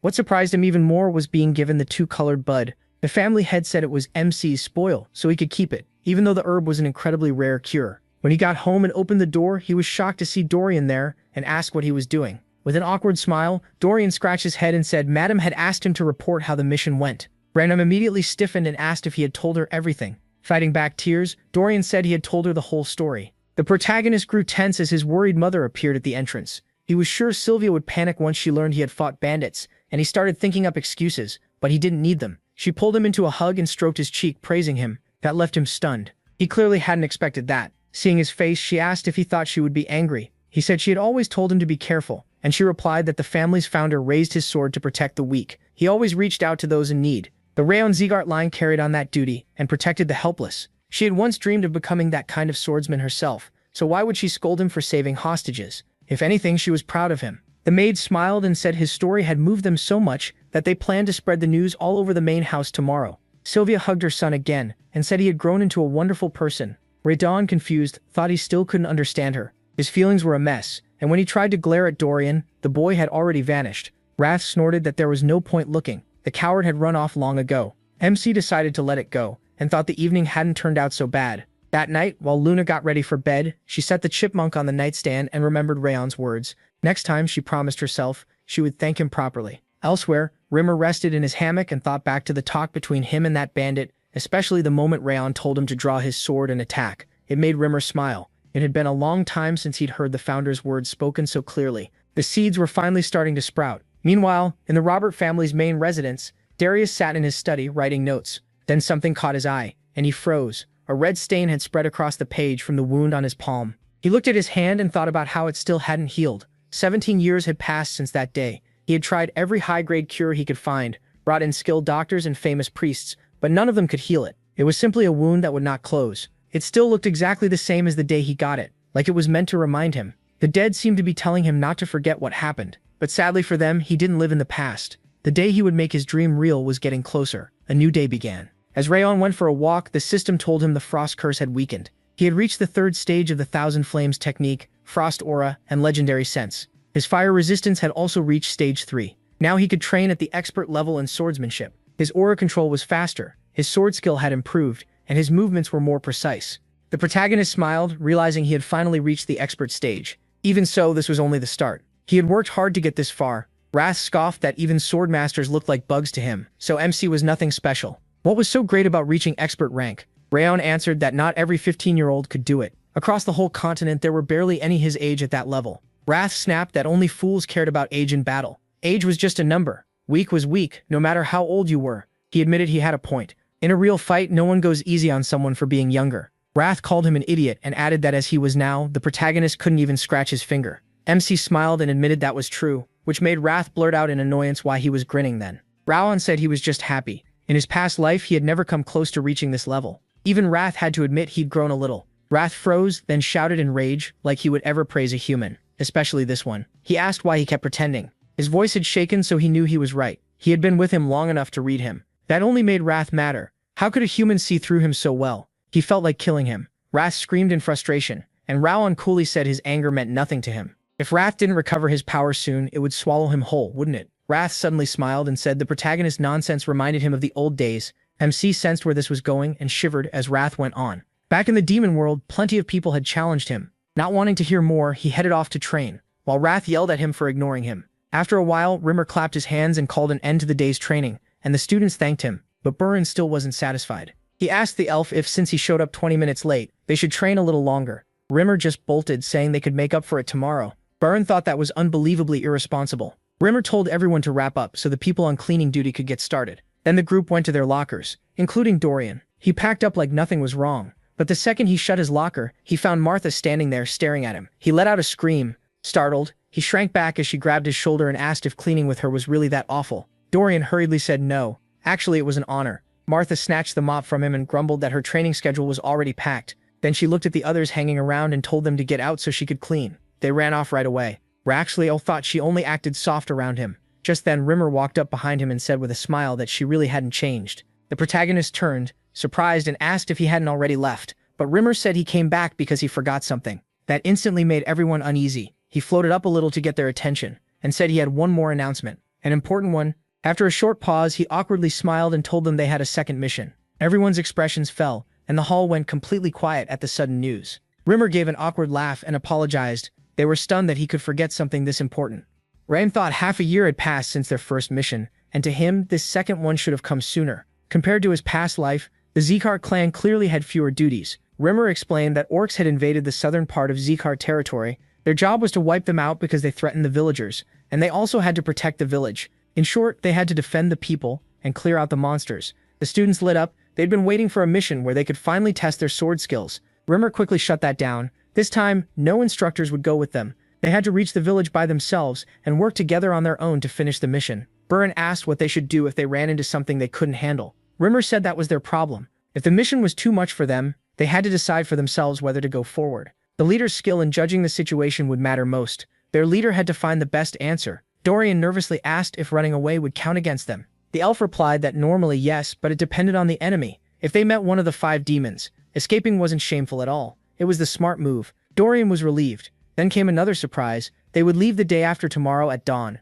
That of course made everyone upset because they barely had time to prepare. Rimmer said a monster-clearing mission needed far more planning than their last one. If they didn't prepare well, the village would pay the price, so they had to be careful. Burn complained that he should have told them sooner so they could have gotten ready. Ran told everyone not to panic. The instructor had already warned them they wouldn't always know about missions ahead of time. Instead of wasting time arguing, they needed to prepare. The more they complained, the worse their chances got. No one could really argue with that. Danger wouldn't always wait until they were fully ready. Seeing MC take charge, the instructor smiled and warned them that orcs were more violent and stronger than they thought. They were nothing like the enemies they faced before, especially because of their size, and they moved in groups so they'd probably outnumber them. At their current level, fighting them head-on would be hard, so in battle they should focus on dodging, not blocking. And they should pack as light as possible. They were to meet here in 2 days at dawn. After that, everyone split up. Time passed, and Rand finished packing his things. He picked a bag with a lightweight effect. Rimmer had made it clear that extra weight would only slow them down. That probably meant this mission would depend entirely on them. Still, he felt ready. Then Wrath appeared and opened with insults, asking if Rand really thought everything would go the way he planned. Anything could go wrong at any moment. The protagonist answered that anything could happen, including demons handing over their stat points without a fight. Wrath got mad and said he wanted to sew MC's mouth shut. Right then, someone knocked on the door. Wondering who would come this late, he opened it and froze in surprise. His unhappy mother stood there. She said he should have at least told her he was going on a mission. Raina wondered how she found out, and asked if Dorian had spilled everything again. She said Rimmer told her, and that made him want to tear the elf's ears off. He apologized, and her expression softened a little. Then she took his hands and told him that leading a mission takes much more than being the top student. He had to find the right way forward and guide everyone else. Doing that alone wasn't easy. He also had to choose the right formation to keep losses low and bring everyone back safely. The lives of his friends would depend on his choices. Rand was caught off guard. He expected anger, but instead she was giving advice. Sylvia said monster clearing only sounds simple. In truth, it's hard. They had to make sure every single creature was killed so the villagers would truly be safe.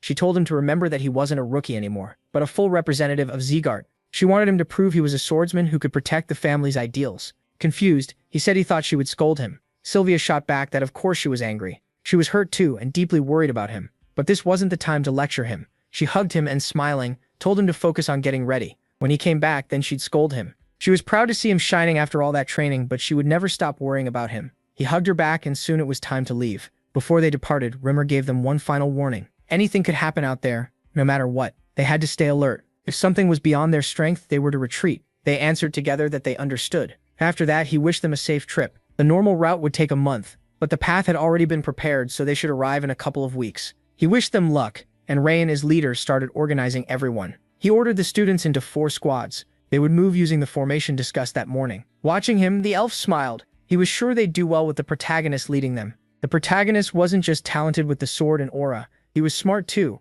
Reimer believed he'd finish this mission and come back safely, even at only 15. His expectations for him kept rising. As he watched the students leave, another instructor came over and asked if it was time to head out after them. At this distance, the students wouldn't notice them if they left now. Rainmore said it was still too early. One of them had senses that were too sharp. He yawned and wandered off to take a nap, which made the other instructors nervous because it was already time for them to move. Rainmore said it would have been better if they worried this much about the orcs. Somewhere deep in the forest, inside a cave filled with bones, a group got word that a squad of students was heading for a village. They decided to go there too, and their leader ordered them to kill anyone who got in the way. With that, they set out. Time passed and Rand's squad reached the forest near the village, where something unexpected happened. Another squad blocked their path, led by Kane Zeegart from the main family branch, the top student of the 6th training hall. Both leaders were confused. Neither understood why they had met here. MC remembered hearing that Kane had joined the 6th hall late because of some injuries, but he looked completely fine now. From the feel of it, he was also skilled with a sword. Kane said his team was on a mission tied to the orc raid.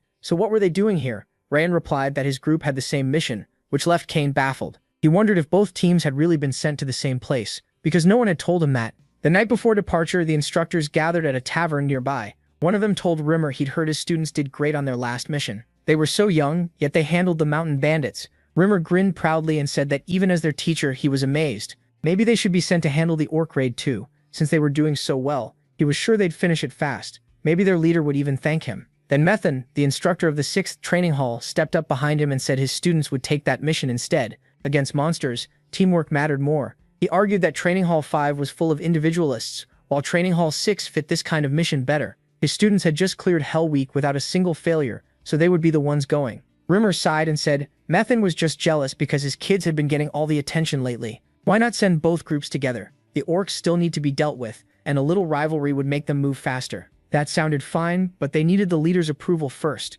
Even so, they were already excited to see how it would turn out. In the present, Buren stepped up and said working together would only cause confusion, so they should head back and leave the mission to them. That clearly annoyed Kane. He warned Buren not to say it again. Was the 5th training hall getting ahead of itself? His squad was built for missions like this, where teamwork mattered most. Rumor said he knew how skilled Kane was, but that didn't mean he could look down on the 5th training hall. Rumor watched without stepping in. He was sure Rumor knew both squads had been sent here, so why hadn't he mentioned it sooner? After thinking it over, he realized the instructor wanted them to face something that felt like a real mission. Monster raids depend on teamwork and tactics, 2 things they were still weak at. Maybe this was meant to push them into competing with the 6th training hall and fix those flaws on their own. Once he figured that out, he quietly cursed that elf. Still, this was a good chance for everyone. Before he left, his mother told him to prove he was the kind of swordsman the family could look up to. He hadn't stopped thinking about that since, so Rayon stepped in and told them both to calm down. There was no point wasting time arguing when neither side would back down. A competition would settle it. Buren asked what he meant. They didn't even know what was waiting for them, and he wanted a contest. The protagonist pointed out that neither side planned to give up this mission. And if it was an orc raid, there should be more than enough enemies to go around, especially elite ones, so they would compete to decide who led the mission. After that, they would take out the elite orcs first, throw the rest into chaos, and finish the cleanup. It was a solid plan. If the leading team ran into trouble, that just gave the other side a chance. Would everyone accept that? Kane did, saying it was fair. Then Rayon told them to head for the mountains first. The contest began. Buren, Martha, and a few others rushed ahead. The rules were simple: beat the other team or take their flag. Either way was better than standing around arguing. Rayon told them to make a plan first, but they were too sure of themselves and ignored him. Martha was the worst about it. She finally found worthy opponents and didn't think losers like them deserved tactics. With a grin, she charged in and started the fight. Meanwhile, MC relied on his sharp senses to read the battle without even needing to watch it directly. The clash had already begun. Luna asked if it was really okay to let them fight with no plan. Reina said some people were just too full of themselves to listen. She wondered if they could still win, but he was certain they'd lose, and badly. Sure enough, Buren and Martha started getting pushed back. They kept attacking, but couldn't understand why nothing worked. Their opponents were weaker on their own, yet their defense had no openings. Some of them shouted that Buren and Martha weren't the center of the world and needed to stop looking down on others. That only left Martha more confused. By the time the sun was sinking behind the mountains, they returned to the main group looking frustrated and miserable. Ragyan asked if it had gone as easily as they expected. Instead, they were the ones forced back. That was their mistake. The world hadn't stopped growing while they trained. Did they think being stronger than those students once meant they would always win? That was the result of charging in with no plan and no knowledge of the enemy. Their confidence ruined them. They burned through stamina, used up aura, and even revealed their techniques. Those students trained hard too, and better results didn't give them the right to look down on anyone. Luna asked if that meant they had lost. Round said not yet. They still had another shot. At once, their mood changed, and Martha snapped that she'd crushed those idiots this time. He smiled. At least they were ready to try again. Then he laid out a plan to win. At the same time, the 6th training hall talked about their opponents. The 5th seemed weaker than expected, though their fight had still been interesting to watch. One student warned them not to relax. The 5th training hall had beaten the Snow Tiger Claws, one of the biggest bandit groups in the Alliance. He was sure they wouldn't quit so easily. Then he saw Martha coming, drew his sword, and said he'd been expecting this. Martha called him an idiot and warned that if he insulted them again, he'd regret it for the rest of his life. Then she rushed him with a focused stare. He told his group it was a frontal attack and ordered the 4th formation, focusing their defense ahead. He stepped up to block, but she suddenly attacked from the side, catching him off guard. At the same time, Buren charged another group. Since they'd seen his opening stance before, they thought they knew exactly how to handle him and moved in. But instead of meeting them head-on, he slipped past, fooled them, and struck in one smooth move, knocking 2 swords away at once. Their leader turned in shock. Had Buren really changed direction that fast? Their whole fighting style had changed. Martha was also driving back 3 students by herself, and now she understood. Rayon had been right. When he explained the plan, he asked why they lost, if they were stronger one-on-one. Buren guessed it was because of information and tactics, and the protagonist said exactly. The 6th training hall already knew their skills and built a plan around them. Meanwhile, they had gone in with no prep at all. Sure, they'd win anyway, so they got crushed in a fight they should have taken. Dorian nervously asked if that meant they were doomed. Martha grabbed his clothes and told him to shut up. Raffron said it wasn't over yet, but they had wasted a lot of strength and aura. They were behind now, but they weren't the only ones who could use information and tactics. Raffron asked if he had something in mind. MC said Kane had sharp eyes and strong instincts. He'd spotted them early and matched each of them against students who countered their strengths. Martha had power and endurance, but her attacks were simple, so he sent swordsmen who could absorb the pressure and make her waste aura. Raffron was fast but too straightforward, so they put evasive fighters against him. The easiest answer would be switching opponents, but Raffron knew they wouldn't agree to that. He was right. Martha insisted she wanted to beat her own opponents, and Barfron felt the same. He said that was fine. Then they'd just have to fight differently. Those opponents were solid, but they had a bigger weakness in how they used aura. Martha's job was to find the weak point in their defense and strike there. Barfron had trouble with fighters who leaned on instinct, but feints worked well against that type, so he needed to drop his usual style and start baiting them. Martha said it made sense, and they wondered how Barfron knew all this when he'd been sitting there the whole time. He answered that Kane did have a sharp eye, but the protagonist's senses were even better than most students. He'd been following the whole fight through smell alone. Everyone else was doing fine too. Even Luna was holding her ground. Then he heard footsteps behind him and turned. Now it was his turn. His opponent was Kane Zeegard. Since things had changed, Barfron had no choice but to go after the flag himself. Kane said he'd wondered why his side had suddenly started losing, and now he knew. MC had told them to change their style. So the rumors about him weren't wrong, but this competition would end here. He'd heard he used fire aura, but he wasn't the only one. With both hands on his sword, Kane coated the blade in flames. Barfron was a little surprised to see he had fire aura too. Kane boasted that his aura was the best among the students, better even than many graduates. That meant the protagonist couldn't beat him. Annoyed, MC wondered why everyone in this family loved talking so much. Before a fight, he activated his own aura and told Kane to begin. He'd show him whose fire was stronger. Then Barfron rushed in. Kane was startled by how fast he was. He'd heard he had beaten Martha and even Prince Owen. Kane leaped back to avoid the strike, thinking the protagonist's aura couldn't match his even if he was strong. Still, he believed he was stronger. Then Barfron's sword flashed at his face,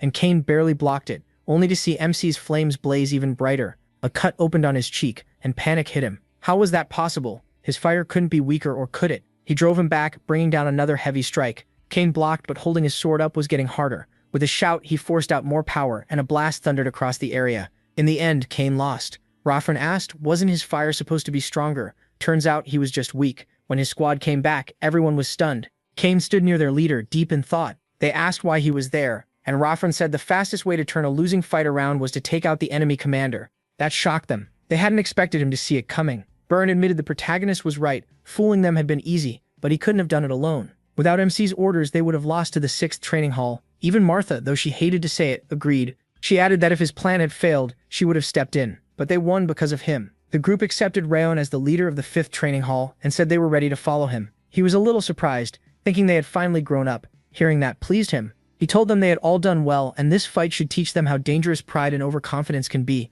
especially when they charge in without a plan. If this had been a real battle instead of a test, they all would have died. He told them never to forget that lesson. While Rayon spoke to his squad, Kane watched and thought he had gone far beyond expectations. He was strong in battle and smart in planning too. Kane had looked down on the 5th training hall as a bunch of arrogant rookies, but now he realized he was the arrogant one. He walked up to the protagonist and held out his hand, saying he had learned his lesson. Rayon had taught him not to relax until the very end, and to always have another plan ready if the first one failed. He truly believed they would win somehow. They had known about MC's group from the start, yet they still lost the team battle, and he also lost their one-on-one fight. He thought he was stronger, but really he had just been full of himself. To Kane, that was an important lesson, and he thanked him, calling him a great teacher. The protagonist smiled, realizing Kane was far better than the other main branch kids. Then he shook his hand and said the match had taught him something too. Kane answered that as promised, they would support them on this mission. 2 weeks after the competition, they moved through a snowy forest. Soon they reached a cliff, and from there they could see their destination, a small village with no special goods and no tourist value. It was just home to a few farmers living off the land. The mission itself sounded simple, another monster cleanup. Still, Round felt like someone had been watching him the whole time. It wasn't the same feeling as when mentors were nearby. This watcher felt darker, like someone sizing them up. MC looked around and decided they needed to stay careful and trick the enemy first. He called Byrne over and asked him to lead this mission. Byrne froze, so Rayon explained that during the first mission, only he and Luna had fought the Snow Tiger Claws bandits. So this time it was better if the others led. He reminded him that he once swore he would surpass him. This was the perfect chance to show how much he had changed. After some hesitation, Byrne agreed and said he'd prove it. Then he told the others he would be in command, and no one objected. They were ready to follow. Rayon then went to Martha and told her he'd explain later, so she shouldn't get mad. She replied that she didn't need a special reason. She had already promised to obey his orders. With that, she went over to Byrne and started talking with him. The protagonist then asked Wrath if he also felt someone watching them. Wrath answered that the protagonist had noticed it too, then smugly said it was obvious, after all he had learned from him. MC asked where the watcher was and how many there were. Wrath laughed and said he wouldn't tell him the location. He could figure that out himself. But from the way he said it, he learned there was only one watcher, which surprised Wrath.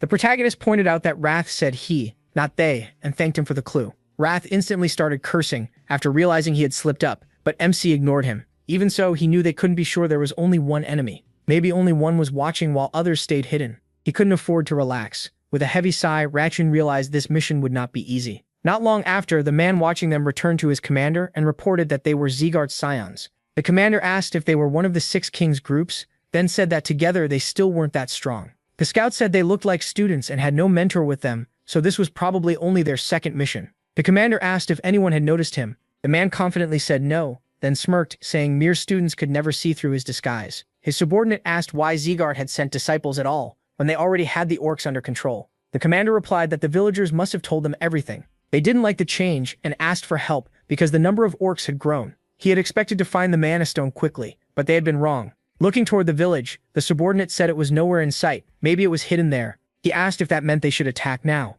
The commander refused and said they would wait a little longer, but the subordinate argued this was the perfect chance to kill the kids. The commander answered that killing disciples was easy enough. The real problem was acting too fast and letting them discover the Mana Stone. That would be a huge mistake, so they would simply let them kill a few monsters and think they had done their job well. Then he put on a helmet, transformed and turned into an orc. He said that once the students left, they would attack the village and wipe it out. Later, inside one of the village buildings, Wrath looked at Burin and admitted he had worried about him at first, but Burin was handling leadership much better than expected. He wasn't throwing his rank around. He put the mission first and calmed the village chief and the villagers before anything else. Seeing how hard he worked, he felt there was no need to worry. The rest of them could handle the monsters without Wrath leading. Looking out the window though, he knew the real problem was the person who had been watching them outside the village. He wasn't sure, but it felt like the surveillance vanished once they arrived. Maybe it was someone from House Zegart checking on them, or maybe someone else entirely. Either way, they would likely learn the truth tomorrow. The next morning, Burin found tracks in the snow and said monsters were definitely moving through the area.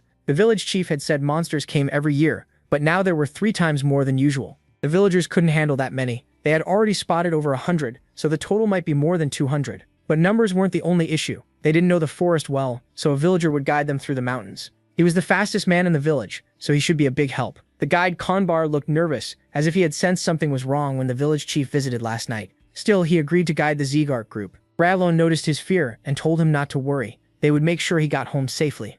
Burin then called everyone together and warned them that the biggest threat was the orcs, though goblins and kobolds were dangerous too because they used poison and dirty tricks. Even a small wound could turn serious, so everyone had to stay alert. Then he called on the 6th training hall and ordered them to block off the area and watch for escaping monsters. Kane agreed at once. Burin moved out with the others, announcing that the cleanup was starting. As they charged ahead, he shouted for them to show the power of the Zegart family. At the same time, Wrath called them idiots, saying he had never seen anything dumber. They had been preparing for an ambush, and now they were yelling and giving away their position. All that effort was wasted. Rain stayed calm and said they were shouting to shake off their nerves, which was normal for a first cleanup mission. Wrath stared at him, thinking the protagonist sure didn't act like it was his first time. He wasn't nervous at all, and seemed to see everything at once, like an old soldier. Soon, Burin's group ran into a pack of orcs. Martha grinned and said she'd wipe them out, but Burin attacked calmly and ordered everyone to kill the goblins and kobolds first, before focusing on the orcs. Then someone shouted that the monsters had broken through the formation, and 2 huge orcs were charging straight at Kanbar. Kanbar went pale and shouted, asking if the orcs were coming this way. He knew it. He never should have come. Rayon stood calmly between him and the monsters, then struck one of them with a powerful slash. Right after that, he dashed to the second and cut it down with another heavy blow. Then he stepped back and sheathed his sword, leaving both monsters fatally wounded. The stunned guy dropped to the ground and asked if they were already dead. Rakon turned to him, said his name, and asked if he was hurt. Kanbar, still shaken, said he was fine. MC calmly asked about old stories tied to these mountains, maybe a treasure or some great monster. Kanbar nodded and said there was one. Long ago, according to legend, a brutal battle happened here between the Goblin King from the west and a group of knights. People said the Goblin King's ring was still hidden somewhere in these mountains. That made Rakon realize what was going on. The presence he'd been sensing this whole time was Eden, a group that worships one of the 5 demon kings, famous for madness. Their goal is to bring back the age when monsters ruled and humans bowed to them. If that were all, they'd have been wiped out already, but they can control and tame monsters. On top of that, they can use monster powers themselves. Even as humans, they can rival the Zegart family. That strange power is a secret even the greatest families on the continent don't know. But Razon knew because of Darius. During another mission under him, they ran into Eden. The whole Shadow Squad was slaughtered there, and only he made it out alive. He hadn't understood it back then, but now something felt off. He already knew Eden used mana stones. If Darius, one of the 6 kings, knew too, why didn't he tell the world? Wrath looked at him and asked what he was thinking. The protagonist could feel a deep dark rage rising inside himself. Just remembering Darius was enough to make his anger flare up. He forced himself to calm down. Right now, Eden mattered most. He guessed they were after the Goblin King's Mana Stone. Centuries had passed since that king was defeated, but Rayon was sure the powerful stone was still hidden somewhere here. Most likely Eden was using them to make sure the mission looked finished. Once they left, the search would start again. Meanwhile, Borin rushed at a monster with his sword raised, shouting that its master was his. He'd ended in one strike, but suddenly something hit first, kicking up snow in front of him. Martha had already killed the monster and grinned, saying it was hers. Borin clicked his tongue and complained that was unfair. Then he called to the others that the monster's leader was down, so they should finish the rest. Rayon called Kambar over and asked more about the Goblin King's story. Had anyone found treasure or jewelry in these mountains since then? Kambar thought for a moment and said that when he was a child, the chief had gone into the mountains and returned with a red gem he found near the peak. MC's eyes sharpened and he asked where that gem was. Now, Kambar said few people knew, but it had been buried under the chief's house. Since then, the village had actually become warmer. Hearing that, Rayon realized things were worse than he thought. If Eden hadn't found the Mana Stone in the mountains, then the village was the real target. Sometime later, the squad reported that all the orcs nearby were dead, and the area had been cleared. Afterward, they went back to the village. The chief shook Burin's hand and thanked him for the help. He praised the Zegart family as true veterans. Burin answered calmly that they were glad to help. He stood nearby, watching from the side. Martha snapped him out of his thoughts by asking if things had really gone as planned. From his face, it didn't look that way. He turned and saw her on a tree branch, biting into an apple. Rayon said he still didn't know, but he'd explain when the time came. She hopped down and told him not to worry. Whatever happened, she'd follow his orders until the mission was over. Luna walked up, called his name, and asked what he was doing out there. He looked troubled. She couldn't see any joy in his win. The protagonist said everything was fine and they should go, since the chief was preparing a feast. He figured Eden wouldn't move until they left. The real move would come tomorrow. The next day, near the edge of Cebu village, Burin walked with the group and smiled to himself. Everything had gone well. They wiped out every monster in the mountains and only came away with light injuries. For a first mission, they had done great. Maybe that was why Rayon had trusted him with command. There had been no real mistakes in his leadership, though he still didn't get why MC handed him that much authority. Even so, he hoped he'd proven his skills were no worse than his. With a faint smile, he said it was time to leave. They went a little farther, but Rayon suddenly stopped, and the others did too. They turned and asked what was wrong. It was way too early for a rest. The protagonist said seriously that the real mission was starting now. Burin frowned and asked what he meant. MC calmly repeated that the mission still wasn't over. Confused, Burin said they'd killed all the orcs and even cleared away the bodies. Was there really something left? Rayon reminded him their mission was to protect the village. Burin still didn't get it, and asked what the problem was.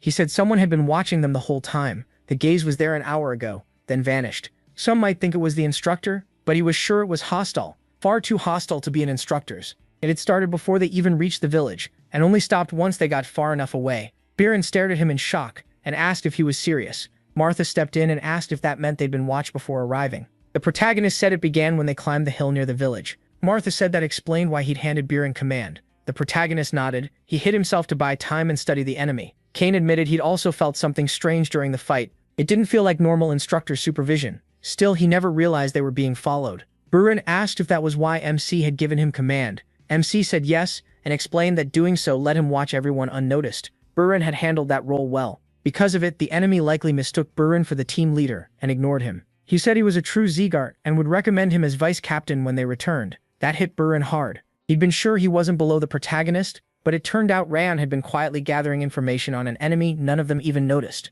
Brufin had been proud of his success and never suspected a thing. MC said they should start with one fact. Orcs rarely work with other species, but here orcs and goblins were fighting together. That meant someone was controlling the monsters. Their job was to protect the village, and that job wasn't done. Since the village was still in danger, they had to return to Cebu quietly so the enemy wouldn't notice. Camouflage would have helped, and though they didn't have any, one squad member stepped up, pulled out gear, and asked if this would do. Rajan looked a little surprised and asked where he got it. The man said he brought it just in case. He, a bit amused, asked if he really carried all that around for emergencies. Then he told them to move like they were on a stealth mission. He called for Crane and said that since he was the fastest, he should report everything to the instructor. Crane agreed and left at once. The protagonist then told the rest to follow his orders no matter what happened. 5 hours later, at Eden's temporary hideout near Mount Cebu, the scout returned and reported that the group had left. They even checked the other side to be safe, and it was clear too. Their leader said it was time to begin. Using a recovery skill, he brought many orcs up from underground.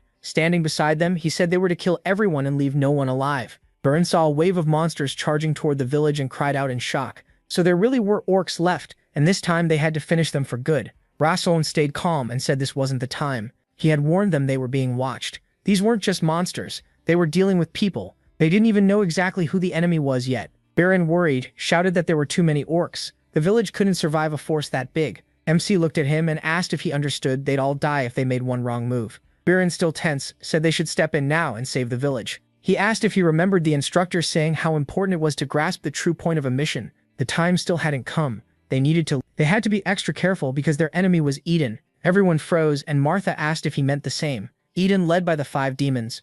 Rowan said if someone was controlling monsters, then it had to be Eden or the Monster Lord. Either way, they couldn't be careless. Byrne admitted the protagonist was probably right, and he knew how dangerous Eden was. But if they waited any longer, half the village would be killed. Was he really supposed to sit there and watch people die? To him, the Zekart family wasn't the kind to do nothing. MC thought that way of thinking was childish. Byrne insisted they fight now. That was what real family members would do. Then he jumped off the cliff after the monsters and shouted that he didn't care who followed. But if they truly saw themselves as Zekart swordsmen, they should come with him. The others didn't like being left behind, and Luna said she was going too. The moment she said it, she leaped down after him. The rest agreed. As members of the family, they couldn't back down just because the enemy served one of the 5 demons. They were recruits of the 6 kings, and they were going too. They had to protect the village. Kan called to the 6th training hall and said they were joining the fight. They would support the 5th training hall and strike Eden together. Everyone agreed and rushed after him. Rowan stayed on the cliff with a few squad members and thought things were moving just as he expected. From what he'd seen of Byrne and the others, there was no way they'd ignore this. They were bound to charge in and stop Eden.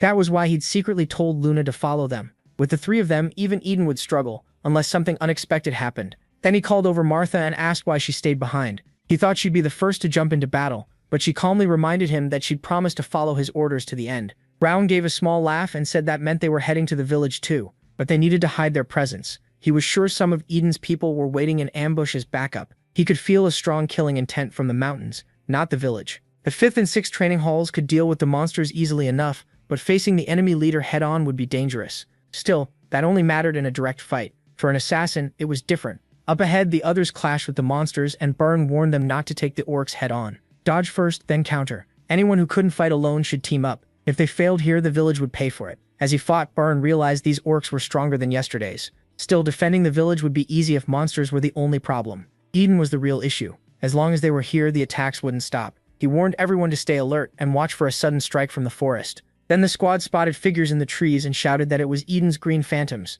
Byrne saw the goblin masks and headgear and knew it was them. He expected an ambush, but not this many, at least 40. They needed a smart plan to handle that number. He called for Kane to take command and make sure the enemy didn't break into the village. Luna was told to use her icy wind to freeze the feet of the orcs and the green phantoms. Byrne said he'd handle the rest. She calmly nodded. Then Luna swung her sword and sent out frost spikes with her aura. The orcs held their ground and stared back. Byrne used continuous flow, rushed in and cut down 2 monsters with autumn wind. One of the enemies in the trees pulled out a blowpipe and fired a dart at him. He sensed it and dodged in time. The others also caught on and shouted to block the darts with aura or avoid them. Then a small pouch dropped to the ground. They had released poison gas. Byrne realized this poison was far stronger than what monsters usually used. He yelled for everyone to cover their noses, but some had already breathed it in. They dropped to their knees, saying they couldn't even lift their swords, much less use aura. Byrne grimaced. He felt it too. It wasn't just them, even his body was getting harder to control. Luna also went pale, while the orcs and green phantoms were completely fine.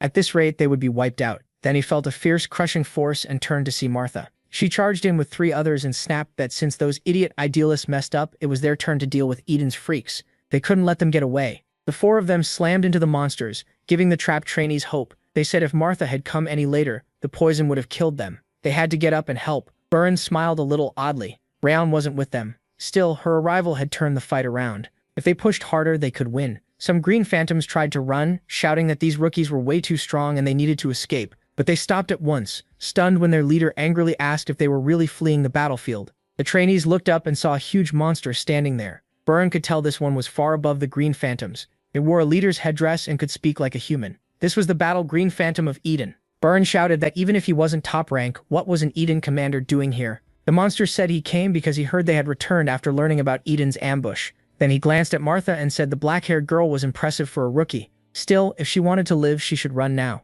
Most of them would die today because they didn't know their place. He attacked and crushed them almost instantly. They couldn't even scratch him. The others stared in shock. He had beaten 3 of them with a single blow. Then they wondered where Kane was. He was still at the barricade fighting orcs, but then where had Rayon gone? There was no way he'd ignore something like this. The Eden commander looked at Martha and asked if she could still stand. He called her the toughest of the idiots and said she was the only one who had sensed them. That just meant she was another sprout for him to crush, an insect with no skill, will, or discipline. He raised his weapon and declared they would all die today. Then Rayon burst in from behind, slashed at him, and said that wasn't happening. His sword blazed with aura as he moved in and used Cyclone Turn Thousand Flames first form, cutting off the monster's arm. The arm hit the ground, but the monster only laughed and called it a nice ambush. Rayon clicked his tongue. He hadn't expected the creature to escape with only one arm lost. He had wanted to end it in one strike from behind. The monster admitted that even as a surprise attack, the cut was skillful. He called him a promising member of the Sieghart family, but said that was all he had. From his condition, it was obvious he'd spent most of his strength on that one blow.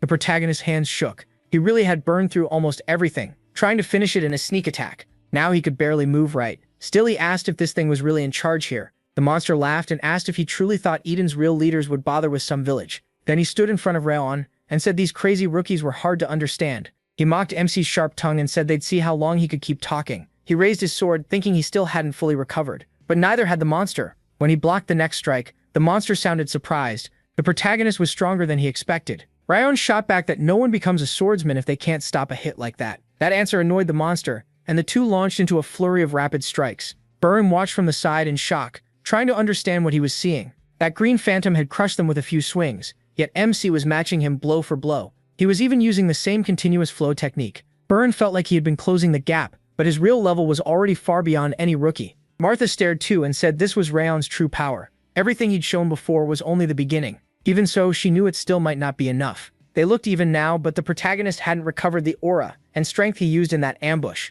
Could he really beat the battle green phantom with what he had left? Luna said they had to help him. Martha shot back that she was barely holding herself together. Even if she was weaker, Luna still meant to join the fight. One mistake could get her killed, but she calmly said that didn't matter. Martha expected fear, but Luna seemed calmer than ever. She really had changed since she started following him. Burn got up, ashamed he had hesitated at all. Luna was right. They had to help. Martha glared at him and asked if the one who started this mess was finally speaking and whether breaking the rules would change anything. He calmly said he still couldn't ignore this and leave the team to die. They were swordsmen of the Sieghart family. After thinking it over, Martha agreed, but with one condition. If this went wrong, they would all share the blame. First, they had to set a formation and charge in together. The commander said it was surprising such a pathetic rookie had lasted this long against him. He even said MC was talented enough for Eden, and asked his name. Tired, MC gave it. The commander's face hardened. So he was from the main family line. His hair and eyes proved it. The blood of the Northern King of Destruction was in him. That killed any thought of recruiting him. Now he would do whatever it took to murder him. Right after that, he swung with terrifying speed. The attack came even faster than before. Ranon stared in shock. The madman had sped up again. Was he burning his own life to get stronger? The protagonist barely held on with the ring of fire, and he still hadn't fully recovered. Then he noticed Martha. She rushed in from behind the monster and slashed at his back. Annoyed, he spun around. He sneered at the insect that dared strike him, then sensed another attack and turned again. Luna was already rushing in. She stopped in front of him and unleashed Ice Aura. It was the breath of winter. Burn followed at once, charging in beside them and leaping with his sword. He used continuous flow techniques, Starlight Radiance, but the orc caught him by the body with one hand and lifted him overhead, mocking him for thinking that weak attack could win. If Burn had at least been as strong as that dumb blonde, he might have landed a proper hit, but Burn just smiled and said he was right. That kind of attack wouldn't beat him. It only had to buy time. Then the orc noticed Martha nearby, gathering a huge amount of power. She used Titanic Aura, Ultimate Meteorite. Martha brought her sword down hard and shouted for him to try enduring that. After the strike, she stopped behind him. He took the hit head-on, then whipped around and hurled Burn straight at her. Both of them were blasted away and slammed hard into a tree. The orc coldly called them insects and told them to learn their place. Didn't they get it? None of their attacks mattered. Behind him, Raon gathered power and said he was wrong. He thanked them because they had bought him enough time to recover. He wouldn't let the chance they risked their lives for go to waste. The orc demanded to know where that power came from and who he was. Raising his sword, Rayon told the green battle phantom it should feel honored. This was the first time he would use this technique on a living enemy. He had thought he wasn't ready for it yet, but this fight showed him he could handle it. Thousand Flames technique, winds of blazing domination. He poured fierce fire into his sword and fixed his eyes on the enemy. The phantom's face tightened with worry. Something about that flame felt wrong. It wasn't like before. His instincts screamed that it was dangerous. He decided to kill MC now, no matter what, and charged with a roar. But MC moved first and unleashed a massive strike packed with power. The phantom couldn't endure the blow and crashed to the ground. He was completely drained after that attack and looked down at himself, struggling to steady his breathing. The others stared in shock, and Burn said Rayon had actually beaten the green battle phantom. The protagonist lifted his sword and shouted that it wasn't over yet. Eden's green phantoms were still here. For the village's safety, they had to wipe them all out. The squad around him answered at once, ready for orders, and together they hunted down the remaining monsters and Eden members. Later, Burn came over and said Rayon had been right. If he hadn't stepped in, they would have died, and so would the villagers they were meant to protect. He was thankful for being saved and apologized for disobeying, even though he still would have gone to the village. Swordsmen of the Zegart family couldn't ignore injustice, just because they were weak. To his surprise, MC turned away and said Burn had done well. Because of their efforts, he could use the Phantom's opening. This win belonged to all of them. Without even one of them there, he didn't know how it would have ended, so he sincerely thanked them all. Burn looked away and muttered that he didn't get why Ram was saying that. Still, he would grow stronger so this never happened again. Then he wouldn't have to rely on him anymore. He turned to Martha and said she had done well too. He only recovered because she kept that freak busy. He thanked her for following his orders. She smiled and asked what use she'd be if she couldn't even do that. Then she said she'd go help the villagers fix the damage. There was no need to push himself anymore. As Rand finally rested, he wondered if the mission was really over. Then his vision blurred. His body felt weak and his legs gave out. As he started to fall, Luna caught him and called his name, asking if he was okay. He looked at her and asked if it was that obvious. She said it reminded her of the training hall before, like all his strength had left him.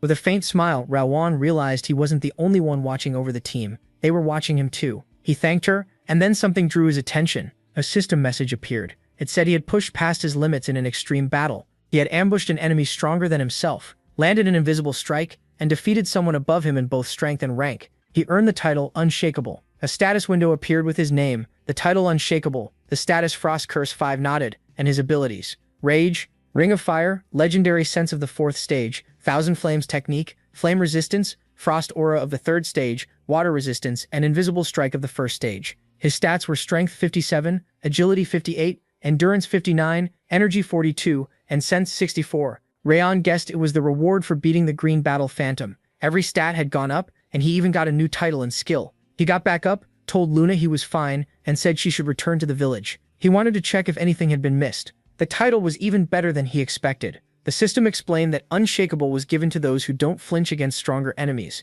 and when fighting someone above them, all stats rise by 3. 3 points didn't sound huge, but it would scale as he got stronger. Since plenty of stronger enemies still waited ahead, this would be useful. Another message explained Invisible Strike during ambushes. His presence would be harder to sense, and his chance of landing a fatal blow would rise. Round thought it looked built for killing. If he'd had it earlier, maybe he could have killed the Phantom in one sneak attack. Wrath appeared beside him and complained that beating such a weak enemy shouldn't give rewards like this. Even if he made the system, where was the logic? The protagonist thanked him with a small smile and said Wrath was helping him grow stronger every day. That only made Wrath matter, and he shouted that he'd make the protagonist's death slow and painful. He promised to bite and tear at him until every part of his body begged for mercy. MC ignored the rant and casually told him to try, if he could. That calm answer made Wrath even angrier, and he screamed. Sometime later, the squad was helping rebuild the village, calling for more timber and asking where the debris had been dumped. When the wooden barricade was finished, Wrath woke up on a bed and muttered that he only meant to rest a little,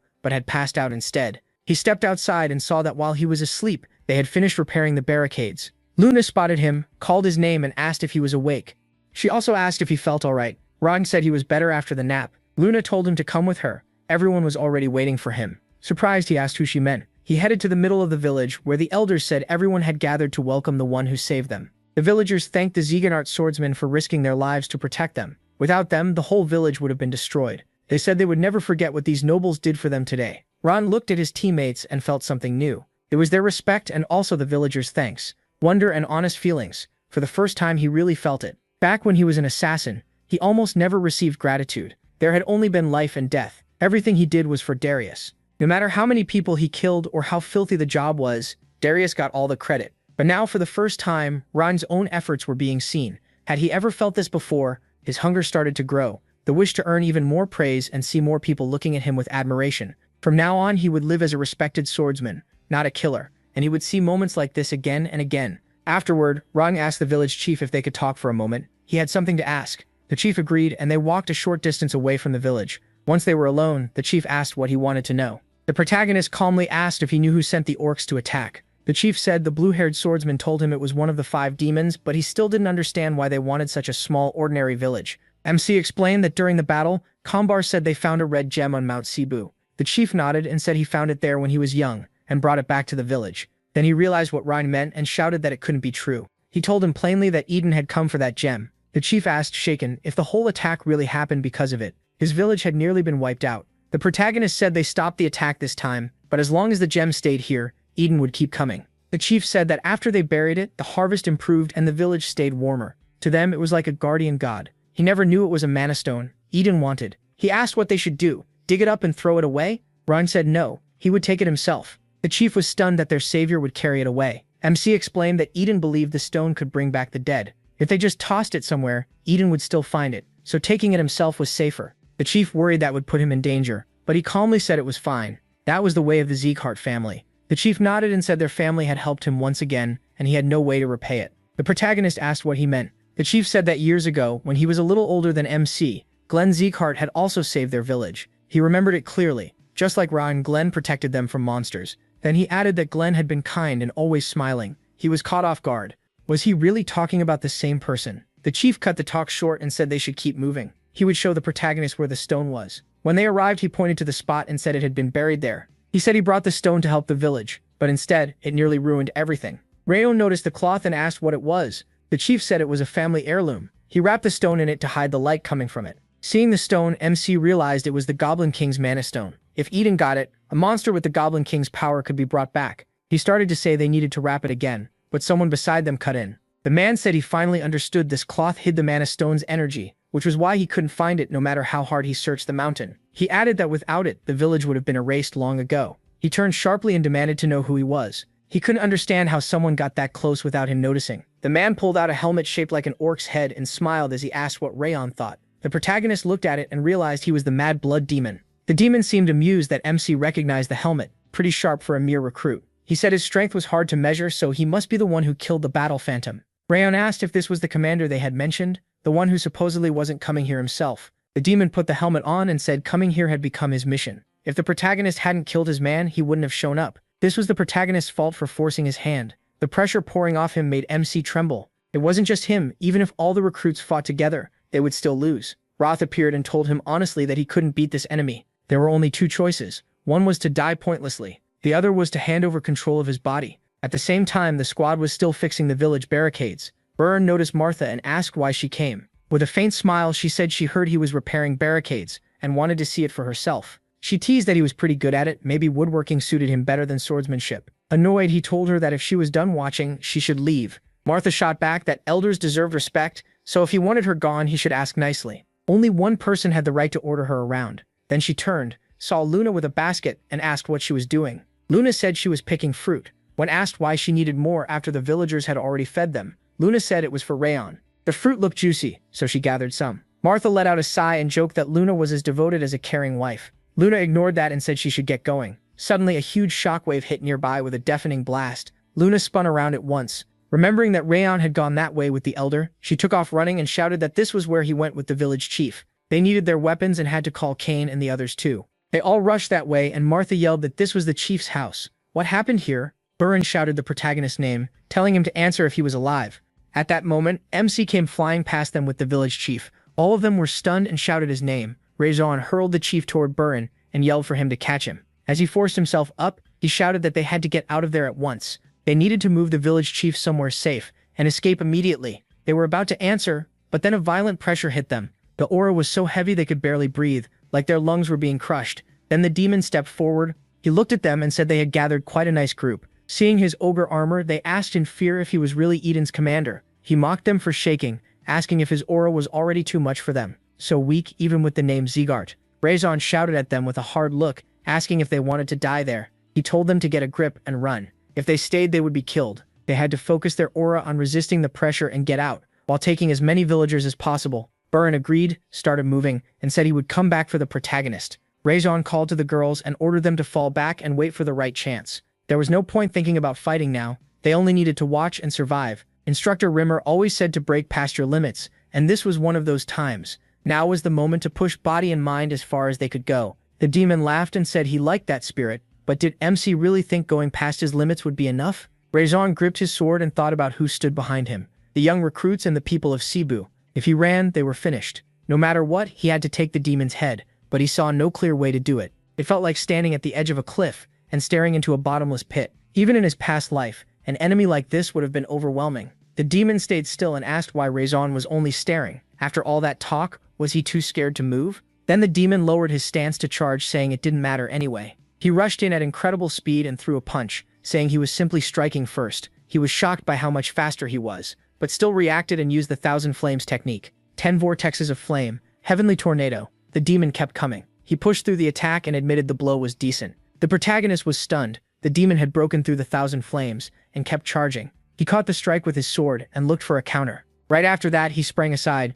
barely blocking the next hit. Without the Ring of Fire reading his moves, he would have died. Running now was too soon. First, he had to create at least one opening for the others watching in fear. Even a tiny boost to their survival odds mattered. Maybe 10%, maybe only 1. Raison rushed in again, but the demon only laughed and told him to try. Then he leaped up, mocking flames that die in one blow. Flying down, he swung his fist and shouted that he should show him something better. MC's heart sank, but he still dodged to the side. As the demon straightened up, he said these flames were far beyond normal aura. The Green Battle Phantom had been foolish, sure, but now it made sense why he lost to them. Still, that changed nothing. Fire couldn't hurt him. Then he asked why Rayon was staring. Tired but steady, he said he already knew it was because of the helmet. That was where the ogre's power came from. Ogres, the kings of the forest, can ignore even blazing fire while guarding their land. In battle, they don't care if fire arrows pierce them. The Mad Blood Demon had copied that trait. He calmly said the protagonist understood, so he should know fire was useless against him. MC said that was fine. If fire wouldn't work, he'd use something else.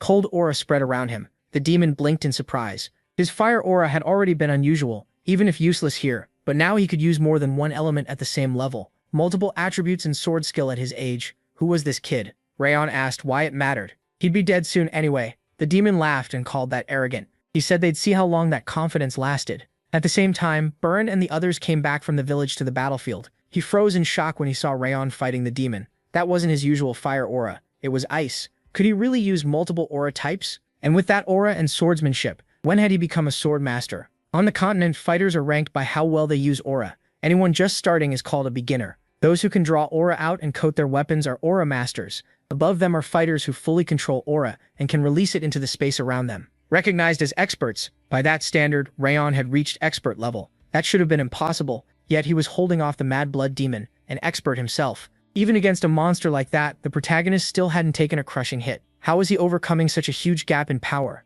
Then MC glanced at him, and Burn understood. He was making an opening for them. They had trained together long enough to read each other with one look. He turned to the girls beside him. Both of them understood at once and nodded. They were Zegarts. Protecting the village was their duty, and with Rayon there, they felt they could do anything. He charged the demon, then called to his allies to strike now. The two attacked at the same time. Sure, the three of them together could win, but the demon stayed calm. He had been waiting for this. The instant they moved, he unleashed a massive burst of energy that blasted them all away. Burn stared in shock. That was fighting aura. He was knocking them back like a shockwave. This monster was on another level. The demon laughed, saying he'd started to worry he might have to chase them down. Now they had saved him the trouble. Nothing pleased him more than watching hope turn into despair. Did they really think they could beat him? They were wrong, and today they'd die for forgetting their place. Rayon shouted that the demon wasn't the only one glad for this chance. Everything the protagonist had learned as an assassin in his past life let him guide that cold energy through the Thousand Lights technique and focus it into a single point.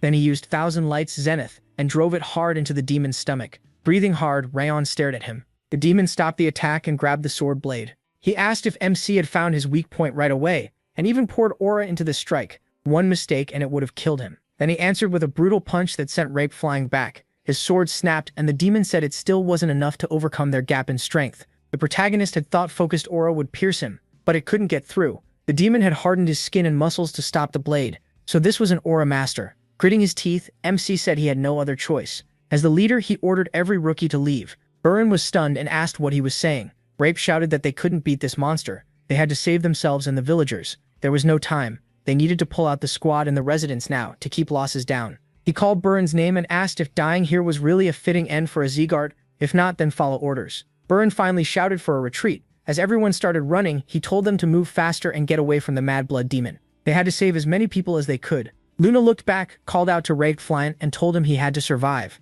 With a faint smile, the protagonist said he understood. He reached for his fallen sword, and the demon asked if those insects really thought they could escape, but something else interested him more. Was MC seriously planning to hold him back alone while they fled? He stayed where he was and called to Wrath, saying he had a deal. Wrath appeared beside him with a wide grin. It was finally his turn. What kind of deal was this when Rayon could die any second? What was he betting? The protagonist said they were betting on which one of them would die first. Wrath laughed and asked if he really thought he could win. MC admitted it was almost impossible, but for even the smallest chance, he needed his aura and body restored. In return, he'd accept Wrath. If he died, Wrath couldn't take his body anyway. Fine, he'd restore it, but could he really endure his wrath completely? A huge wave of pain slammed into Radon. The demon stared at him and asked what this was. He hadn't drunk ogre blood or troll blood, so how was he recovering? It made no sense. The protagonist pointed his sword and said he had warned him. There was no reason for him to know. Now he just had to come forward and fight until one of them died. Back in the village, Burin said they had to move together, just like ordered. Help the wounded and anyone who couldn't walk. They were all exhausted, but they had to hurry. There wasn't much time and they needed to reach safety fast. Some squad members anxiously asked what was happening. Would they really be okay? Burin knew worse was still coming. Martha spoke up saying Rapefine was fighting that monster for all of them. He was still holding on with a broken arm and cracked ribs. Her voice turned sharp. Did they really have the nerve to complain? They had barely done anything. What now? Were they just going to lie down in coffins and shut the lids themselves? Burin clenched his fist and said she was right. They couldn't give up. They had to move. Crane was already bringing reinforcements. Help would arrive soon. He was about to keep talking when the group spotted an ogre and asked what it was doing there. Burin turned, worried. Why had an ogre come out here? Then others shouted there was another monster too. Ogres had surrounded them. They were trapped. Where had all of them come from? Martha's face tightened. This couldn't be happening. Those Eden freaks could control monsters. The blood demon ignored them and kept fighting because he had already sent monsters after the group. One squad member dropped to his knees. Sure, this was the end. They were all about to die without even putting up a real fight. Burin shouted that they couldn't give up. Their comrade was risking his life for them, and if they died here for nothing, how could they ever face him in the next life? Martha walked up and said he finally got something right. Luna joined them too and told everyone to help the civilians and move them out. He knew she was right. They had to endure. That was the only thing they could do for him. While he fought alone to protect their lives, they charged forward, but then a sudden gust of wind drew everyone's eyes. The demon stayed calm and said Rayon was stubborn and should stop already. MC looked down and realized his broken left arm was holding him back. If he cut it off, he might last a little longer. But why was he even pushing this far? Every part of his body screamed in pain. Why keep enduring pain worse than anything from his past and still keep fighting this monster? In his old life, he would have run long ago. Then he remembered Sylvia hugging him and calling his name, saying she wanted him to show everyone that he was a swordsman who could protect the family's ideals. Those words still stayed with him. He also had comrades he had grown close to, and they were keeping him here. Luna seemed cold, but she was kind. Byron had clashed with him at first, yet lately had proven himself worthy. And Martha rough but firm and dependable. He couldn't deny it anymore. He had started to care about them, and he wanted to save this generation of worthy Zygarde swordsmen. Wrath asked if he was stalling so his comrades could escape while he fought through the rage. Ryan rose with his sword and admitted it, even thanking him for noticing. Wrath only smirked and called him arrogant. He was sick of being looked down on. Did Wrath really think he could take back control of his body after killing this monster, and then chase after his comrades? How could he do any of that when he could barely stand? The pain slammed through him, and he dropped to his knees with a scream. Wrath said the protagonist had already lost the moment he accepted that rage. He might resist being possessed, but once he lost control, he'd never get it back. The demon stared at him and said he had finally hit his limit. Then he grinned, saying he had a better idea. He'd go kill Rayon's friends first, and finish him later. That sounded much more fun. He wanted to see MC's face when their heads rolled in front of him. MC knew the others couldn't stand against an insane blood demon. He had to keep him here until everyone got away. The monster paused when he called his own name and declared he was a descendant of Glenn, the Northern King of Destruction. One day he would become the strongest swordsman on the continent, and as long as his heart still beat, he would not let him leave. The demon looked at him and admitted his will was incredible. Calling him weak would be wrong. A warrior like that deserved respect, and he would remember Rayon's name. He threw a heavy punch, and the protagonist knew he wasn't strong enough to dodge. Right then, a fierce wind burst around him. Raymer stepped in front of him and stopped the punch with his sword. Rayon smiled at the sight of him and said he was a little late. Raymer just smiled back, apologized, and joked that he overslept. Then he told MC to leave the monster to him. The demon stared at him and said, "What a fine sword." MC Zygarde. Raymer stood there calmly, called him bald, and said it had been a while. He couldn't just watch some freak kill the family's younger members, could he? Power gathered in the demon's fist as he asked who would have thought a warrior this skilled would be sent to inspect trainees. Seemed loyalty wasn't worth much to them. Then the two attacked at the same time. The demon said even blocking that strike was hard, it ruined his balance. So the rumors were true. Rimmer's energy core had been destroyed and he'd become useless. Rimmer only smiled and told him to get a better informant. As usual, he got his information too late. The demon said the proof was clear, before one swing from Rimmer brought death. Now he could barely stir up a little wind. That wouldn't be enough to beat him. He rushed in with a hard punch but missed. Rimmer slipped aside with a grin, and called that rude. Rayon watched in awe. His instructor moved through the air like a leaf in the wind, so smooth it gave him chills. If Rimmer used his full power, the fight should already be over, so why drag it out? Maybe he wanted him to watch. Maybe, just like before, he was teaching through battle. Even now, he was still giving a lesson. Reamer dashed in and mocked him, saying he acted tough but still couldn't beat a weakened man. At this rate, he'd lose that helmet soon. The demon flared up with rage and unleashed a storm of punches, yelling at him to shut up and fight seriously. Reamer stayed calm and decided it was time to stop toying with him. He had already pushed himself enough just messing with him. Calling out to Rayon, he told him to watch carefully. This was how the Zegart family fights, and he needed to learn it. Then he raised his sword and used sword field release Eye of the Storm. A violent wind exploded around him. The demon understood at once, a raging storm with the enemy trapped at its center, an aura barrier that would kill anyone trying to break through. Reamer had cut off his escape. That meant the only path left was straight through it. The demon charged, shouting that he'd kill him. Reamer rushed forward too, and the two clashed head-on. After the exchange, they stood back to back, and the demon realized they had focused all the wind from the calm center into the sword, cutting down both his power and aura. Of course, that was what a sword field did, but how could an indirect Zegart descendant create one? Reamer gave a small smile and said it wasn't a true sword field. He had made something close by, borrowing the power of nature. Elves were good at that. The demon said he understood. Old and weakened or not, a tiger was still a tiger. His only regret was failing to kill Rayon. He needed that for his goal. Reimer calmly replied that they would never let the young king fall to someone like him. The demon admitted the protagonist had the makings of a king, and that his side also had talents fit to face that monster. Today, victory belonged to them. Then blood burst from his wounds, and he collapsed. Reimer turned to Rayon and asked if he had taken it all in. As a member of the Zegart family, he would need to learn sword field one day. Unlike mages who make barriers with mana, a sword field is formed by releasing aura. It takes experience, control, and natural talent. Since MC was a direct descendant, he had more than enough ability to master it. Until then, he needed to train hard. Then Reimer looked back with a grin and asked if the others had been watching too. He saw the three nearby and asked what they were doing there. Overjoyed to see him alive, they rushed over and shouted his name. They said they were so glad he was okay and asked about his wounds. Watching from the side, Reimer thought the cost of arriving late was catching up to him. For someone who wasn't a direct Zegart descendant to use a sword field, many conditions had to be met. Experience mattered, but so did affinity, stamina, and vitality. And the real price was that vitality itself. Despite his damaged energy core, he had used the sword field by spending his own life.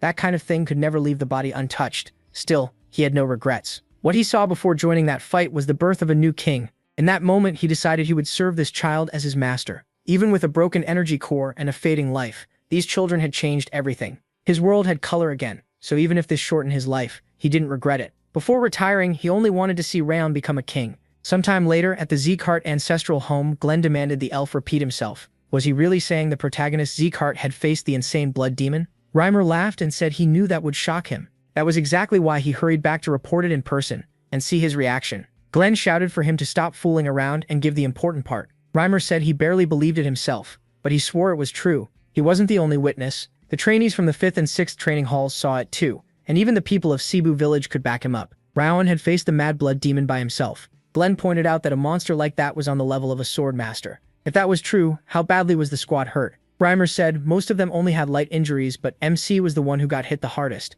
though he held on until Reimer arrived. Glenn asked if he was seriously supposed to believe that. It sounded absurd, yet he knew the truth would be clear once he saw he had reached expert rank. A boy who survived a fight with a swordmaster level demon deserved the Elverin potion, so Glenn gave it right away. Glenn said it was a priceless medicine made from the sap of the second world tree. Not even 1,000 gold could buy it. Reimer replied that Rayon had earned it. Glenn said it almost sounded like Reimer had picked a side. He let out a breath and said he was only worried about the protagonist's future and the future of all his trainees. Glenn said he understood why he felt that way. Then he told Rowan to summon the lords. They would hold a meeting after the trainees came back and gave their report. The butler said he would obey. Glenn then praised the elf. Reimer grinned and asked when Glenn had last praised him, maybe 20 years ago. Glenn shot back that if he talked less, he'd hear praise more often. Then Glenn asked when the trainees would arrive. Reimer guessed they had to be close by now. After some time, the group figured they were late because eating got in the way, but they still finished the mission in Cebu village. After the attack by the mad blood demon, they were delayed even more while helping rebuild the village it had wrecked. Meanwhile, Rayon, the worst injured of them all, was recovering in the village elder's house. After waking up, he instantly asked Wrath for his reward. Of course, Wrath argued the bet should be cancelled because Rimmer was the one who killed the demon. In the end, they settled on MC getting a trait instead. Wrath, annoyed, asked why that of all things. MC stared confused and asked what he meant. A system window appeared, saying he got an extra reward for winning the bet with Wrath, Unbending Will. When he takes heavy physical or mental damage, his mental strength and pain tolerance go up for a while. Rowan hadn't expected a new trait at all. Now, even if Wrath used his Wrath effect on him, he should be able to endure it. Wrath fumed, wondering why he was lucky enough to get Unbending Will. He cursed the system for handing the protagonist such a huge advantage. After all, The system was built to give the user the powers he needed most first. Without that gift, fate might have already taken this body. Wrath told himself to stay calm. He still had time. Bit by bit, he was recovering his strength faster and faster, and MC's anger kept growing too. Even if MC's progress was unbelievable for a human, Wrath believed he would win in the end. Soon this body would be his,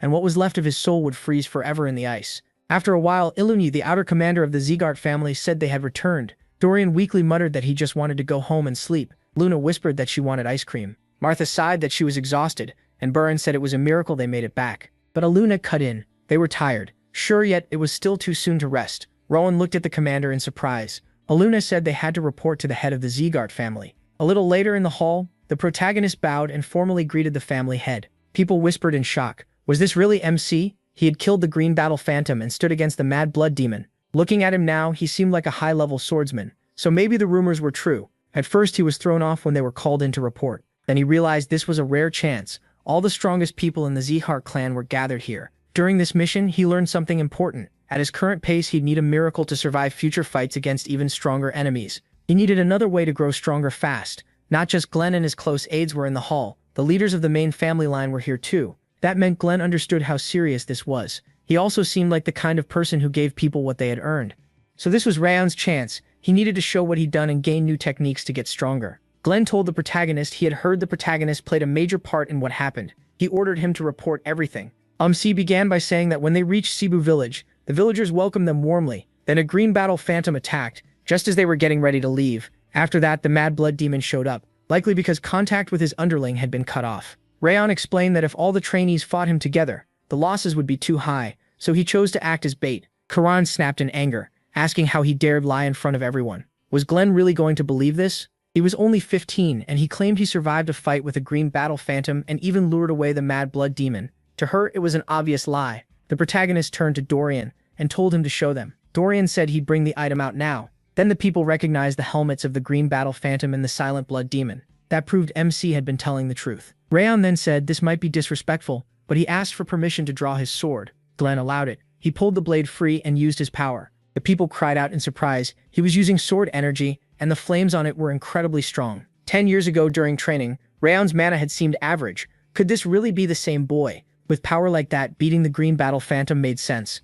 The protagonist asked if that was enough. Karan cursed inwardly. If he had truly reached expert level and brought back Eden's helmets, there was no point in arguing anymore. Then Glenn addressed all the trainees and said they had done an amazing job. The unexpected praise left everyone stunned. No matter how hard the mission was, Glenn usually gave his people only the bare minimum. This was the first time in decades he had called their work amazing. A few trainees were so moved they even cried. After that, Rayon showed Glenn the Goblin King's Mana Stone and explained the goal Eden had been hiding. In the end, every trainee got a bronze medal, while MC received silver. As he left, he wondered if hoping for a big reward had been pointless. He had hoped uncovering Eden's plan would earn him more than a silver medal. Did that mean he wouldn't get any new combat technique? Wrath mocked the result, saying he couldn't believe he got nothing worthwhile even after bringing back such valuable information. He called Glenn unbelievably stupid. The protagonist thought that after receiving the Thousand Lights technique, he had started expecting more, but now that hope meant nothing. Lowen then turned to Rayon and said he wanted a word. MC wondered what was going on.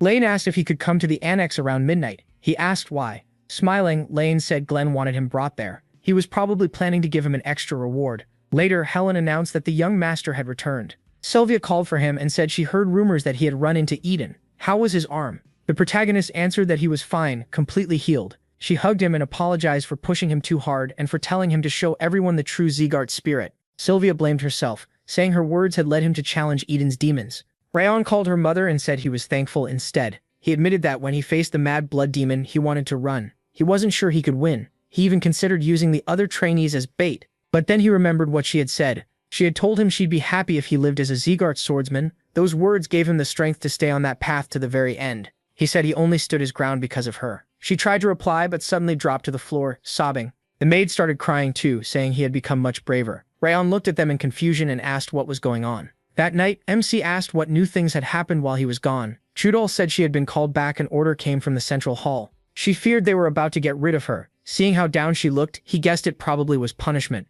She had failed to report that he'd reached expert level with the sword, and what had happened in the audience hall. He couldn't let Judiel die yet. This double agent could still be useful. Rayon told her that if she wanted to live, she had to follow his orders. Startled, she listened as he said she must not go back. Instead, she had to send a letter saying she was now the protagonist's personal lady-in-waiting. She should write that his mother, worried about his condition, chose her herself. That would make them hesitate to touch her. They might even think keeping her close to him would help them gather more information. If they ever started doubting her, she should say he had almost fully recovered. Only Glenn and Instructor Rimmer knew that for sure. That way they believed she was still useful. If she agreed, she needed to send the letter right away and act as confident as she could. Juhail said she understood. Wrath then remarked that every move she made showed fear and doubt. Why did MC want such a useless spy? MC replied, Juhail isn't useless. She could become great bait for Karin. And he felt like he was looking at his old self. He couldn't stand by and watch someone get used, then tossed aside. Looking out the window, Rayon asked what the plan was for today. A little later, he smiled to himself. Then he told the clan head that he had come because of his summons.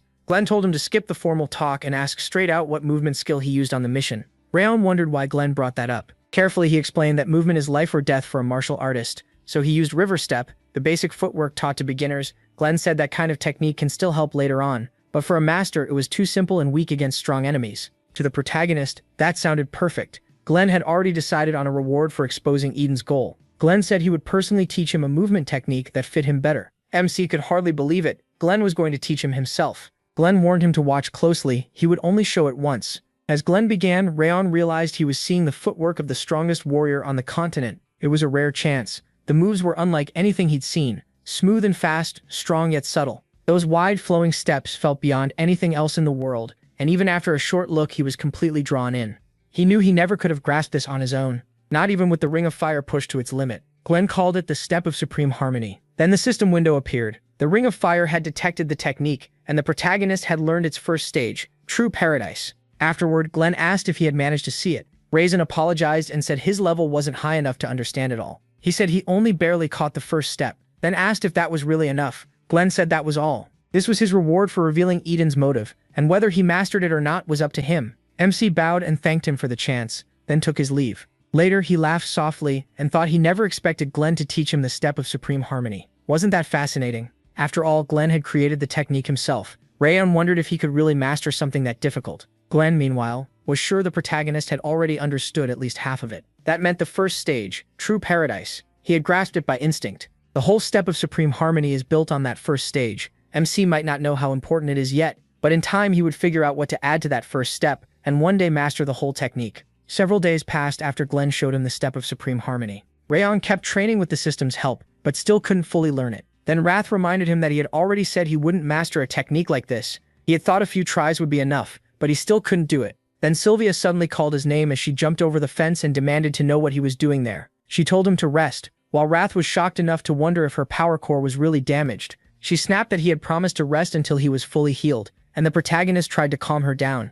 To him, his own mother was scarier than a demon lord. In the end, he had to put the Step of Supreme Harmony aside. Even when he tried sneaking in practice, Helen and the other maids watched him closely, never letting him train. Rayon thought it was too much, though honestly, resting like this was kind of nice. Then a maid rushed in and announced that Raiden Zagard had arrived. MC thought that should be Baldur's son, Glenn's fourth son. He asked what he was doing at the annex. The maid nervously said she didn't know. Before Rayon could get there, he heard that Raiden had already started getting violent with Sylvia, and his expression changed. Soon, Raiden complained that an important guest had arrived, yet the servants were a mess and claimed they never got any notice of his visit. Sylvia said they truly hadn't received a letter. Irritated, he asked if she was calling his head butler a liar or him. She quickly said that wasn't what she meant, and asked him to wait while they prepared everything. Sylvia and the maids started cleaning up. Raiden, furious inside, thought this was all infuriating. He had destroyed the White Blood cult's base, so he expected the whole family to focus on him. Instead, no one cared. That bastard Raywan had stolen all the attention. How could a half-blood take what should have been his? Spitting on her hand, he shouted,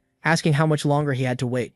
Helen fired back that even as a member of the main house, he was going too far. Raiden hit her and demanded to know who she was to raise her voice at him. He wasn't just from the main house, he was her master. Even if he killed her, the worst he would get was 2 days of house arrest, and she really thought she could step in. Sylvia shouted for him to stop. Judeel turned to Sylvia and cried out that it was too dangerous. She refused to let anyone hurt her. Right then he appeared with a sword in hand. Raiden sneered and asked if he had finally shown up. He said he had come to see him anyway, so the timing was good. But what was with the sword? Did the protagonist really plan to point that thing at him, a direct descendant? He ordered him to put it away, before this got worse. He proudly introduced himself as Baldur's son, and the master of the Central Martial Arts Hall. Raiden rushed him and asked if that was supposed to matter. At the last second, Raiden's butler blocked the strike and called him a dog. MC answered with a punch to the face. Raiden yelled, asking if he even knew who he had swung his sword at. He said of course he did, then took his stance and said he was cutting down an arrogant trespasser. He shouted back in panic that this was insane. He was the rightful owner of this place.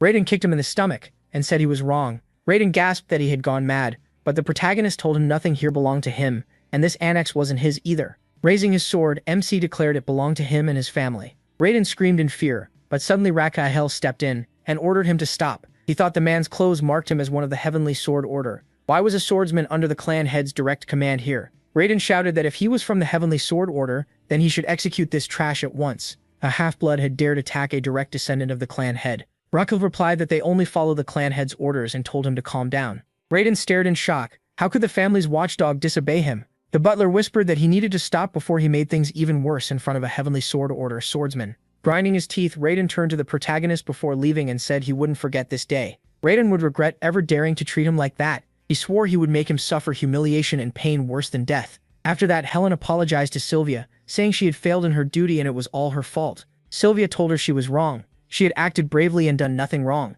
She said Helen shouldn't worry and promised to handle it. MC said he would take care of it himself. He didn't think this was just a simple provocation, so he asked them to trust him and leave it to him. The next day, Glenn told them they could rise. He said he had heard rumors about the disgraceful scene yesterday. Raiden claimed every word was true. He said he had sent a letter asking to meet him, but the annex wasn't ready for him, and its people had treated him rudely. Then he and his butler had attacked him, and he could have died. The protagonist thought he was a better actor than swordsman, nothing like what Judiel had said. Then he politely told Glenn that Raiden was lying, though the memory of his shouting and insults still burned in his mind.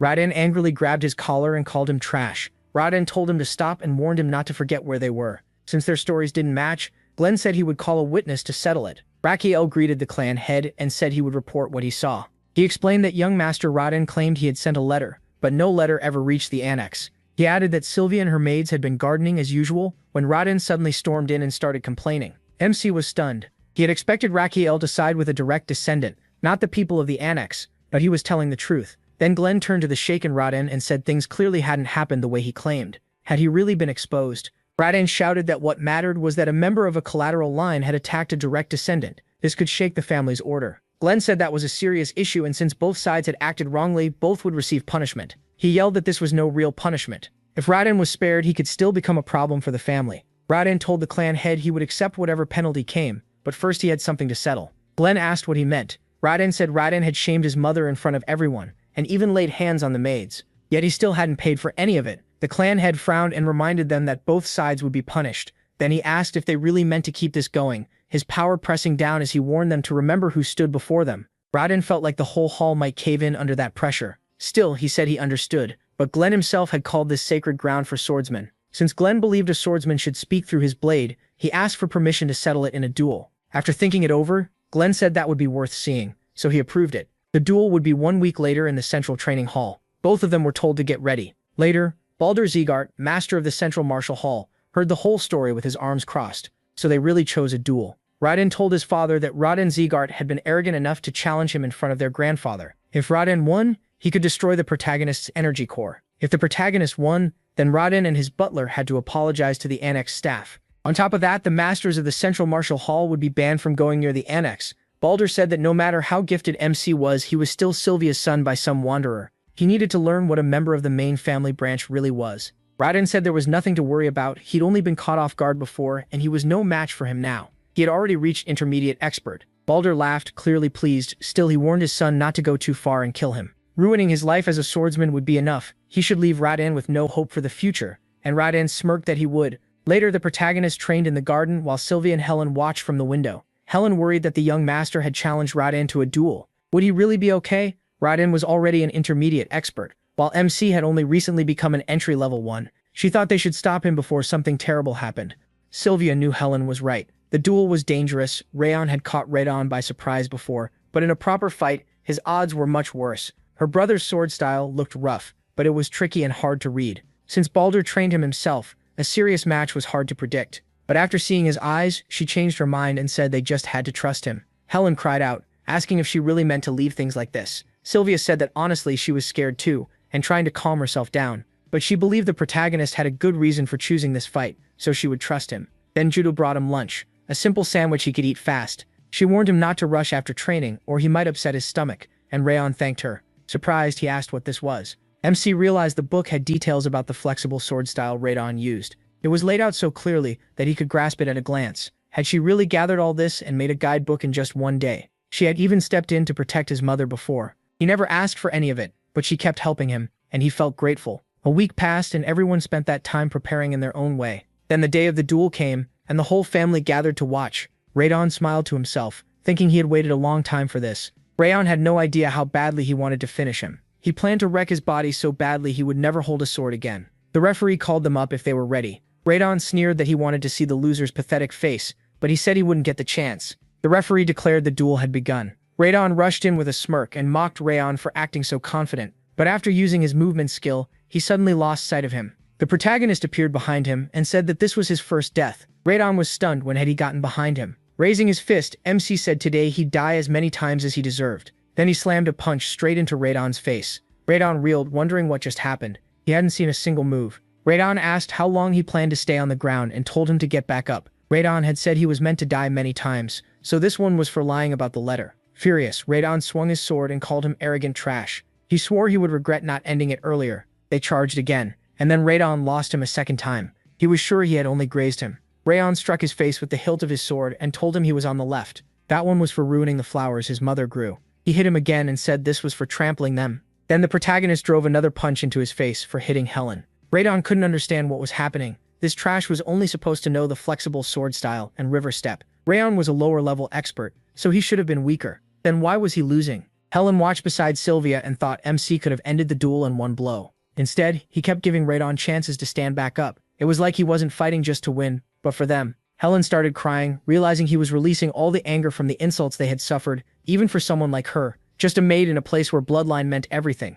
Rayon had challenged and crushed a direct descendant. Watching her son Sylvia thought her father had only ever valued strength, and that was why this family had grown colder and crueler over time. Even as a direct descendant, she never felt she belonged. In the end, she broke under the pressure and ran away instead of facing it. But maybe that was not a mistake. Now she could see another way to use her strength to break the order of this rotten place. He, her own son, had shown her that. No matter how weak you are, your spirit has to stay strong. No matter who stands against you, you fight to the end. After a while, the judge announced that Rayon could no longer move. The duel was decided. The winner was Rayon Zygarde. Baldur shouted at his son for bringing shame on their family. Realmer cheered, shouting that he had said the protagonist would win. Dorian yelled that this was exactly what he expected. Luna called out his name, and Martha and Burn shouted that they knew he'd do it. Rayon noted that he had served the Zygarde family for a very long time, but this was the first time he had seen so many people openly support a collateral descendant, no matter his rank. Glenn thought being praised by allies without regard for status was impressive. But what shocked him even more was that, despite his lack of experience, Rayon had used the Step of Supreme Harmony, a movement art Glenn himself created through years of hard discipline. Most masters needed half a lifetime to learn it, yet MC had done it in only a week, and he was earning this much support while still so young. Their family had always chased strength above all else. That mattered in noble society, and even Glenn could no longer change that way of living. Rayon, as a collateral descendant, had felt the unfairness of that system himself. Maybe one day he would be the one to change this family from its roots. Rising from his throne, Glenn said the result was clear. Now all that was left was to carry out the terms they had agreed on. Afterward, he told Roan to find any excuse he could and slash the Central Martial Hall's budget in half. The butler grinned and said he would handle it. Then, under Glenn's watch, the duel's terms were carried out at once. Rayon had to kneel and publicly admit what he had done, apologizing to Sylvia and the maids. Glenn also ordered that no one from the Central Martial Hall was allowed near the annex. The maids finally relaxed, their tense faces turning bright with relief. Once everything was over, they all headed home together. At the front gate, Sylvia smiled and grabbed Rayon's hand, asking when he had become so strong. Flustered, he told her not to cling to him like that, and said he would explain later. One swordswoman said he looked more like a child this way, even though he had seemed completely different just a little earlier. The sorceress added that Rimmer claimed he survived a fight with a mad blood demon because of the strength he showed, and that was probably true. The fighter said the protagonist's movements were nearly perfect, and that the boy's talent was outstanding. Ignoring him would be a mistake. They should recruit him into their squad. Another said he wouldn't mind taking Rayon into Black Tiger after graduation. The swordswoman shot that down, saying it was too soon to put that kind of burden on him. The sorceress pointed out that the trainees of the 5th Training Hall did not have much time left before graduation, and after that they would choose for themselves which squad to join the ranks. They said he clearly stood out, but he wasn't the only standout in the 5th Training Hall. There were also Martha, Buren, and Luna. Any squad would want all three. They were strong and gifted. The coming selection ceremony was going to be fun to watch. Later in MC's room, Judiel asked if he had planned that duel from the start. He said more or less at least he never doubted he would win. With a sigh, she called him scary. though still far kinder than most people here. Brown asked if that meant he was nicer than the rest. Smiling, Judiel said she was truly thankful he saved her from Karen back then. After that, she left so he could rest. He noticed her expression looked natural. Maybe her efforts to protect Sylvia and the way she reacted were real. For a moment, he wondered if he should admit he lied about the rampaging worm. Sometime later in the hall, Rimmer cheerfully greeted Glenn. Glenn asked where all that gold came from. Rimmer said he won it from that fool, or rather from the master of the Central Martial Arts Hall, and it was all thanks to Renon. He also got a huge pile of enhancement pills for the 5th training hall. Glenn figured the instructor was making money off his grandson. Still, he knew Rimmer wasn't here just to brag, so he told him to get to the point. Rimmer nodded and said he had a proposal. Glenn asked what he meant. He had already given him full control over training. Rimmer said this wasn't about training. He wanted permission to change the graduation exam for the trainees. Glenn repeated that he wanted to alter the exam and told him to explain. Rimmer said the current test was simple, either earn the instructor's approval or duel another trainee. But these trainees had already fought the Owen Knights, and on their second mission they killed in a real life or death battle. They had already done far more than normal trainees, so the 5th training hall needed a new kind of test. Glenn found that interesting. Ryber said he wanted to make it a survival exam. The great Zekart name wouldn't save them there. If they could survive on their own, that would prove they were worthy of becoming true knights. Ryber grinned and asked if that wasn't a great idea. Glenn studied him for a moment and said he had changed. Reimer looked confused and asked what he meant. Glenn said that after his energy core was destroyed, he retired and stayed out of sight for a long time, but after meeting this year's trainees, he wasn't dull anymore. Now he was full of energy and eager to teach. Reimer laughed and said praise like that was embarrassing. He added that he agreed with Glenn. His mood really had gotten brighter. He denied it, then admitted it almost felt like he'd found a talent for teaching. Who knew? Maybe one day someone he trained himself would sit in the clan leader's chair. Glenn asked if he meant Rapso. Reimer said who could know for sure. It might be Burin, Martha, or even Luna. Glenn smiled and said that was amusing. He gave him 1 week to prepare the exam plan. If he failed, this whole talk meant nothing. Reimer smiled and pulled out some papers, saying he had already prepared it. Later, the 5th training hall trainees wondered why Reimer had called them together and still hadn't shown up. Then again, that wasn't strange. He was never on time. Maybe he'd spend all night gambling and drinking again. Then Reimer slammed the doors open and rushed in, happily apologizing for being late. He claimed he got delayed because he stopped to see the orphans. Burns snapped that if he was going to lie, he should at least make it believable. Reimer insisted he was telling the truth, then said he had an important announcement. He'd been thinking about this for a long time, and they had finally given him the push to do it. The graduation exam was coming soon. They couldn't stay trainees forever. Usually, he said, students passed by winning the instructor's approval or beating another trainee. But not this time. Their exam would be different. When they asked how, Reimer said they had already gained enough experience fighting Owen trainees, battled the South-North Union even as rookies, and survived Eden's surprise attack on their last mission. So instead of pointless duels or chasing his approval, they would go out into the world alone. Smiling, he announced the new graduation test, Survival. In 1 month, they would stop being Zegart trainees and survive in different places across the continent with only their swords. Of course, anyone too afraid could take another exam instead. Luna turned to Rayon and asked if he would join this test. The protagonist said of course he would. Luna answered that she would too. Burin said the instructor must have a reason for choosing this, so he was in as well. Martha said she'd been surviving her whole life, so she was ready. Reimer looked surprised that not just MC, but all of them decided. So fast, had they even stopped to think about where he might send them? He warned that he especially was the top trainee, so his choice could sway the others. They might follow him without thinking. He replied that he didn't expect it to be easy, but Reimer wasn't the kind of person to make a choice like this without a reason, and he had never given them impossible tasks. Reimer said that was worth praising, but he still wouldn't go easy on him. Then he announced their destinations. Reading from the paper, Reimer assigned the Levin Desert to Burin, Siam Canyon to Martha, the Kadam Jungle to Luna, and the Northeast Fortress Haben Castle to the protagonist. He was startled and wondered what kind of place it was. The instructor explained that it was a battlefield where they fought monsters pouring in from the Northern Sea and Mount Stalin every day. People called it Hell on Earth because there was hardly ever time to put your sword away. It would be hard for all of them, but hardest for Rayon. They had 1 month before departure, so they needed to prepare well. Later in the Annex Garden, Helen asked Sylvia if the young master was training too hard. He hadn't slept for days because of it. Honestly, maybe he should just give up this exam. It was too dangerous. Sylvia said she understood, but this was also a chance for him to grow. She believed he wanted to give it everything he had at Haben Castle, so they should help him focus fully on training. Meanwhile, Rayon kept pushing himself and thought that ever since hearing the exam conditions, he had trained even harder for a week and was already feeling worn down. Still, even with all that effort, it felt like something was missing. The monsters at Haben Castle were huge, and their hides were so tough that swords barely cut them. If he used the Zegart sword style, balance between attack and defense, he'd be at a disadvantage. Thousand Lights was deadly, but it burned too much aura, which was a problem in long fights. The Ring of Fire had covered for that until now, but he couldn't keep relying on only those 2 skills. He had 3 weeks left, so first he needed to learn more about Haben Castle and figure out how to improve Thousand Lights. He needed a more aggressive sword style, and to make one, he'd have to push himself to the limit. Sometime later, Glenn asked if he wanted a new sword art in exchange for a silver medal. Recon said yes, exactly. Glenn reminded him the silver medal was his to use, but asked if he hadn't planned to spend it on something else. MC said that was true. He had wanted to use it to restore his mother's place as a direct descendant. Glenn asked if he still meant to spend it here. He said he had learned something from the Sepia Village mission and the last fight, and Glenn told him to continue. Rayon explained that for someone his age and position, his mission achievement was impressive, yet he only earned a silver medal, not a gold one. Then he remembered what Glenn had said before about how hard it was. Gold medals were what he needed to restore his mother's status. Gathering silver medals wouldn't help her at all, so it made more sense to use his silver medals to get stronger, then win gold medals later. Using his insight, Glenn said that logic was sound. He told the protagonist to take this. It would help at Haben Castle. If he didn't like it, he could choose something else. MC looked at the title on the book, Fangs of Madness. He thought that at least Glenn wasn't cheap when it came to proper rewards. Since Glenn picked it himself, Raon trusted it would work and respectfully accepted it. The clan head told him to give everything he had to learn it. He said he would,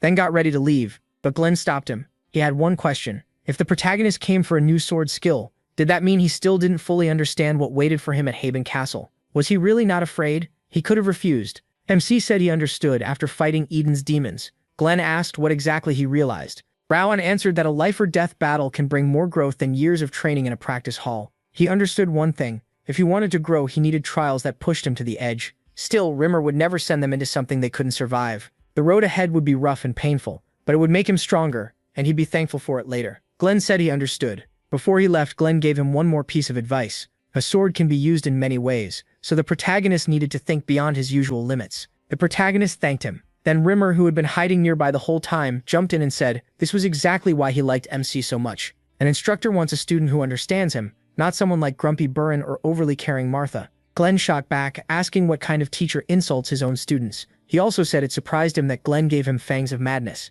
Rimmer laughed and said that kind of gift was worth a gold medal. Glenn's love for his grandson clearly had no limit. Glenn replied that he talked too much. Still, he admitted Rimmer had been quieter lately. Then he warned Rayon that just like its name, the sword style was savage. Whether the protagonist could master it or not would depend on him alone. Glenn had already done enough by handing over the book. Rimmer just smiled and said Glenn would definitely help anyway. His care for his grandson was obvious. Glenn suddenly roared that he'd had enough of him. If Rimmer was talking this much, then he must be fully recovered from his last battle. Panicking, Rimmer begged him to stop and claimed he still wasn't healed. Glenn raised his hand and coldly said Rimmer looked fine to him. That meant it was time to teach him a lesson. Rimmer quickly begged for mercy, and soon a terrible scream echoed through the hall. Later, back in his room, Rayon looked over the silver medal sword art and thought it was far too good to be called a silver-level reward. Fangs of Madness really fit its name. It was a wild style, like a beast sinking its fangs in, charging straight in to deal deadly damage with pure instinct. This wasn't something you learned from theory. It had to be earned through real fighting, so Rayon kept dueling the other students to get used to its brutal style.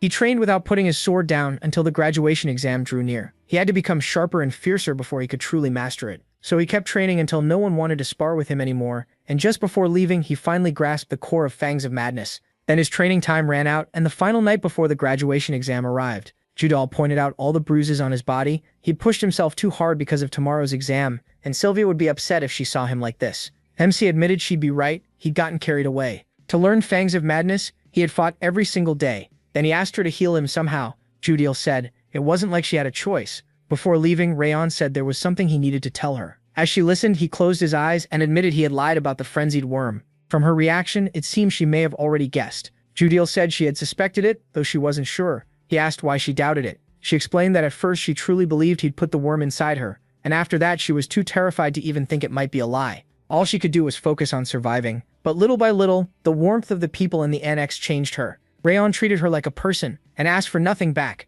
He even helped her avoid suspicion in the Central Martial Arts Hall. After living there, she realized something. The way he acted around Sylvia and the way he looked at her were all meant to protect the annex. That was when she started thinking there had never been a worm at all. She had no proof, but she still wondered why he told her that lie. The protagonist said it was because she had changed. He had been watching her closely too, and the fake mask she used to wear was slowly fading. When Rayon went wild in the annex, she risked herself to protect Helen and Sylvia, and that was real.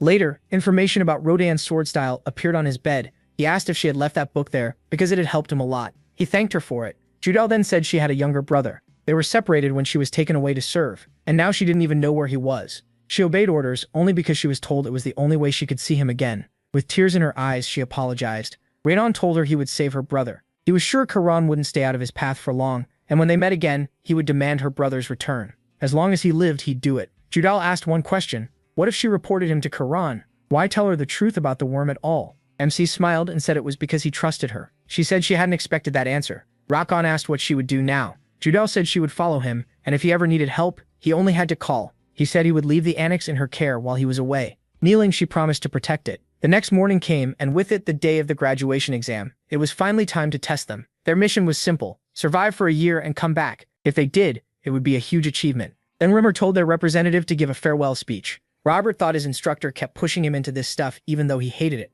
Still, the protagonist stepped up and said people always say what doesn't kill a fighter makes him stronger. Maybe fate threw them into it, but they had faced a real battle and survived. They escaped death while doing their duty, and that proved they were stronger now. He told them to keep growing and bring honor to the family and the 5th training ground. The graduates shouted that they would come back for sure. Remmer watched with a smile, thinking he had known from the start that Rodan was different. His skill wasn't the only special thing about him. He was calm and steady, far beyond his age, and he had the power to affect the people around him. Even with all his success, he never got arrogant and always trained harder than anyone else. What Rodan showed in their last fight looked a lot like Fangs of Madness. Watching him never got boring, because he always went beyond expectations. Reimer thought about how Mem-C had beaten all the others and even managed to wound his own mentor. What a bold kid. He just hoped he would come back alive. It would be a shame if they missed the rise of a new king. Then the protagonist told everyone it was time to bow to their instructor together. They all thanked their instructor with respect. Reimer smiled and said he'd be waiting for their success. They had to come back safe. Baran turned to Rayan and said he'd train until he dropped this year. He hoped he wouldn't disappoint him. Martha agreed. She still hadn't repaid her debt, so MC better not stop there. And if he died, she'd drag him back just to settle it. He could only think that they really couldn't be honest even once. Then Rodan called his name and held out a box. Surprised, the protagonist asked if it was really ice cream. She nodded and said she still had plenty, so it was fine. Rodan thanked her and said he'd enjoy it later. Rodan told him to be careful, and he promised that he would. After that, MC turned to Dorian and said it was time to go. Dorian freaked out and asked why he had to go to Habun Castle too. He dragged him along, saying they needed to stop somewhere first. Dorian asked where they were heading, and Rayon smiled, saying their first stop was the trading city of Cameloon. They needed gear before they started fighting monsters. Sometime later, at Cameloon's central market, the protagonist looked around and saw plenty of items but nothing useful. It seemed he'd have to visit the black market instead. Dorian noticed they hadn't bought anything, and asked if there was really nothing worth taking. Did that mean they were going underground? MC asked if he knew the city's black market. Dorian said of course. MC was surprised since this was supposed to be his first visit. So how did he know? Dorian proudly explained that he grew up in a merchant family, so he knew all about trade. He had already guessed that much. Dorian really was born into that world. Since he'd said it himself, there was no reason to worry about appearances anymore. The protagonist smiled and said they'd go there. Then, he mentioned that the black market could only be reached through a secret path and asked if Dorian knew where it was. Rayon added that Rimmer had told him about it. Dorian then said he'd heard there was gambling in the black market, so their instructor must have known exactly how to get in. With that, they headed there. They hid their identities under black hooded cloaks and headed for the secret passage to the black market. Soon, they arrived at Cameloon's black market. Dorian was stunned by how huge it was, and even more shocked that it was cleaner than the regular city market. Still, he wondered if they could really find what they needed here. Rowan pulled out a book and said he'd check the auction catalog to make sure. After a bit, they sat on a bench and MC realized he had found it. The black butterfly was listed for auction that night, with a starting price of 10 gold coins. Dorian asked if he really planned to buy it because it was crazy expensive. He knew he was right, spending all his travel money on it was too risky. He decided they needed more cash, so he told Dorian they were going to a pawn shop. They had to sell a few things before the auction. An hour later, Dorian asked why the protagonist was still browsing instead of going straight there. The protagonist, holding an item, said he was looking for anything useful. Since there was still time before the auction, MC kept searching. Now that he had a little extra money, he could trade, but even here, useful items were rare. Still, the black market was full of hidden bargains, if you knew what to look for. Just as he was about to head to the auction, he spotted something shining. Startled, he wondered if it could really be that item. He quickly recognized it as the ring of the first head of the Segan family. He had seen it before in his memories while learning the Thousand Lights technique, so finding it here felt impossible. Ranan picked up the ring and asked the price. The merchant praised his eye and claimed it boosted strength and cleared the mind, then asked for 5 gold. Dorian exploded. 5 gold? He said the man was basically robbing them. To him, the ring wasn't worth more than a few silver. He pointed out that if it really had effects like that, it would be sold in a magic shop, not dumped in the black market. And if the strength boost were truly big enough to justify 5 gold, it should at least rival an ogre's glove or ring, which it clearly didn't. There wasn't even proper engraving on it. just a plain pattern and smooth surface. No beauty, no style, and even a few chips. Dorian scoffed that it looked like brass and wasn't worth picking out of the trash. So how could the merchant ask for 5 gold? Dorian pushed him down to 1 gold, and after struggling, the merchant agreed. Rayon silently admired him. Wrath said the ring was obviously no ordinary item, but Dorian's sudden change was honestly unsettling. The protagonist thought Dorian was an amazing haggler, even if he couldn't judge true value. For the protagonist, this was a huge win. Then a masked girl stepped in and asked if he had already paid for the ring. MC said yes, and she immediately offered 10 times what he spent. She didn't care what the price had been. She wanted the ring. Judging by his look, she guessed he was an adventurer, short on money, so that should be enough. Dorian shouted in disbelief at the offer, while the merchant blurted out that he had sold it for 50 silver. Was it really that valuable? He urged him to sell it for such a huge price, but he realized the girl knew what the ring was really worth. Its true value had to be at least 100 gold. Even so, the protagonist politely refused. The masked girl raised the offer to 20 times, then 30, but he still said he wasn't selling it. Even when she offered 50 gold coins, MC turned her down again. He said he didn't sell his belongings, no matter the price. Her escort Satar warned that he didn't know who they were dealing with, and should be more careful. Going against the lady would only bring trouble. Rayon asked if he was supposed to change his mind just because her status was high. He didn't care who they were. Everyone should follow their own path. The masked girl snapped back, asking who he thought he was to act so proudly. She told him to stop resisting and hand over the ring, while she was still being polite. He looked at her and said the real arrogance was trying to take someone else's property against the owner's will. Did she really want to stain a noble's honor over this, or could they part ways peacefully? She warned that he had no idea how cruel the world could be, and should think hard about why people bow to others. Unless, of course, he wanted to die in some alley with no one remembering him. The protagonist said if that was all she had to say, he was leaving. Annoyed, the masked girl turned to Satar and said they were going to the auction house right now. She explained that this area was usually for people coming from the pawn shop, so if he was here, he was probably heading to the auction starting soon. Whatever he tried to buy, they were to outbid him. Sometime later at the auction, the auctioneer announced a winning bid of 70 gold for Data's necklace and congratulated the buyer. Next came a silver mana stone and a ring of violent flames, both sold, and the auctioneer moved on to the next item. So far, nothing interested Rayon. He kept waiting for the black butterfly.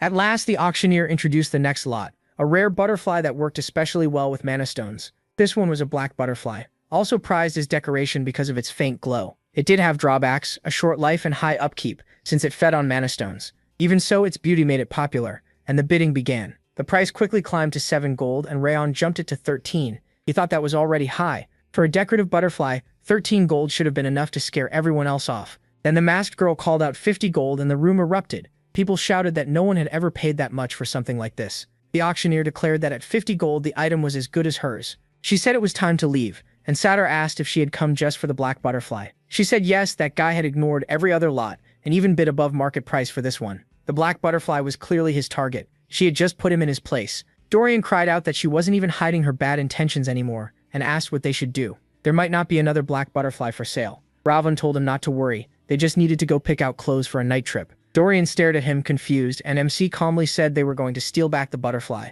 Dorian looked horrified. He, meanwhile, thought about how every great swordsman had their own special trait. Some were known for speed and smooth movement, others for mental strength or strategy. In his past life, the protagonist had been known for stealth. His best movement art back then was traceless steps. He never expected to use it again after learning the step of supreme harmony. But tonight proved otherwise. 10 minutes earlier, Dorian had quietly brought the night walking outfit MC requested. MC said it was excellent, especially on such short notice, then asked if Dorian had learned anything about the masked girl. Dorian scratched the back of his head and hesitated. He noticed the odd reaction and asked what was wrong. Dorian asked if they should just give up. The masked girl was Princess Jaina of the Kingdom of Balkar. He explained that she had shown incredible magic talent since childhood, and her skill at sensing magical artifacts was one of a kind. That was why the king treasured her so much. As frustrating as it was, Dorian thought it would be smarter to give up and find different gear for the mission. Round said a royal being in the black market changed things. Since her purchases would need extra checks for authenticity, she wouldn't get the item right away like normal buyers. That meant stealing it while it was still with the seller was the safest move.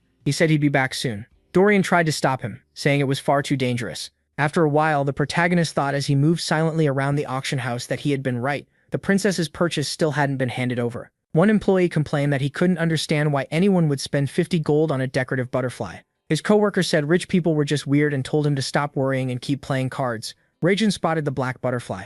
The workers were guarding it, but they were too focused on their game. Using his skill, MC decided this was his chance. As the butterfly slipped out of the cage, he thought that black butterflies were usually kept in bird cages because they die in a cramped, sealed container. They loved magic stones because they fed on pure mana. Once it sensed the even purer mana of the Thousand Lights technique, the butterfly wouldn't resist. It would come to him on its own. And when it did, he knew he had succeeded. One worker suddenly stared at the birdcage. His partner asked what was wrong and why he stopped playing. Then he yelled in panic. The butterfly was gone. Both men shouted that they had to find the black butterfly fast. At the same time, the protagonist slipped away with a pleased smile. A little later, Dorian waited nervously, worried that if the young master got caught, it could cause trouble with the kingdom of Balkar. The thought alone kept him from calming down. He muttered that he should have stopped him. Then the protagonist returned and said he'd found him. Dorian jumped in shock, asking how he suddenly showed up there. The MC said Dorian looked like he'd seen a ghost. Dorian quickly asked if that meant he was already done, and Rayon Zegart said yes, he succeeded.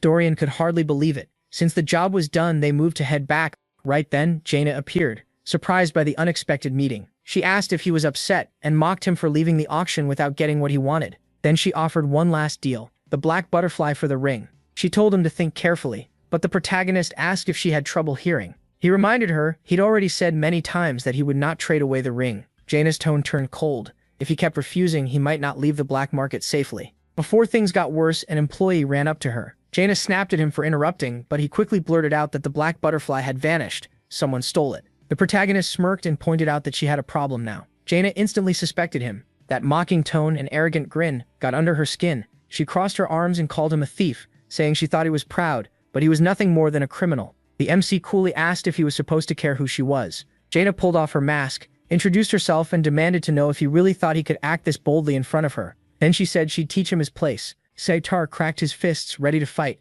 and Jaina ordered him to handle it. He charged in and threw a punch. Rayon Zegart got into stance and asked why her name should matter to him. Then the fight began. The protagonist dropped Sitar with one punch to the face. Jaina screamed in disbelief, asking why her servant was on the floor. How could he lose to some tramp? Greer stepped in and told them to stop. Then he asked if this was really Rayon Zegart. He said he recognized the voice right away, then noticed Jaina too and asked if they knew each other. Jaina turned to Greer and asked if he really knew him. Greer said of course he did. He reminded her about the outstanding swordsman from the Zegart family. This was the protagonist, Zegart. That revelation stunned Jaina. She remembered the Northern Destruction King had the same blonde hair and red eyes. Was he really part of that bloodline? Rayon Zegart then asked what she had called him. A thief, right? Jaina had no answer. The protagonist said he'd put up with enough already, and asked if her actions should be seen as Balkar accusing the Zegart family. He gave her one last chance, apologized now, and he treated it as the mistake of an immature princess. Shaken, she said she didn't know who he was. The protagonist replied that she could explain that during the official protest for calling him a thief without proof, insulting him and starting a fight.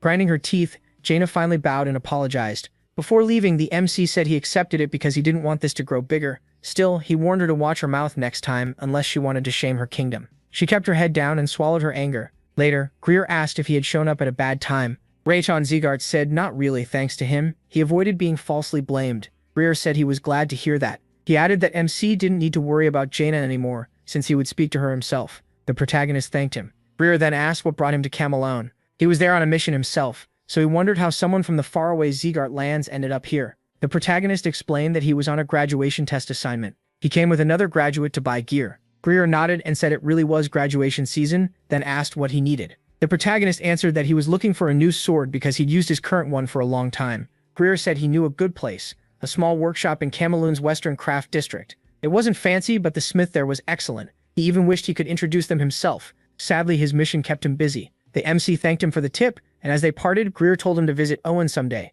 Rayon said he would after the graduation exam. Greer wished him luck. Once he was gone, Dorian let out a long sigh and said they'd barely escaped trouble. He still couldn't believe how reckless that was, but the protagonist reminded him it had all been planned. Even so, he admitted Greer's help had been lucky. Dorian asked if they were heading to the workshop now, but the protagonist said no, they'd go tomorrow. He still had one more thing to do tonight. That night in his room, the MC said it was time for the black butterfly to do its job. The black butterfly can absorb mana, but it can't make that power its own. The two colored buds can't store mana either, but together they can do something special. Once the flower takes in the mana gathered by the black butterfly, it becomes a rare elixir mixing fire and water energy. Rayon brought the flower to his mouth, thinking that only a few people knew this secret. Even he had learned it only through memories tied to the Thousand Lights technique. A system message appeared. One frost curse node had been destroyed. The durability of his energy center and mana pool rose, and his energy, willpower, and overall stats increased a lot. The status window updated, showing that the MC's frost curse was now down to 4 nodes. His traits were listed: Fury Stage 5, Ring of Fire Stage 5, Thousand Lights Technique Stage 3, Flame Resistance Level 3, Frost Aura Level 3, Legendary Sense, Water Resistance Level 4, Invisible Strike, and Unbreakable Will Level 1. His stats now stood at Strength 72, Endurance 66, Sense 79, Agility 73, Energy 70, and Rage 10. After some time, Rayon said it was time to visit the workshop. Dorian was shocked and wondered what had happened to him. Over just one night, the protagonist's energy and aura had grown by a huge amount. At first, Dorian had only been curious about him. Back then, the protagonist was treated like a disgrace and looked down on by the Direct Line and the rest of the family too. Even so, the MC endured all of it in silence and poured everything into training. After getting close to Ran, Dorian came to understand something important. More than anyone in the 5th training hall, the protagonist truly deserved the name Hizigart. That was why, even after going separate ways, the 5th training hall still looked up to him. Dorian thought that if he had even a little of the protagonist's strength, he might solve his family's problem. But that wasn't the reason he followed him. The protagonist turned and asked what Dorian was thinking about so seriously. Once they got the sword, they would have to keep moving right away. He told him not to slow down because they still had a long road ahead. Dorian smiled, thinking that was true. As long as Rayon stayed by his side, he could keep getting stronger. With them together, there was nothing to fear, and Dorian shouted that he was already moving. The protagonist calmly replied that he also wanted to see Dorian's flowing sword style on the way to Haven Castle.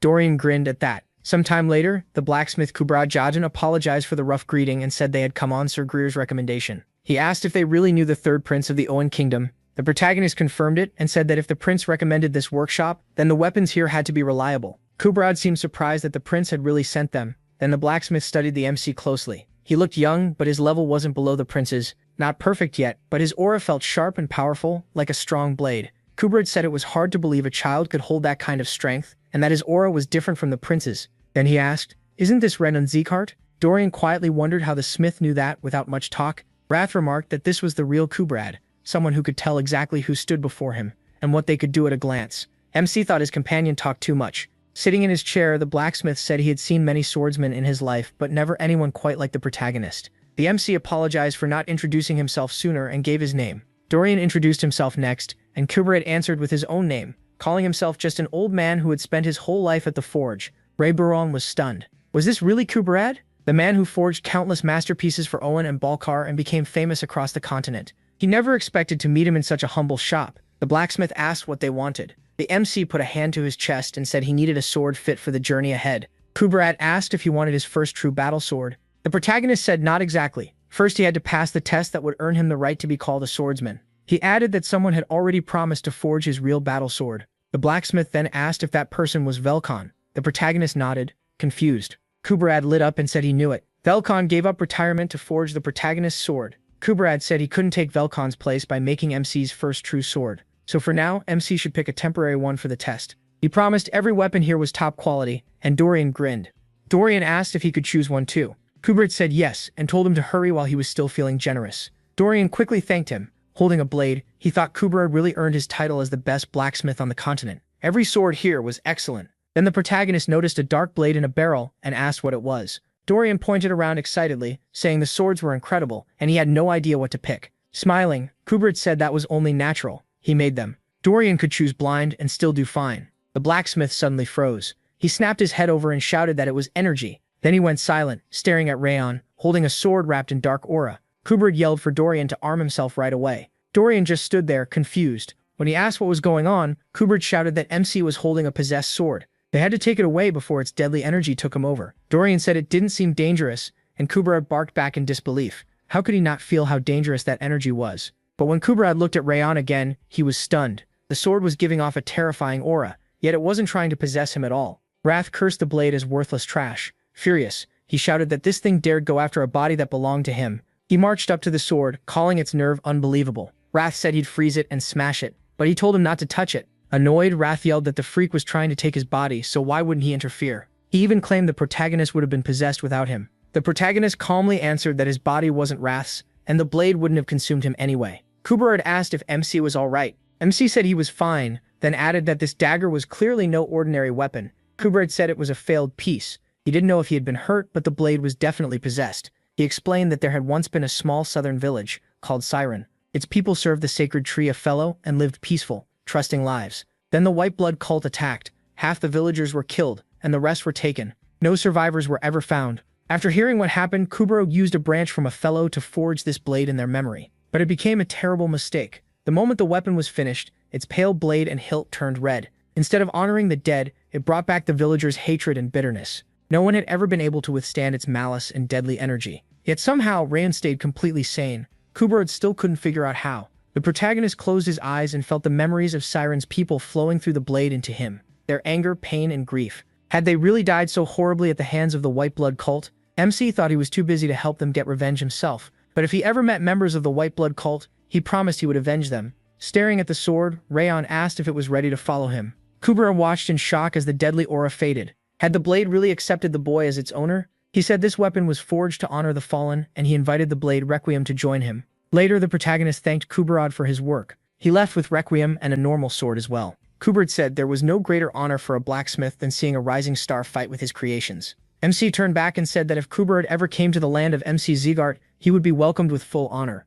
Kuburo wished him luck on the exam, and hoped all would go well. As he watched them leave, he thought that Rayon had not only endured the possessed blade but made it his own. Was it some kind of bond between the blade and his mind, or was his spirit just that strong? Either way, Kuburo felt the protagonist Zegart would shock the world again. After leaving Camelon, they kept heading north for several more days. Snow covered everything around them, and once they got used to the endless white, Haven Castle finally came into view, the place where they would take the final exam. Rayon let out a breath and said they had arrived. Dorian covered his mouth and asked what that smell was, while Wrath cheerfully called it the true scent of a battlefield. He even said it was refreshing. MC looked at Dorian and asked why he was already complaining when they had just gotten here. To him, the trip hadn't even been that bad. Dorian stared at him and shouted, asking if he was serious. Ever since they left Camelon, the cold kept getting worse, and he only moved faster like freezing weather meant they should train harder. That wasn't all. Whenever they rested, Rayon kept picking apart Dorian's sword skills, and during his night watch, he swung his sword right next to Dorian's ear. Dorian barely slept, so of course he was upset.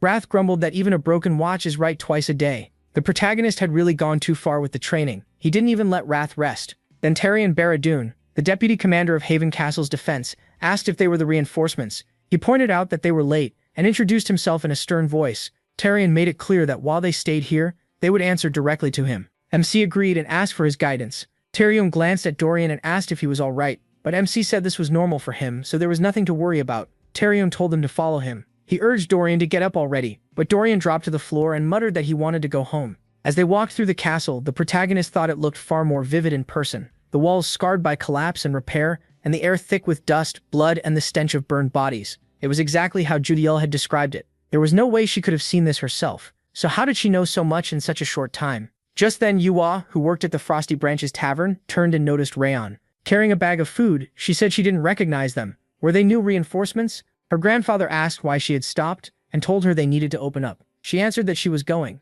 Yua ran off, and MC glanced to the side. A little later, Tarion announced their arrival as he entered the room. He said the reinforcements the commander mentioned, the Rayon Zegart trainees, had arrived. The castle's commander Milinj Bradoon welcomed them and introduced himself. He recognized the name at once. This was the same Milan, known as the North, the man who had defended Haven Castle for over 20 years. Wrath noted that those eyes belonged to a real warrior. The protagonist quietly asked if he felt it too, and Wrath said only someone who had spent decades in war could have eyes like that. Milan folded his arms and said only the people in the room knew they had arrived. To everyone else, their presence was secret. He also knew why Rimmer sent them here, to gain real combat experience and return stronger. Then he warned them, this wouldn't be easy training with a kind teacher. There would be no hot meals or soft beds, only freezing wind and endless battles. If they came expecting comfort, they could leave now. Dorian instantly raised his fists and asked if leaving was really allowed. Raytheon answered first, saying they came to grow stronger, and he would accept any battle or situation. Milan said he liked that attitude.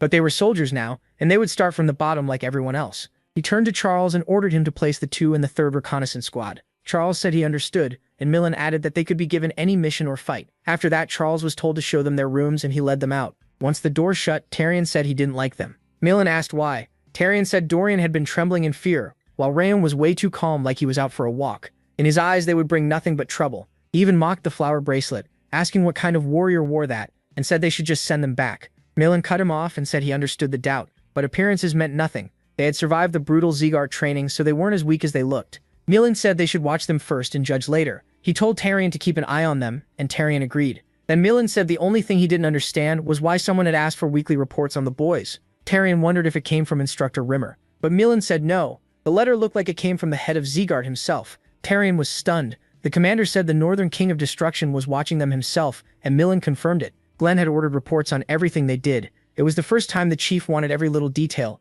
and even the commander had no idea why. A little later, Rayon stared at the room in shock. He asked how Dorian had fixed it up so fast. Dorian happily raised a hand and said he did it while MC was in the bathroom. He was baffled. Just a minute ago, the place had looked awful. He pulled back the curtain and asked where Dorian got it. Dorian proudly said he brought it with him. Rayon noticed it came in different colors too. Dorian nodded, saying it was a must-have. He had red, yellow, and green, then asked which one the protagonist wanted. The protagonist could only wonder what kind of magic bag Dorian was carrying. Then Rodden, the captain of the reconnaissance squad, stepped in and asked if the newcomers were done unpacking. After introducing himself, he said he knew they had just arrived, but there was no time to rest. Orders had come in. They were heading out on an expedition. Meanwhile, back at Zeekhart Castle, Glenn asked why Rimmer had come. Rimmer grinned and said he already knew everything. Glenn had secretly put people on Rayan to see how he was doing. Glenn rubbed his forehead, annoyed, thinking he never should have let MC go to those gambling houses, if that was where this got exposed. He told Rimmer to keep quiet, but Rimmer just excitedly brought up how incredible he was. He said the protagonist had even made use of the two colored buds from the Claw mission and beaten Princess Balkar. Glenn dryly replied that the protagonist really was an amazing thief. What was so great about wrecking things with a princess from a nearby kingdom? Rimmer shot back that she had started it, and Rayon only answered in his own way. He added that even the Watchers couldn't figure out how MC stole the butterfly, and his next move would probably be just as impressive. Glenn said he doubted that. He'd already called his people back. Rimmer was stunned and asked why. Wasn't Glenn curious what he would do next? He'd even heard Kuberad gave him a sword. Glenn calmly said he only sent them to stop trouble inside the family. Since that was settled, there was no reason to keep watching. Rimmer smiled and said that was fine. Now Glenn's spies inside Hoven could send reports instead. Glenn looked horrified, and the butler shouted that he never said that. Rimmer kept pushing, saying it was obvious Glenn had people in the castle. Why was it so hard to admit his grandson was the best? Then he asked Glenn to show the protagonist some favor. That would also help the people in the annex, and it might fix things with Sylvia too. In the end, everybody would benefit. Glenn coldly said. One lesson clearly hadn't been enough for Rimmer. Rimmer instantly got nervous, said it was time to go, and rushed out. Glenn folded his arms and vowed to make sure he never forgot lesson 2. A loud scream echoed through the castle. At the same time, Rand turned his head and wondered if he had really just heard someone screaming. Later, Rodden announced they had reached Mount Sterling. With the snow and monsters, Castle Hoven was called Hell on Earth. Still, he admired the view, and MC agreed. Rodden then asked if they should do a quick test before the reconnaissance mission. He wanted to see their skill, so he pointed at some tracks and asked what they made of them. Dorian guessed they were from an ice troll, because they were so big. Robin covered his mouth in thought, and said it definitely wasn't a troll. Kneeling by the print, he explained that troll tracks looked more like human footprints. They were usually bigger and deeper than this. These came from a 4-legged animal. He said they belonged to a mountain goat, Kari. Rodden was shocked that he figured that out so fast. When asked how old the tracks were, the protagonist said the ground wasn't very hard, so they were probably fresh. If they went west, they could likely catch it. Rodden then pointed to scratches on a tree and asked about those. Rodden said they were claw marks from a ferocious wolf, which marked its territory on trees and rocks, but this one was already dead. Rodden was stunned and MC went on. Ferocious wolves normally stayed inside their territory, so if the marks were old, the wolf had to be dead. Rodden could only think, who is this guy? How did he know all this? Most rookies in their squad struggled badly. At Hoven's reconnaissance unit, they didn't haze newcomers or bury them in chores. They just threw them into reality until they understood how useless book learning could be and how deadly this place was. At best, a rookie got a few tips, but Raynon already knew too much. Nothing here seemed hard for him. Dorian stared at Rodden, confused. Rodden just smiled, held up a branch, and shouted, asking what this meant. Dorian asked how he was supposed to know. Rodden laughed, wondering how he could not know, and Dorian quickly asked the protagonist for help. MC thought they could keep playing around while he checked the area himself. Thanks to his legendary senses, he was great at picking up everything around him. Then he noticed the dark energy coming off the blade.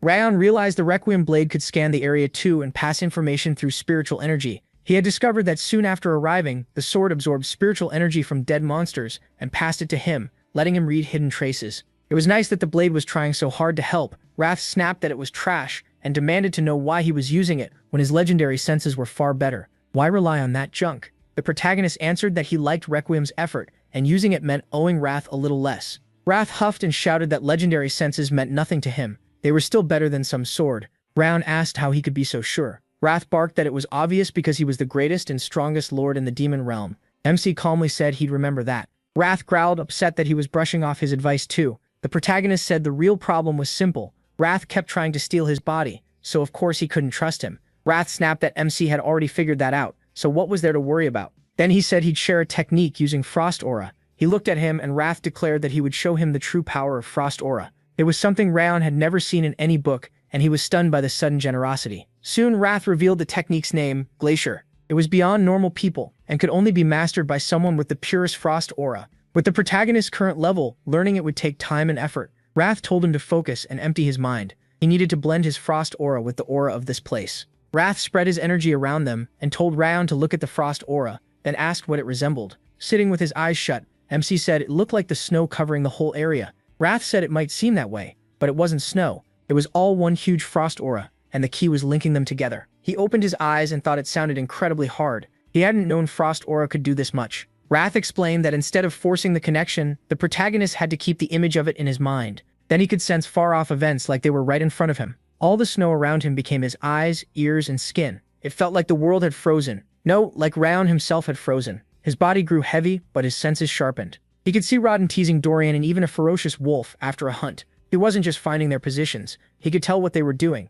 It was incredible. Since it was his first time, his range was short, and he couldn't hold the vision long. Then Rayon felt something, turned and shouted, "There!" He ran over and called to Captain Rodden. Surprised, Rodden asked what was wrong. MC yelled that a mole shark was coming straight at them, underground. Rodden frowned. A mole shark. He could hardly believe it. This was Mount Sterling monster territory, so why would an aquatic beast be here? He couldn't even feel the vibrations one should make underground. He insisted it was true and that it was coming. Robin started asking how that was possible, then water burst up behind him. He spun around in shock. Were mole sharks really here already? Everyone stared at the huge monsters. Robert forced himself to stay calm. Only he and the two rookies were here. He had to get them out and alert the squad somehow. As he tried to move, one monster let out a growl. Robert panicked, wondering why his legs had gone numb now. Of all times. Then Rayon flashed forward and slashed the monster in an instant. He said he'd hold them off, and Robert needed to warn the others. The protagonist knew the captain still didn't trust him, but at the very least he should trust MC's blade. Robert pulled Dorian with him and told Rayon to stay alive. He only needed to dodge and hold out until backup came. He stared at the mole sharks without panic, and muttered, "Guess it's time." The monsters charged at once, but the protagonist used Fangs of Madness and cut them down. He realized the technique worked even better than he thought. Normally monsters like these needed aura to beat, but now his swordsmanship alone was enough. Robert leaped aside in an instant, and the monster smashed into the ground hard enough to shatter it. He understood why his Frost Aura had linked with the area around him. That let him read their moves and use his sword better. So this was the Glacier. He needed to train it more. Real fights would sharpen that sense. As MC struck again, he aimed to sink Fangs of Madness with the Glacier.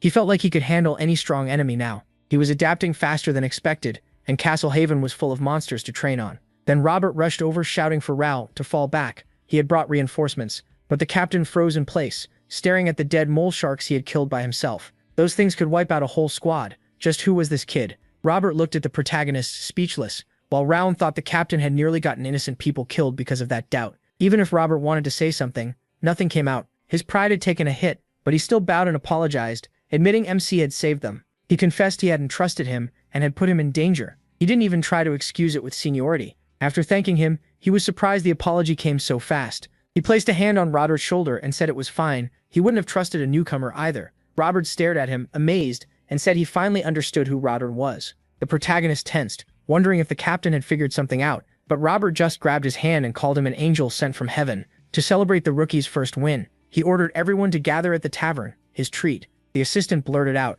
amazed that their cheap captain was actually paying, and nobody was about to turn down free drinks. At the tavern, one comrade swore he saw the whole thing himself. Robert told the captain to trust his blade, then wiped out every monster. Another grinned and asked why someone that strong was stuck in this awful place. He didn't even look 17. The captain snapped at him for doubting the newcomer. Meanwhile, Roth was busy praising pineapple pizza, saying the rich cheese and sharp fruit taste were perfect together. MC looked at the slice in his hand, wondering who invented that combo. Dorian laughed and said this was new. He'd tried it before and hated it. Roth shouted that a guy who eats anything wouldn't understand. US stared at him in surprise and said the rumors were true.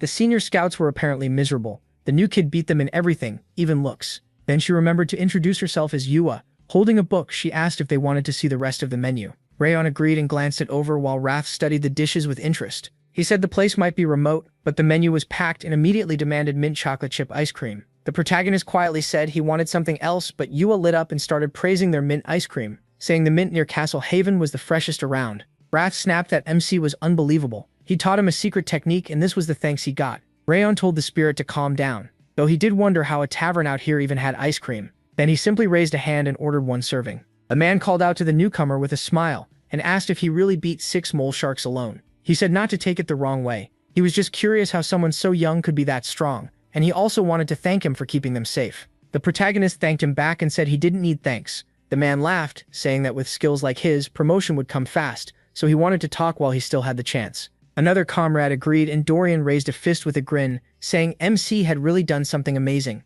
The MC, though, still wasn't used to praise. Yua set down a plate and cheerfully announced their special mint ice cream. Wrath urged him to taste it already, so he silently took a spoonful. Wrath exploded with joy, raving about the icy chill on the tongue and the sweet chocolate that followed. As the protagonist looked at the ice cream, he mentioned that using the glacier showed him it had many uses. Wrath asked if he'd figured that out already, then admitted he was right. The glacier wasn't just for scouting. Using frost aura that way also helped in battle, and Rayon asked if it could improve both offense and defense. Wrath smiled and said exactly. MC murmured that it was an amazing ability. Sharper senses, better attacks, better defense. Wrath brushed it off, saying it was nothing special for him, but for a weak little puppet like him, it was great, especially after a few years of training. The protagonist looked at the spirit and asked if that was too much. Wrath shot back that nobody had it easy, and the protagonist should listen if he wanted to become great. MC offered a bet instead. He said he could master the glacier in just 6 months. When Wrath hesitated, Rayon pushed harder and changed it to 5 months. That did it. Wrath quickly accepted. A system message appeared, saying Wrath had accepted the bet.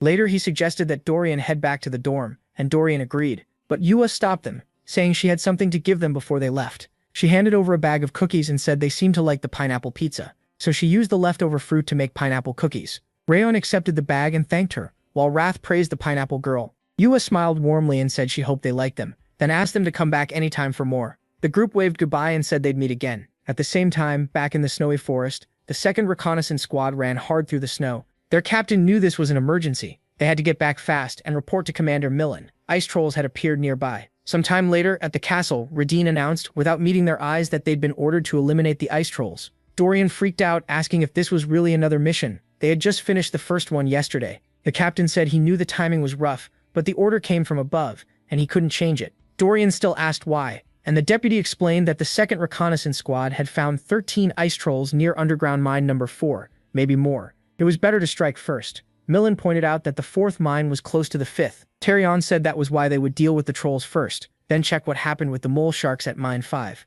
The commander said he had a bad feeling and told his deputy to go along. Terion agreed, and Millen ordered him to take his men and the Wolf Squad mercenaries, wipe out the trolls, then inspect the northern sea before returning. When reconnaissance came up, Terion cut in and said he'd also take the 3rd reconnaissance squad. Millen asked why, and Terion answered that he'd heard Rayon had killed all the mole sharks alone on the first mission, doing it in minutes without a scratch. If that was true, he'd be a big help now. He also wanted to see the protagonist's skills for himself. Hearing that, the protagonist remembered saying he was ready for any challenge. As Terion left, he told them to get a good night's sleep and be ready. The door shut sharply behind him. Dorian panicked, saying they were going to die at this rate. They had only just come back from the first mission. Why were they being sent out again so soon? Nearly crying, he turned to Raydol and asked if ice trolls really couldn't be beaten with a sword. MC said that was mostly true. Ice trolls had thick skin built for brutal cold, so without aura in your blade, killing them was nearly impossible. On top of that, like other trolls, they healed fast. Under his blanket, Dorian groaned that he couldn't take this anymore.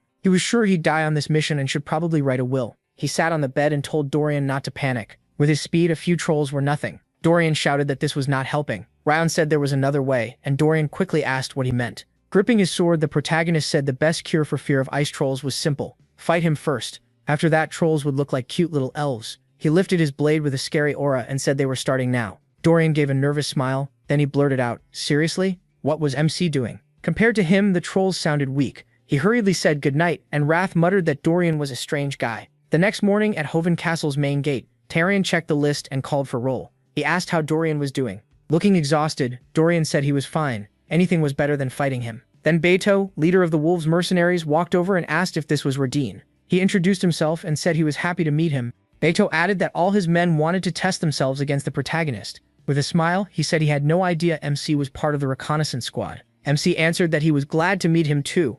Beto shook his hand and said he was looking forward to working together. Then he waved and said he had to go check on his men. He only came over to introduce himself before the mission. Wrath immediately said he didn't like Beto. In his view, eyes like that belong to traitors. Maybe not always, more like 8 times out of 10, so even Wrath sounded a little unsure. Wrath figured that idea had really stuck in Wrath's head. Still, he had to admit Beto's eyes made him uneasy too. Since they were traveling together, he decided to keep watch on him. As the troops got ready, Yoa came down the road carrying a box and apologized for being late. She said she brought the food they ordered. The soldiers lit up and told her she got cuter every day, and her cooking kept getting better. One of them patted her head and called her the pride of Hoven Castle. Rothan watched with a small smile. It was obvious everyone adored Yua. To him, she was basically the castle's mascot. Yua called out to young master, the protagonist, handed him a bag and said she and her grandpa made jerky. She proudly told him to take it. Surprised, MC asked why he was getting one. Yua said it was because this was his first trip, and if he liked it, he should buy more from them later. He gently patted her head, thanked her, and said he was sure it would be great.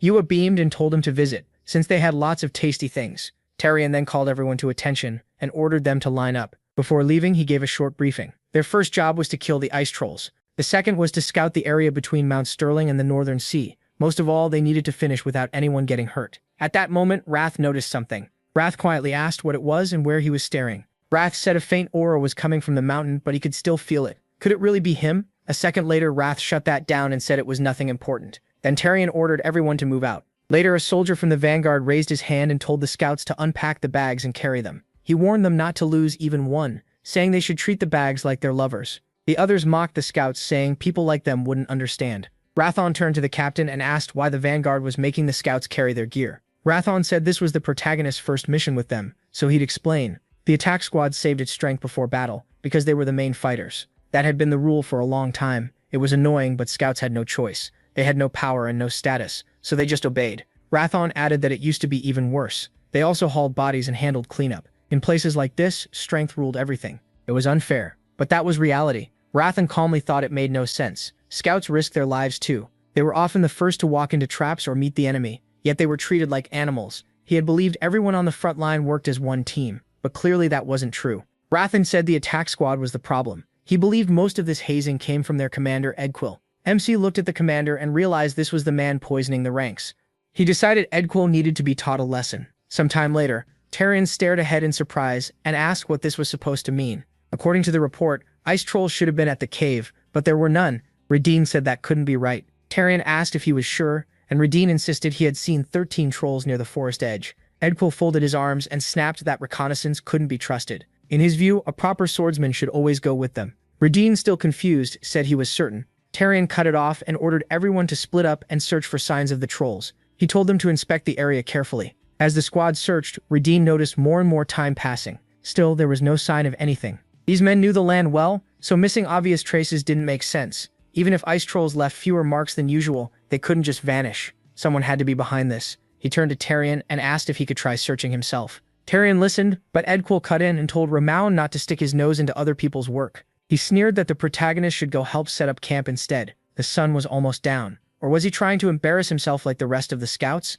Tarian told Edquil to stop and said they should let MC try, even if it ended up wasting time. He placed a hand on the snow, closed his eyes, and used Glacier. Then he opened them again. Edquil, annoyed, asked what the protagonist was even looking at and told him to quit fooling around. MC said he found them. Edquil stared at him and asked what that was supposed to mean. Looking up, Radine said the trolls were in a frozen valley northeast of Mount Sterling. Edquil exploded. He shouted that this freak was claiming he found their exact spot without even seeing them. He simply asked if that was a problem. Grinding his teeth, Edquil yelled that this was no time to lie. Was the protagonist ready to take responsibility for that claim? MC answered that he wasn't stupid enough to joke in a situation like this. Tarian told Edquil to calm down and said he was getting too emotional. Then Tarian asked how he tracked them. He said he used a perception technique that let him read nature itself. Edquil was stunned and demanded to know if the protagonist even understood how far that valley was. He called it ridiculous and asked if Tarian was really buying this. Even Tarian knew ordinary energy sense shouldn't work from that distance, especially from a rookie. But those red eyes didn't look like they were lying, and hearing red nature itself made him think of only one person, Rimmer. If MC learned from him, then maybe it was possible. Beto said, now he was interested too. He asked him how long it would take to get there. He said about 30 minutes, and maybe 10 more to take the best position. Smiling, Beto realized the protagonist had even picked an ambush point. He reminded Tarian they still had 2 hours before sunset. That sounded like enough time, so maybe they should check it out. Edquil barked that Beto couldn't seriously believe this. Had the newbie somehow won everyone over? Tarian raised his hand and ordered everyone to prepare. They were heading up Mount Sterling, and once night fell, monsters would fill the area. If Radine was right, this was their chance to wipe the trolls out first. Edquil only grunted. MC then walked up to Edquil and asked if words still weren't enough to convince him, so he offered a clear bet, no excuses. With a smile, he said that if the trolls were really there, the attack squad would start treating reconnaissance with respect. They'd carry their own gear, and the scout's gear too, while helping with camp work. Edquill asked what happened if the protagonist was wrong. Rhinon raised his hand and said he'd accept any demand Edquill made. Edquill turned away, agreed, and said MC would lose anyway, but at least he'd stop hearing him talk. Tyrion called for attention and announced they were moving toward the frozen valley. After a while, the blue spirit from Eden watched the soldiers from a tree. He asked why they were climbing up. That wasn't part of the plan. From his view, they were clearly circling to the best place to ambush the trolls. Had they somehow figured out where the trolls were? Annoyed, the blue spirit insisted he had hidden every trace. So how did they know the trolls were in the valley? In this blizzard, even a skilled scout shouldn't have been able to find them. At this rate, the soldiers would reach the ice trolls too soon. That was a problem, and the blue spirit needed to buy time. He needed more time, or the whole plan would fail. There was no way to lure the trolls away now. Then the blue spirit smirked, suddenly thinking this might work even better. A little later, Edquill stared in confusion, wondering how this was possible. The trolls really were here. He ground his teeth, furious. This made no sense. How had the protagonist found them from that far away? Rhaon wondered if the commander had already forgotten their bet. Once the fight ended, all the daily chores would land on Edquill's squad. He was the captain, so he wouldn't back out now. The deputy told everyone to stop and admitted it was hard to believe, but they had gotten very lucky. Thanks to his skill, they found the trolls. Now it was time to do their job. Tyrion ordered every unit to get ready, and the soldiers raised their weapons. He told the men to load their ranged weapons. Then he roared for everyone to fire. A storm of arrows struck the trolls, and Tyrion shouted that the attack had only stunned them. He warned them not to let the trolls recover. If they slowed down, the monsters would regenerate. Hit the neck or heart, leave none alive. Then he ordered the left flank to hold the line. Rhaon watched, impressed. One look at their teamwork showed these men were seasoned veterans. Using formation alone, they kept the ice trolls pinned back, but Beto was different in battle. A moment ago, he looked calm. Now his whole presence had changed. Maybe that strange feeling came from Beto's real nature pushing through. Dorian called over asking why the protagonist was just standing there. He was usually the first to charge in, so why was he holding back now? MC answered that their job was to protect the scouts. They needed to stay in place. Besides, he had another enemy in mind. Dorian blinked and asked what that meant. Rhaon told the scouts not to move any closer, and to support from the rear only. The captain swung his sword, ordering the swordsmen to stop the trolls' rush while the crossbowmen kept them distracted. He smirked to himself. The ambush was working perfectly. The trolls never got a chance to recover, and stayed completely confused. And it was all because of that rookie, the protagonist. When this was over, he'd have to buy him a drink. Then Rhaon felt a terrifying aura. He quickly turned, thinking that feeling wasn't his imagination. Looking at the trolls, he realized what it was. An ice troll warrior and a shaman. The warrior leaped up to attack and the captain froze, shocked they could still move like that. Sword raised, Rhaon knew he couldn't dodge. Beto instantly stepped in front of him and struck the warrior first. Tyrion shouted at Rhaon to get a hold of himself, or he was going to die. Rhaon snapped back in surprise while Beto laughed and said these enemies were finally worth fighting. A wall of ice suddenly rose in front of the captains. The deputy clicked his tongue. Staring at the troll, he realized the shaman was backing them up with magic from the rear. Taking him down wouldn't be easy. Tyrion ordered Edquill and the attack squad to support Beto. The reconnaissance squad was to strike the shaman. The captains agreed, raising their swords. Rhaon turned and asked if the scouts understood. They needed to reload their crossbows. Before he could finish, the blue spirit launched ice arrows. A rain of arrows shot straight at the scouts. Rhaon swung his sword at once and shattered them. He said coldly that the enemy had finally shown himself. The blue spirit laughed, amazed that a kid could stop his magic. He was also surprised by the deputy's sharp judgment and quick commands. Tyrion roared in anger, finally understanding why the trolls had been moving so oddly. It had all been the blue spirit. Using the curse of the ice shadow demon, the blue spirit formed a magic seal overhead and mockingly told the deputy not to curse. Then he declared that none of them would leave alive. The captain suddenly felt something and started coughing. They dropped to their knees at once, and Edquill gasped that a brutal cold had pierced his body and he couldn't move anymore. The blue spirit said that for their great revival plan, he would send them all to the next world today. Smiling behind his mask, he ordered them to die. But Rhaon suddenly slashed at him, and the blue spirit cried out in shock. How could MC still move under the curse? He said he didn't get it either. He'd spent his whole life under a far worse frost curse. Then he used Fangs of Madness and Wild Dance of Fangs, smashing the enemy with a heavy strike. Landing lightly, he said one thing: anyone who depends only on curses is helpless up close. Edquill stared in disbelief. Had the curse really broken? How did Rhaon escape something even the deputy couldn't resist? Tyrion sharply declared that the battle still wasn't over. He ordered everyone to wipe out the trolls before they could regroup, and the soldiers obeyed at once. A little later, Tyrion looked at the blue spirit and asked if he was disappointed. He still hadn't managed to kill even one of them. Then Tyrion demanded answers. Why had they attacked? Speak now and maybe he'd grant a quick death. The blue spirit laughed, saying he didn't need mercy.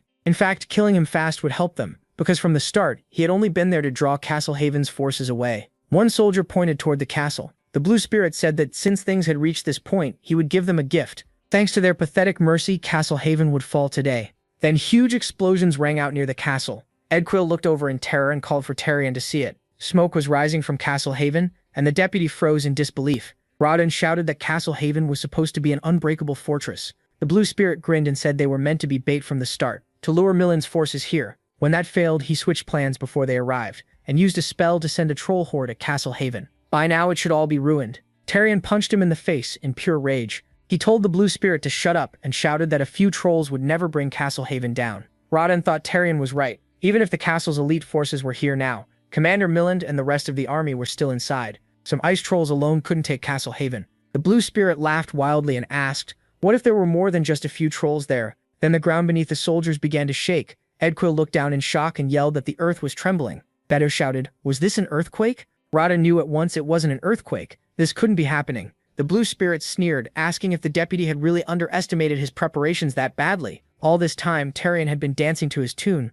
Laughing, he told him to watch his precious castle collapse. That was the price of their arrogance. They would learn despair. Tarion cut him down without hesitation. Edquill called out, but Tarion ordered him to tell every unit to return to Castle Haven immediately. Sometime later, the castle was burning. Millen ordered the locals evacuated first. The first squad was to fight the fire, and the second would block the ice trolls. Tarion then reported that the elite squad had returned. Millen said a horde of ice trolls had attacked and asked if they found anything strange on the mission. Tarion said yes, that was exactly why they came back. This ambush was the blue spirit's work. Mullen said he knew something was off, so the blue spirit had been behind all of it. Tarion added that they killed the one who summoned the trolls, but based on his words and the shaking ground, trolls weren't the only threat. Mullen said that still didn't add up. What did they gain from Castle Haven falling? Tarion apologized and admitted they never learned the reason. But because of their interference, the monster wave would hit sooner than expected. Millen went still and said there were signs of ice trolls, summoned monsters, and now the quake. There was a high chance all of it would trigger a wave heading straight for them.